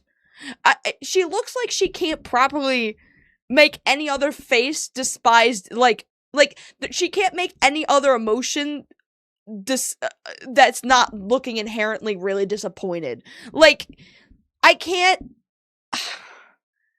I really feel terrible because she wasn't a bad looking person before, but someone just convinced her to get a bunch of plastic surgery because that's the new trend in MAGA. Because the MAGA movement inherently makes women feel like, you know, they're only truly valued, they're only the good woman if they don't, you know, if they're not a feminist or whatever the fuck. And then once you get yourself out of feminist circles that try to promote, you know, body inclusivity and stuff like that, like good things, once you're removed from all that and you're just stuck with like inceldom, this is where what it all really comes from, I think, is, you know how incels will have like those charts of rateness of like, I can't remember what it's exactly called, like face rating stuff, where it's like, this guy is a 10 because it has like the angle tilt of their eyes is perfect like this, and like whatever that may be. I don't remember what that whole rating system is called. It does have a name, but I don't recall. But that's what this is, right? That's what this is.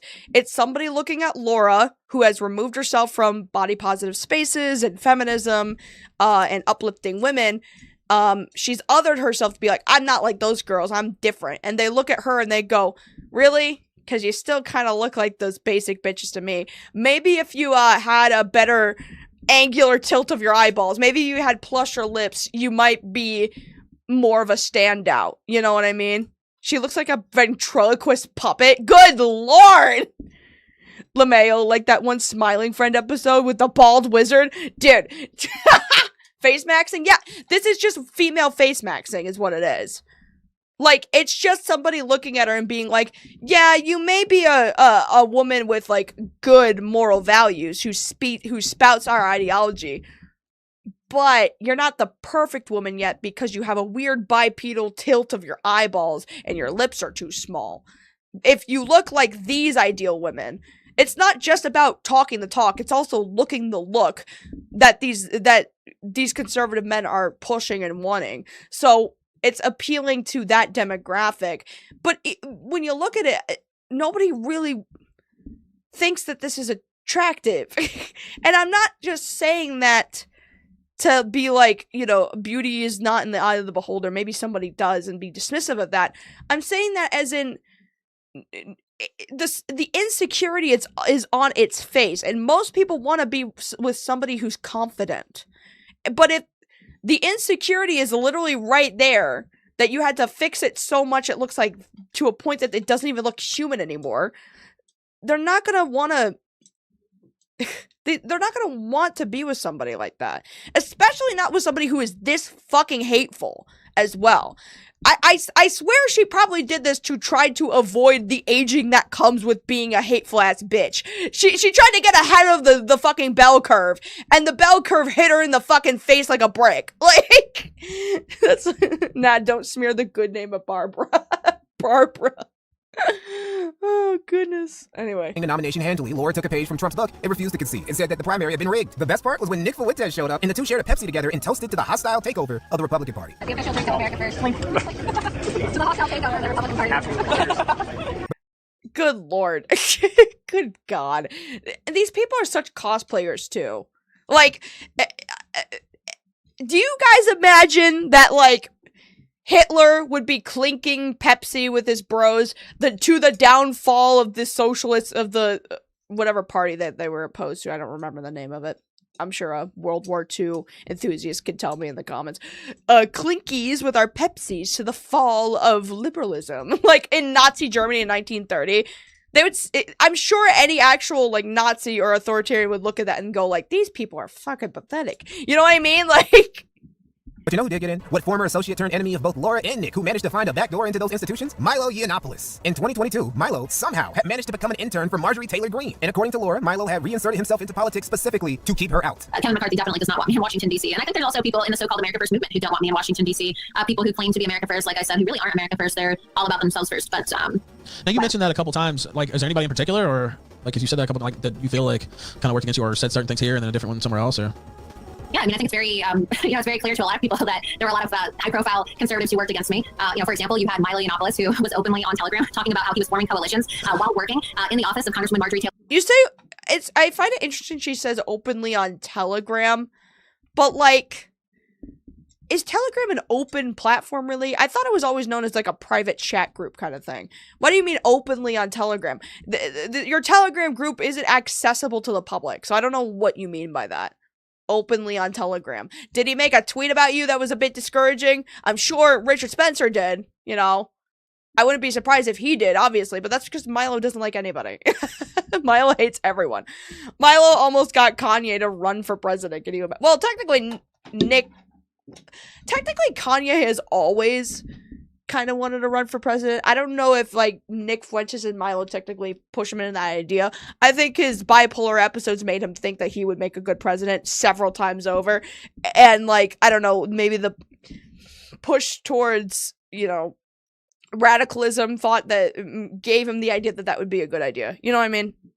Also, again, that man needs to be on some type of medication because when he's not on it, it gets really bad. Agreeing to form coalitions with the left and the right to try to keep me out of office. And this is a rare moment where I'm going to have to believe Laura Loomer 100%. Milo has proven time and time again to absolutely be this spiteful and petty. Bro can call himself gay and Catholic all he wants. His soul will forever be that of a catty queen. Milo's reasoning for his plot against Laura is that she unironically, I do really like Milo Yiannopoulos. I don't agree with anything he says, but he's very much like not like a Medicare. That's not fair because people actually like Medicare regardless. Most people can't fucking stand Milo, but like, I think it's just funny that he's like a chameleon to me. Like, you can tell he's shifting into something he's not, but like the remnants of what he actually is still there because he utilizes like that catty queen kind of thing that came from his, gay identity. I guess he's an ex-gay now or whatever, but I don't know. Nobody believes that shit. But like, I love that he is this petty sometimes because it's like, who taught him to be that petty? Who taught him who? The gays. we come to fucking dominate and petty. I swear to God, it could actually work as a social media. Oh, Telegram feels kind of open when you use it. There's a lot of ways to make yourself known there. Oh, I don't know. I always viewed it as like a private chat thing or whatever, but also, does anyone actually like see Telegram as like a competitor of like an actual Twitter alternative or competitor at that point that like people would be super aware of, like the general public would? I don't think so. Milo is zesty, mean, gay. He's a Disney. He really is, and I love that for him. You know who he reminds me of? Whoever the fucking villain, I think his name is Pentagur or something like that. It starts with a P. The villain from the Princess and the Pauper Barbie movie. That's who Milo reminds me of. The fucking, it's a temporary setback, a momentary loss. Yes, him. That's who Milo Yiannopoulos is. I love it. Awesome. Sexually harassed a young male campaign aide back in her 2020 congressional run. Now, these are Milo's words, and there's no definitive proof, but we do have evidence of Laura coming on strong to men who aren't that welcoming to her advances. And, to Milo's credit, sexual predation against young men is one of the few things he actually takes seriously. Thankfully for Laura, she had one guy who was in her corner, one knight in shining armor who came riding for her. Ollie Alexander. Oh, Ollie Alexander's here. No! Oh, no! No! Shit! That's not a good sign! Here. Ollie Alexander, welcome to the Killstream, sir. Can you hear me? What's up, my man? Yes, Ollie, of all people, put on his Superman cape and came to play Captain Save a Jewess in distress. Unlike underage young men, Ollie had no problem. God, no! Oh God, that was the Anne Frank image from the Werebrew stream. No!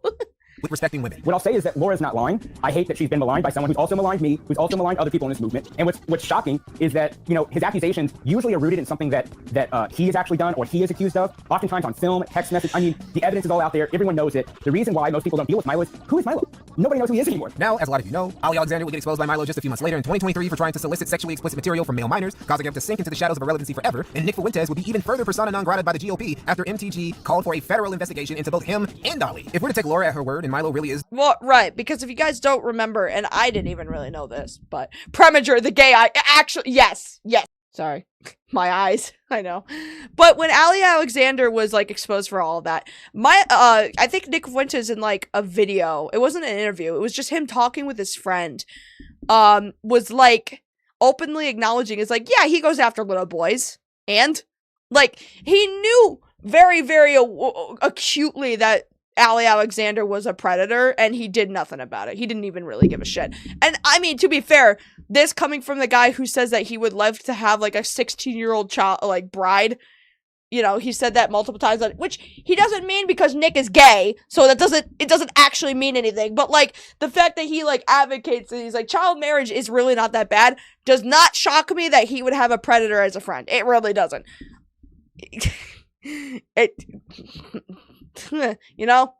Birds of a feather or something, whatever the saying is. It was never about saving the kids well, no, they don't give a shit. Nobody cares. The main reason she lost her primary in 2022. And that means Milo caught like 3 bodies in less than a year. Truly a dangerous bundle of sticks. Laura Loomer, post losing her primary in 2022, was essentially cooked. She just had no juice or pull anymore. You can only clout chase for so long before you start getting diminishing returns. Every conservative thought has a limited shelf life. Laura, who to her credit didn't base her career mainly on her looks, had a stronger run than most, but it looked like she was doomed to irrelevancy, just like the rest. That is until out of nowhere, in fall of 2024, Laura Loomer was seen traveling with Trump. Dude, like how does this happen? How does out of nowhere some unqualified, untalented, unaccomplished woman with a reputation for doing nothing but yapping for the better part of a decade become part of the entourage of the President of the United States? By stalking him, basically. That and dick riding him like a jockey with a horse name. By stalking him. Always by stalking him. Always. Also, can I just add? Hold on. Is it here? Who, to her credit, didn't base her career mainly on her looks, had a stronger run than most, but it looked like she was doomed to irrelevancy, just like the rest. That is until out of nowhere. In fall of 2024, Laura Loomer was... Look at how Trump holds this woman in comparison to how he, like, if you ever seen him with Melania in public, how she sort of just kind of holds his hand while also awkwardly keeping a distance. Look at how...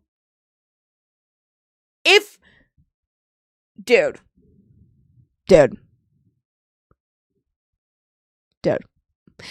If I catch my partner in any way being this close, getting this fucking handsy, getting this fucking all nice and touchy with somebody else, I'd be asking questions. Although, I don't know if Melania really cares all that much. He cheated on her with Stormy Daniels, and she seems to have taken that like a champ. But, do you know how embarrassing this is for Melania specifically? I have no sympathy for the bitch. She's an Epstein client, so clearly I don't feel any sympathy for her. But, could you imagine, right? Working up this fucking facade of having the perfect relationship with the president of the United States and holding the highest position as a woman, the first lady to the president. And he holds women that are not you like this. She might as well be his first lady with the way that he is holding her this close. It's actually insane. On the waist, yes! What is this? This is drastically uncomfortable. I would be so fucking pissed if I'm trying. For Melania, it's always been about looks. It's always been about the facade that her life is perfect, right? If I were trying to present that facade, which I don't because I've made plenty of mistakes on the internet that I can't lie about and hide, clearly. If I were trying to paint the perfect image that I'm a perfect person, that my life is perfect and everything is fine, and an image comes out of my partner holding another person like this, I would be embarrassed.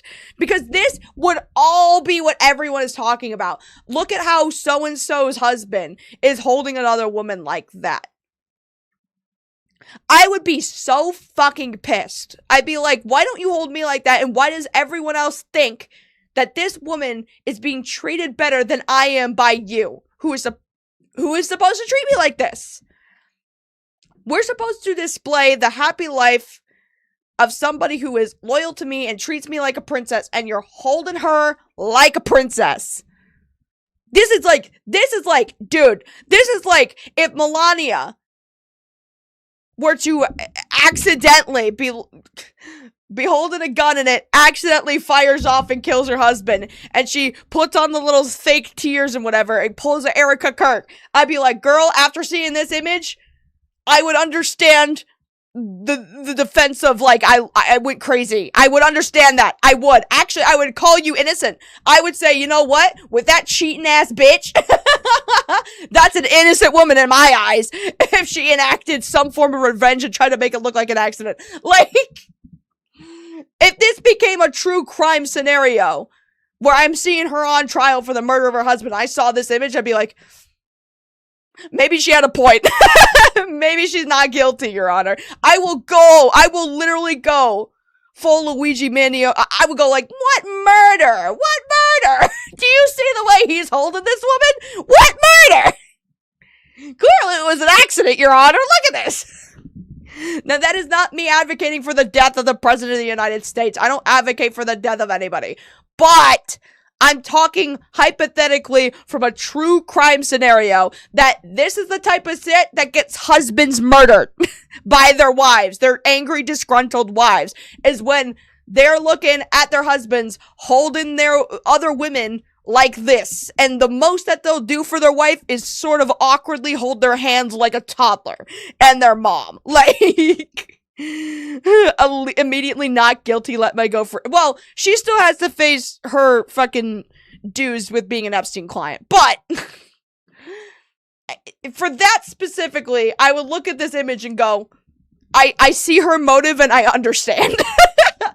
I wouldn't advocate for murder, but I would understand.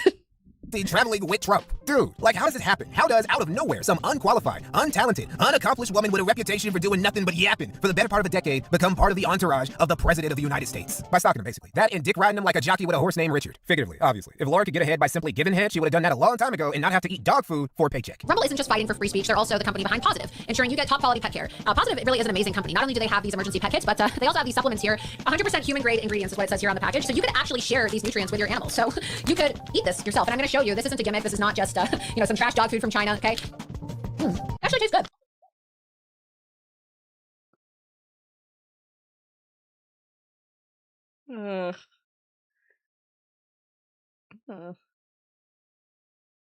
Why would you... Why would you... Brother, ew. Why would you do that? Why would you do that? You didn't have to do that. What? She did not just eat dog food. What the? Yeah, she sure did. Why? I don't know. Why would she do that? The Donald Trump did nothing wrong t-shirt after the files is the funniest thing. Dude, I'm sure she's having a field day. I'm sure she probably went full Nick Fuentes and said, well, 13-year-olds aren't actually that bad. That's did you hear about the Melania doc? Yes, I did actually. Brett Ratner's also in the files too? That's so funny. These people don't even hide it, really. That's so amazing. I don't know, I heard it was boring and dumb. I guess I wouldn't want to watch a documentary on a rich demagogue becoming a rich demagogue again. I'm good. I feel like most people feel that way, though. Oh, goodness.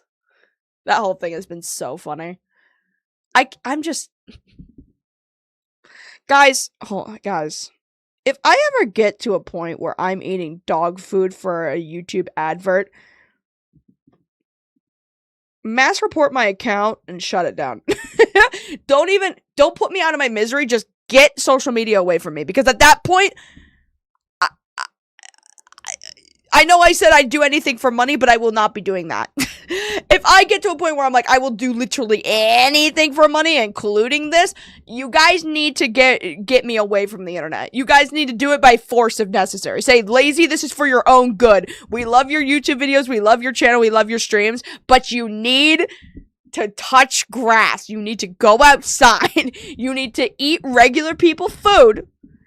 Who's to bet that she doesn't actually have a dog? Echo with the 199. I gave the finger to Melania poster at the theater. Nice. Dude.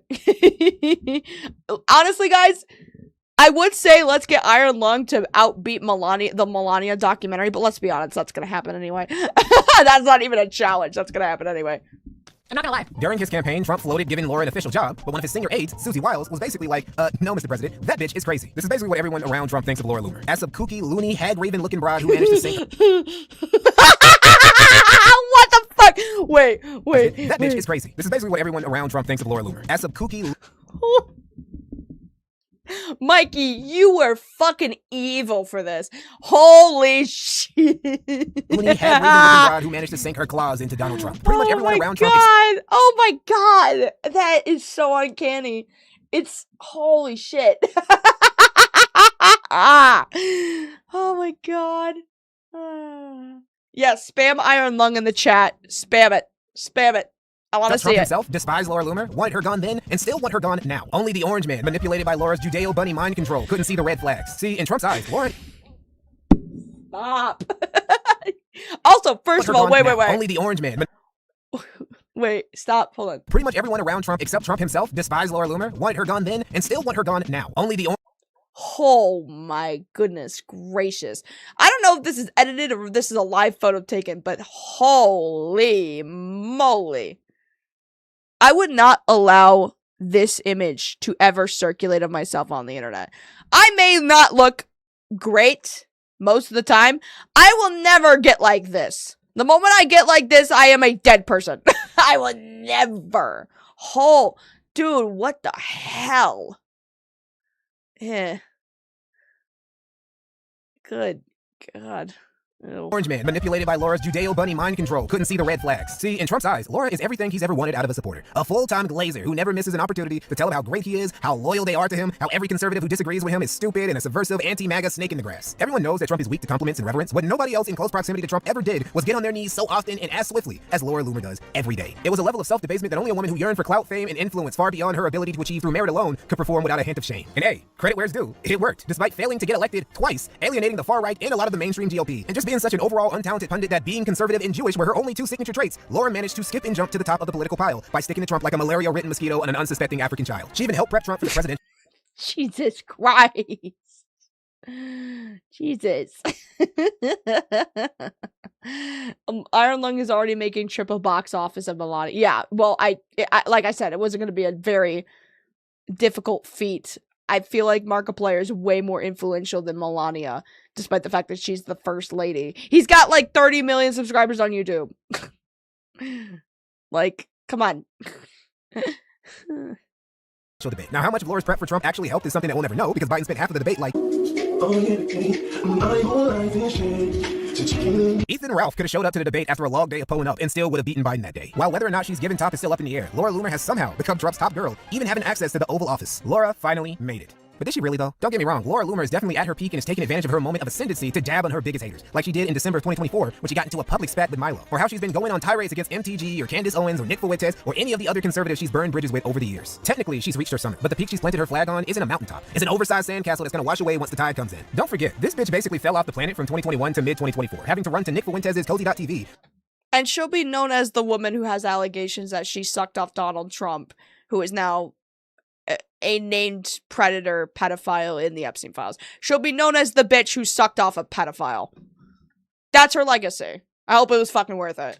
Or make guest appearances on Ethan Ralph's kill stream for better exposure. She's failed to win elections twice. She's distrusted by lots of people in Trump's administration, especially because she keeps trying to get them fired for not being pro-Israel enough or whatever. Actual Republican politicians in office despise her because she's cuckoo and makes conservatives in general, and MAGA especially, look bad. Like how she encouraged Trump to block Gaza visas so Palestinian children can't come to the U.S. temporarily for healthcare. This policy push in particular had Laura butting heads with MTG again, who just found this to be cartoon villain levels of evil. Despite what Laura and her supporters would have you believe. Thank you, Echo again with 199, just spamming Iron Lung. Okay, we get it. We get it. Oh, goodness. Her position is super tenuous and pretty much completely dependent on Trump. If he ever tells Laura to kick rocks, that's GG's for her relevancy, because being pro-MAGA and Jewish are literally all she's got after a decade of political activism. Even in the best case scenario where she stays in Trump's good graces, she's still gonna have a shelf life of 3 years maximum. Because even if Vance becomes president next, he likes his women brown. Judeo bunny mind control won't work on JD, Laura. Enjoy the view from your castle of sand while you can, Miss Loomer, because the tide is coming in eventually. I want you to think of this video as a PSA of sorts, because both the normie, pro, and anti-Loomer crowds mislead you about the true nature of this goofy bride, presenting her as either a belief-driven MAGA loyalist crusader or a far-right Zionist Machiavellian villainess. The truth that people who knew about Laura way back in her rebel media days could tell you is that she's just a clout-chasing spectacle merchant whose only product has always been Laura Loomer. Laura Loomer is the ultimate form of the conservative thought, rising to a level of prestige her early peers could only dream of, as a court favorite of the president. But even then, she only got there through being an obnoxious, brown-nosing attention whore. Not through merit, not through accomplishments, not through having anything of worth to say. Trump literally pulled her out of her relevancy in 2024 on a whim. Laura Loomer has built nothing of worth in a decade and consistently failed up until mid-2024 when she convinced the president she was some asset, which her jigsaw-looking, dog food-eating, clout-chasing, mentally unstable stalker ass is not. And so I find myself, for possibly the only time ever, agreeing wholeheartedly with Nicholas J. Fuentes. Let's just be honest.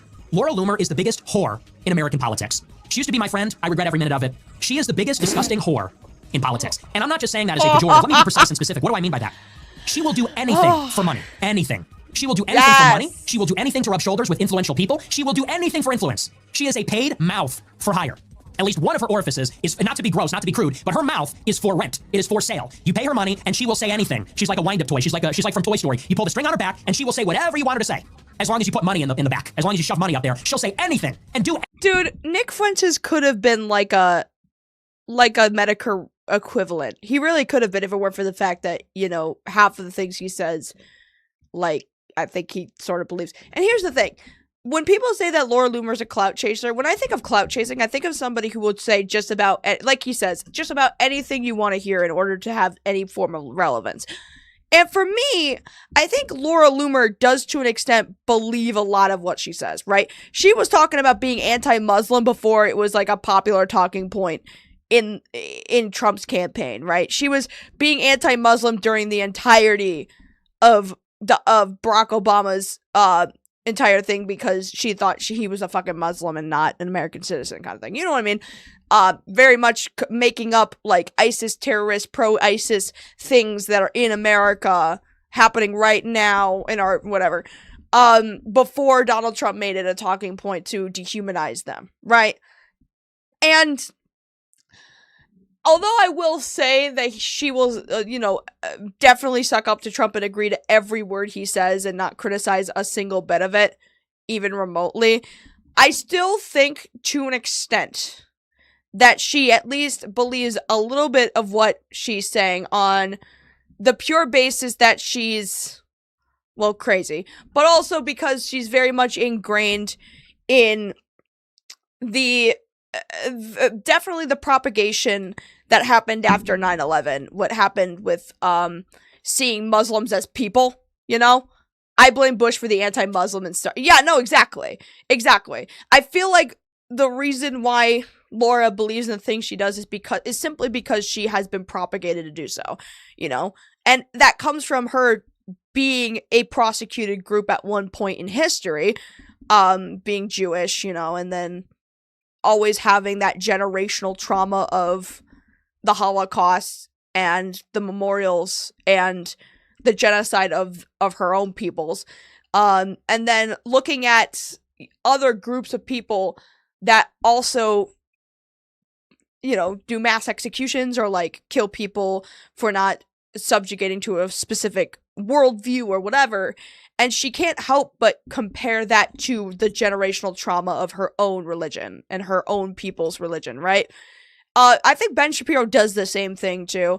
And I don't, disagree with the comparisons. I see where it's coming from. They see, terrorist organizations that prop up.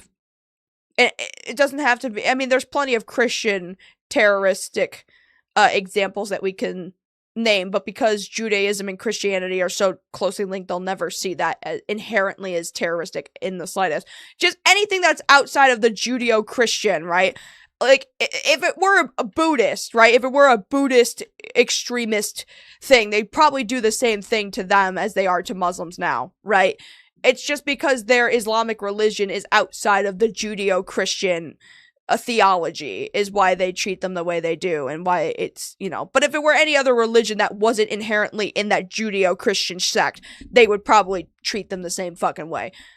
Anyway, the point being is that when Laura talks about being anti-Muslim and talks about being anti-persecution of your speech or whatever, it comes from the inherent generational trauma that a lot of Zionists will use from the Holocaust and being persecuted as Jews, to justify when they say, when they compare something to the Holocaust, right? It's like, I was a victim of this inherent targeting of my people by Hitler and by Nazism, so when I make the comparison, I am not saying it just because I call anything I don't like Hitler. I'm saying it because as a Jew, I know what the signs are, kind of thing. And when, a lot of anti-genocide, a lot of genocide studiers and a lot of anti-genocide organizations do base the steps of what a genocide looks like and the steps of an anti-fascist regime takeover based off of the prime example, which is Hitler and the rise of Nazism. And that's because that's the most but it's the most relevant example we have at the moment besides the Trump regime. We look back on something like that and we're like, that can't happen again. And a lot of people who look throughout history and the rise and fall of not just authoritarianism, but just civilizations in general, like Rome or Rome's the only way I can think of it the most, the Ottomans, anything like that. And they see the rise and fall of that, and they see that every single fall is the result of when extremism really takes over and points the blame at others and then inflates the economy and stuff like that. And a lot of economists, experts in genocides, experts in authoritarianism, is looking at where we're at, and they're saying a lot of different things based on their own personal opinions. Like, we're seeing the rise of fascism, we're seeing him experience an extinction burst, we're seeing all these things. And of course, they're basing it off of repeated history, but I would say history rhymes more than it does repeat, right? It does things in similar fashions, but it always manifests in very different ways, and that making a comparison and saying this is just a repeat of history, it's not a repeat of history. It's people trying to rhyme with it and like going through the natural cycles of a rise and fall of an empire. That's going to inevitably happen. Because nothing can stay powerful forever. It can evolve over time, but nothing stays on top forever. Something always will kind of eclipse that eventually. They'll find a way to. So, I believe Laura, where she's coming from, comes from the propagation of Zionism. It really does. And I feel like when she talks, yes, a part of it is a people-pleasing tactic to garner some sort of clout, some sort of powerful relevance or whatever, but I also think a lot of it comes from her own personal beliefs that come from the propagation of Zionism.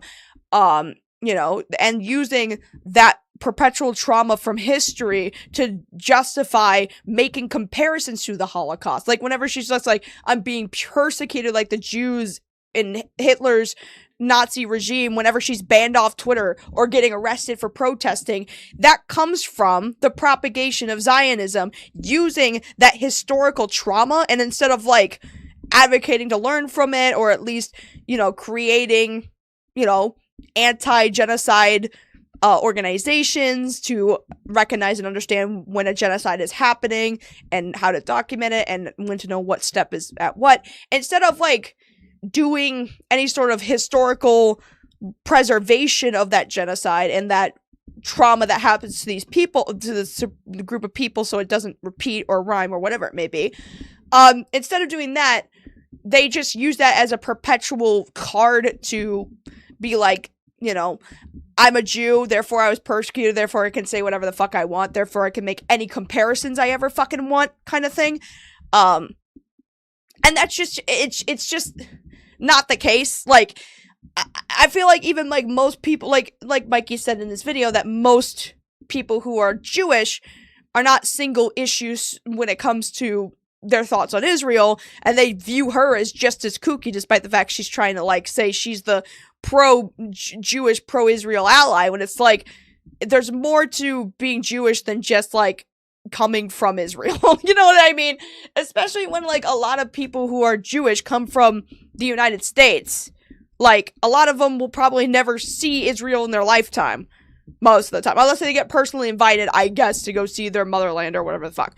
But like, I think Laura does genuinely believe a lot of the things he says, kind of like the same way Nick believes in some of the things he says, except for the difference is that when Nick espouses his belief system, it's kind of to like stand out as the primary voice of those beliefs. That's why he burns as many bridges as he does. When he finds somebody of a similar thought process as him, he has to find some sort of way to sever that relationship, because he wants to be like a solo voice in the conversation, because as long as he's the solo voice, then all eyes are on him, and so all of his ideas sound really philosophical and original when they're really not.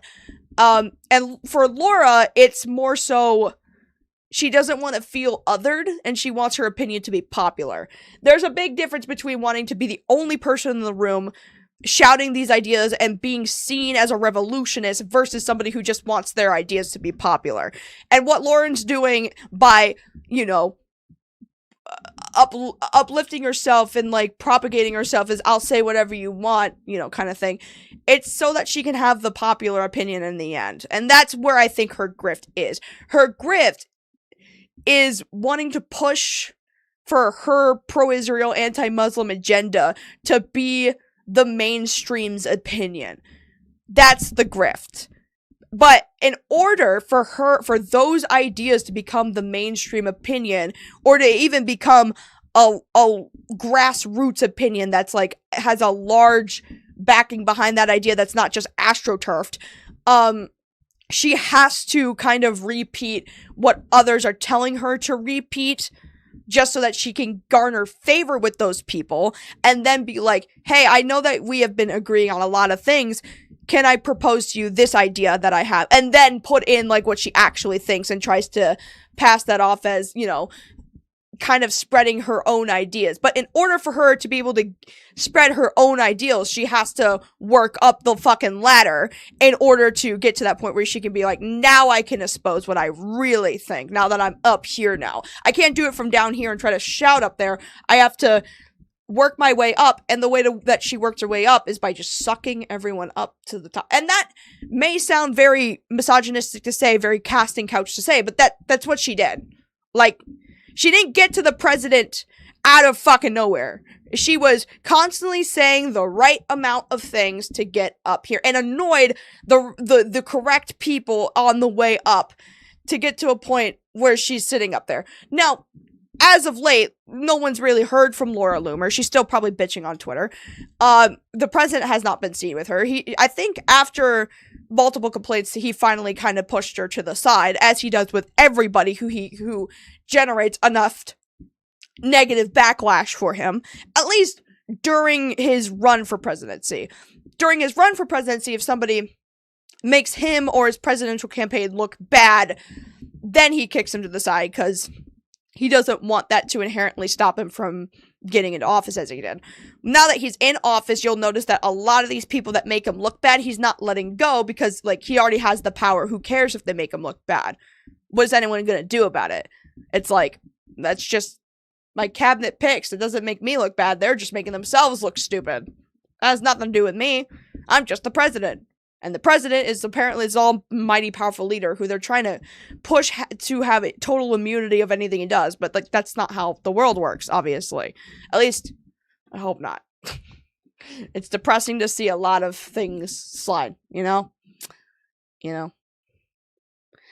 There's nothing wrong with preserving the memory of tragedy as long as not forgetting the horrors that happen, but when you weaponize it to silence your critics as an excuse, yeah, basically. And I hate to even use the term victim mentality or victim card, because I think that's some, like, you know, pushing bullshit, like, ew, don't be such a victim kind of thing. Like, I hate people like that. I think that shit's fucking bullshit.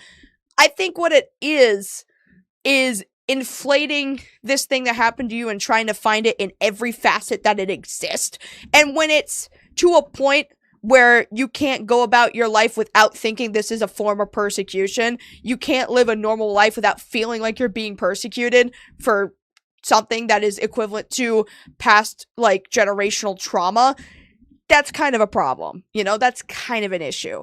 Eventually you kind of have to move on and recognize that there's different patterns out there of, like, different repeats of history that is not centered around your individual or your community's generational trauma. Like, there's other generational traumas. Like, when people, like, when the black community, African Americans, talk about the generational trauma that still persists when it comes to slavery, and, like, say Laura Loomer comes in and she's just like, that's not the same thing because Jewish people had it worse. We weren't just enslaved, we were killed. And it's like, yeah, so we're slaves. Like, when it gets to a point where you're comparing one trauma to another and saying that mine's more valid because mine makes more sense in a repeated history kind of ways, but yours doesn't. In fact, your history is just something you need to get the fuck over. Mine is not. That's when I have a fucking problem with it, right? We all have generational traumas of, like, shitty things we've done. Like, learning about the shitty things your country has done isn't fun. It's not great. It makes you feel a little shitty. But I feel like the perks of being known as a free country or a country with free speech is that you have the right to criticize your government. You have the right to criticize your country. I think that's the beauty of it. If you didn't have the right to criticize your country, then we would just be doing atrocities all the time and no one would say jack shit about it. I think that's the beauty of being what free speech should mean. If these people actually gave a fuck about free speech, which they don't, if they actually valued free speech, then they shouldn't be getting mad at the libs for criticizing the country as much as they do, because that's the beauty of having a free speech system, is that you can criticize your government.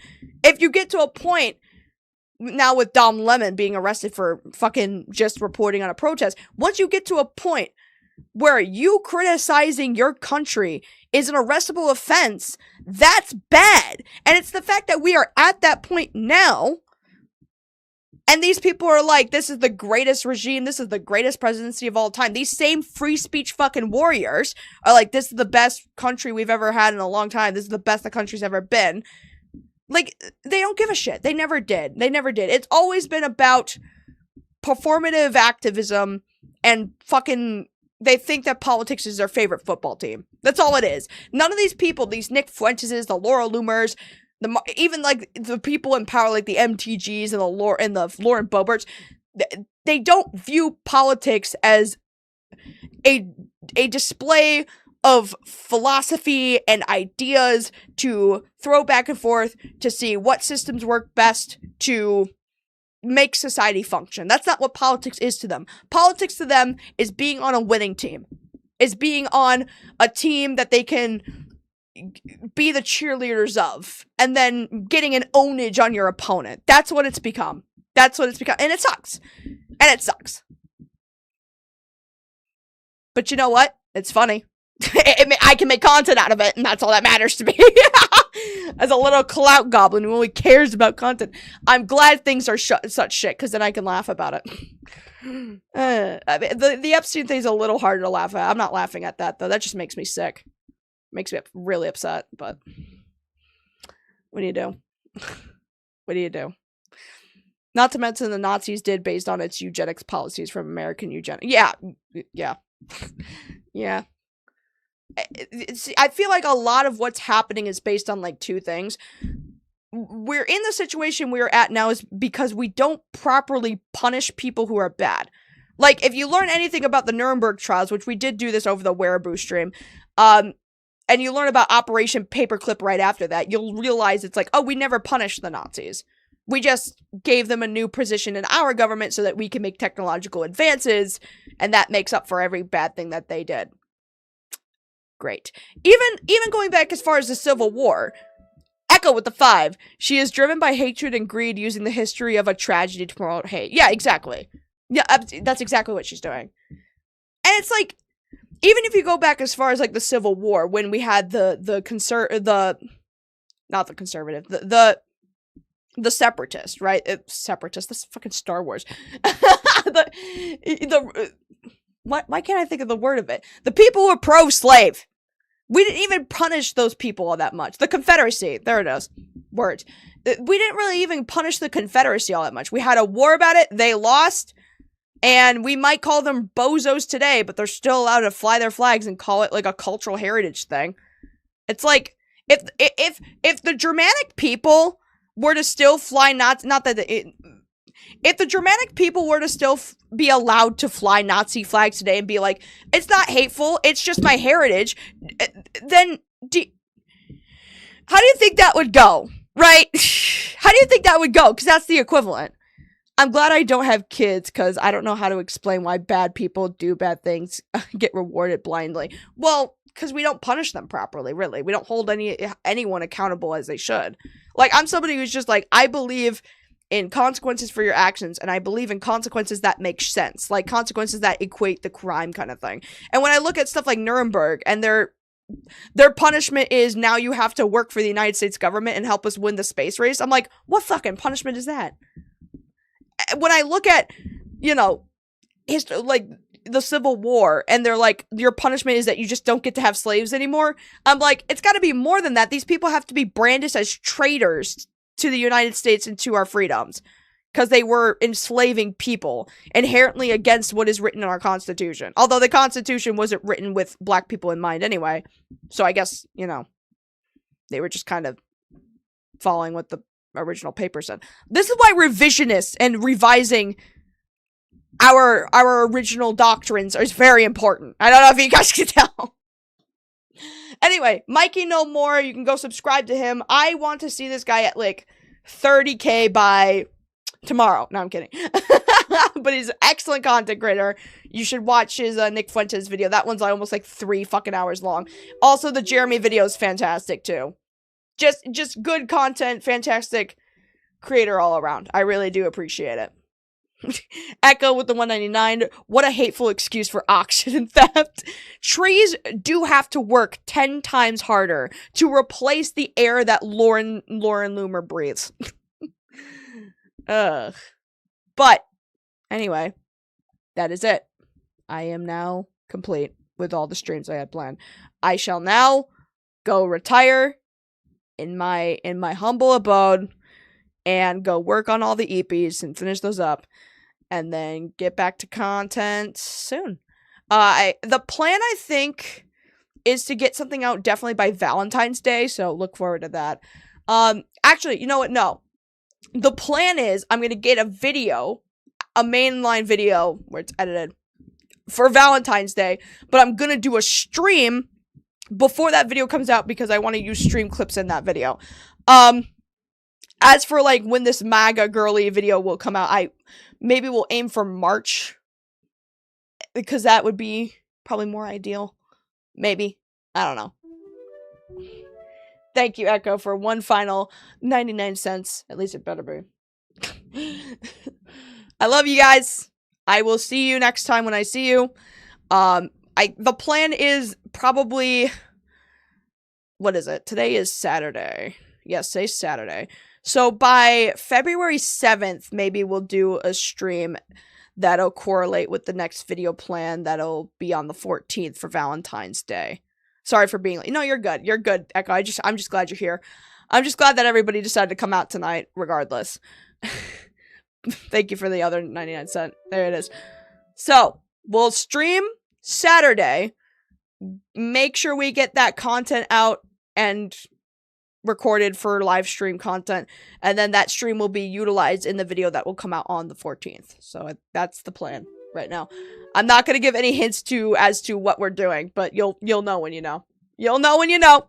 Thank you, Echo, for all the donos. Thank you, Echo, for being the Bubble Paladin today.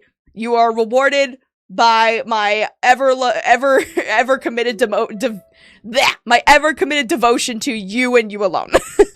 You know what? I'm going to spray bubbles just for you. Just for Echo. Just for Echo. There you go. Just for Echo. Whee! Just for Echo. Thank you so much for being here, everybody. Thank you, Echo, for donating all of your money.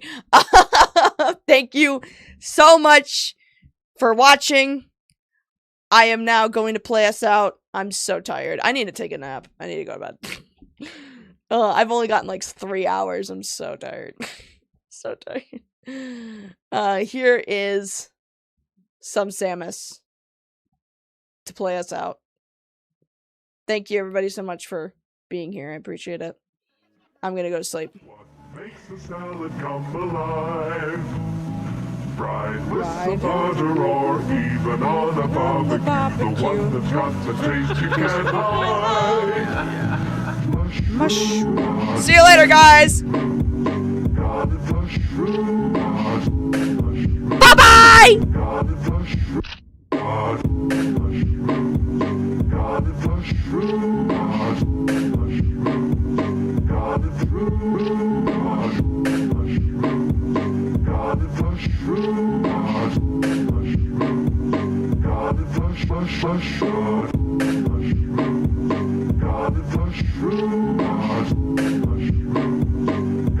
What is the vegetable that's so low in calories? What makes the salad come alive?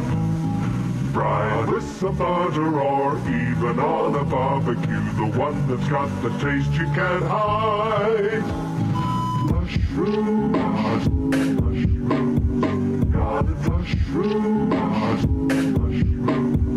Got it, mushroom. Got it, mushroom. Got it, mushroom. Got it, mushroom. Got it, mushroom. Got it, mushroom. For all the seasons.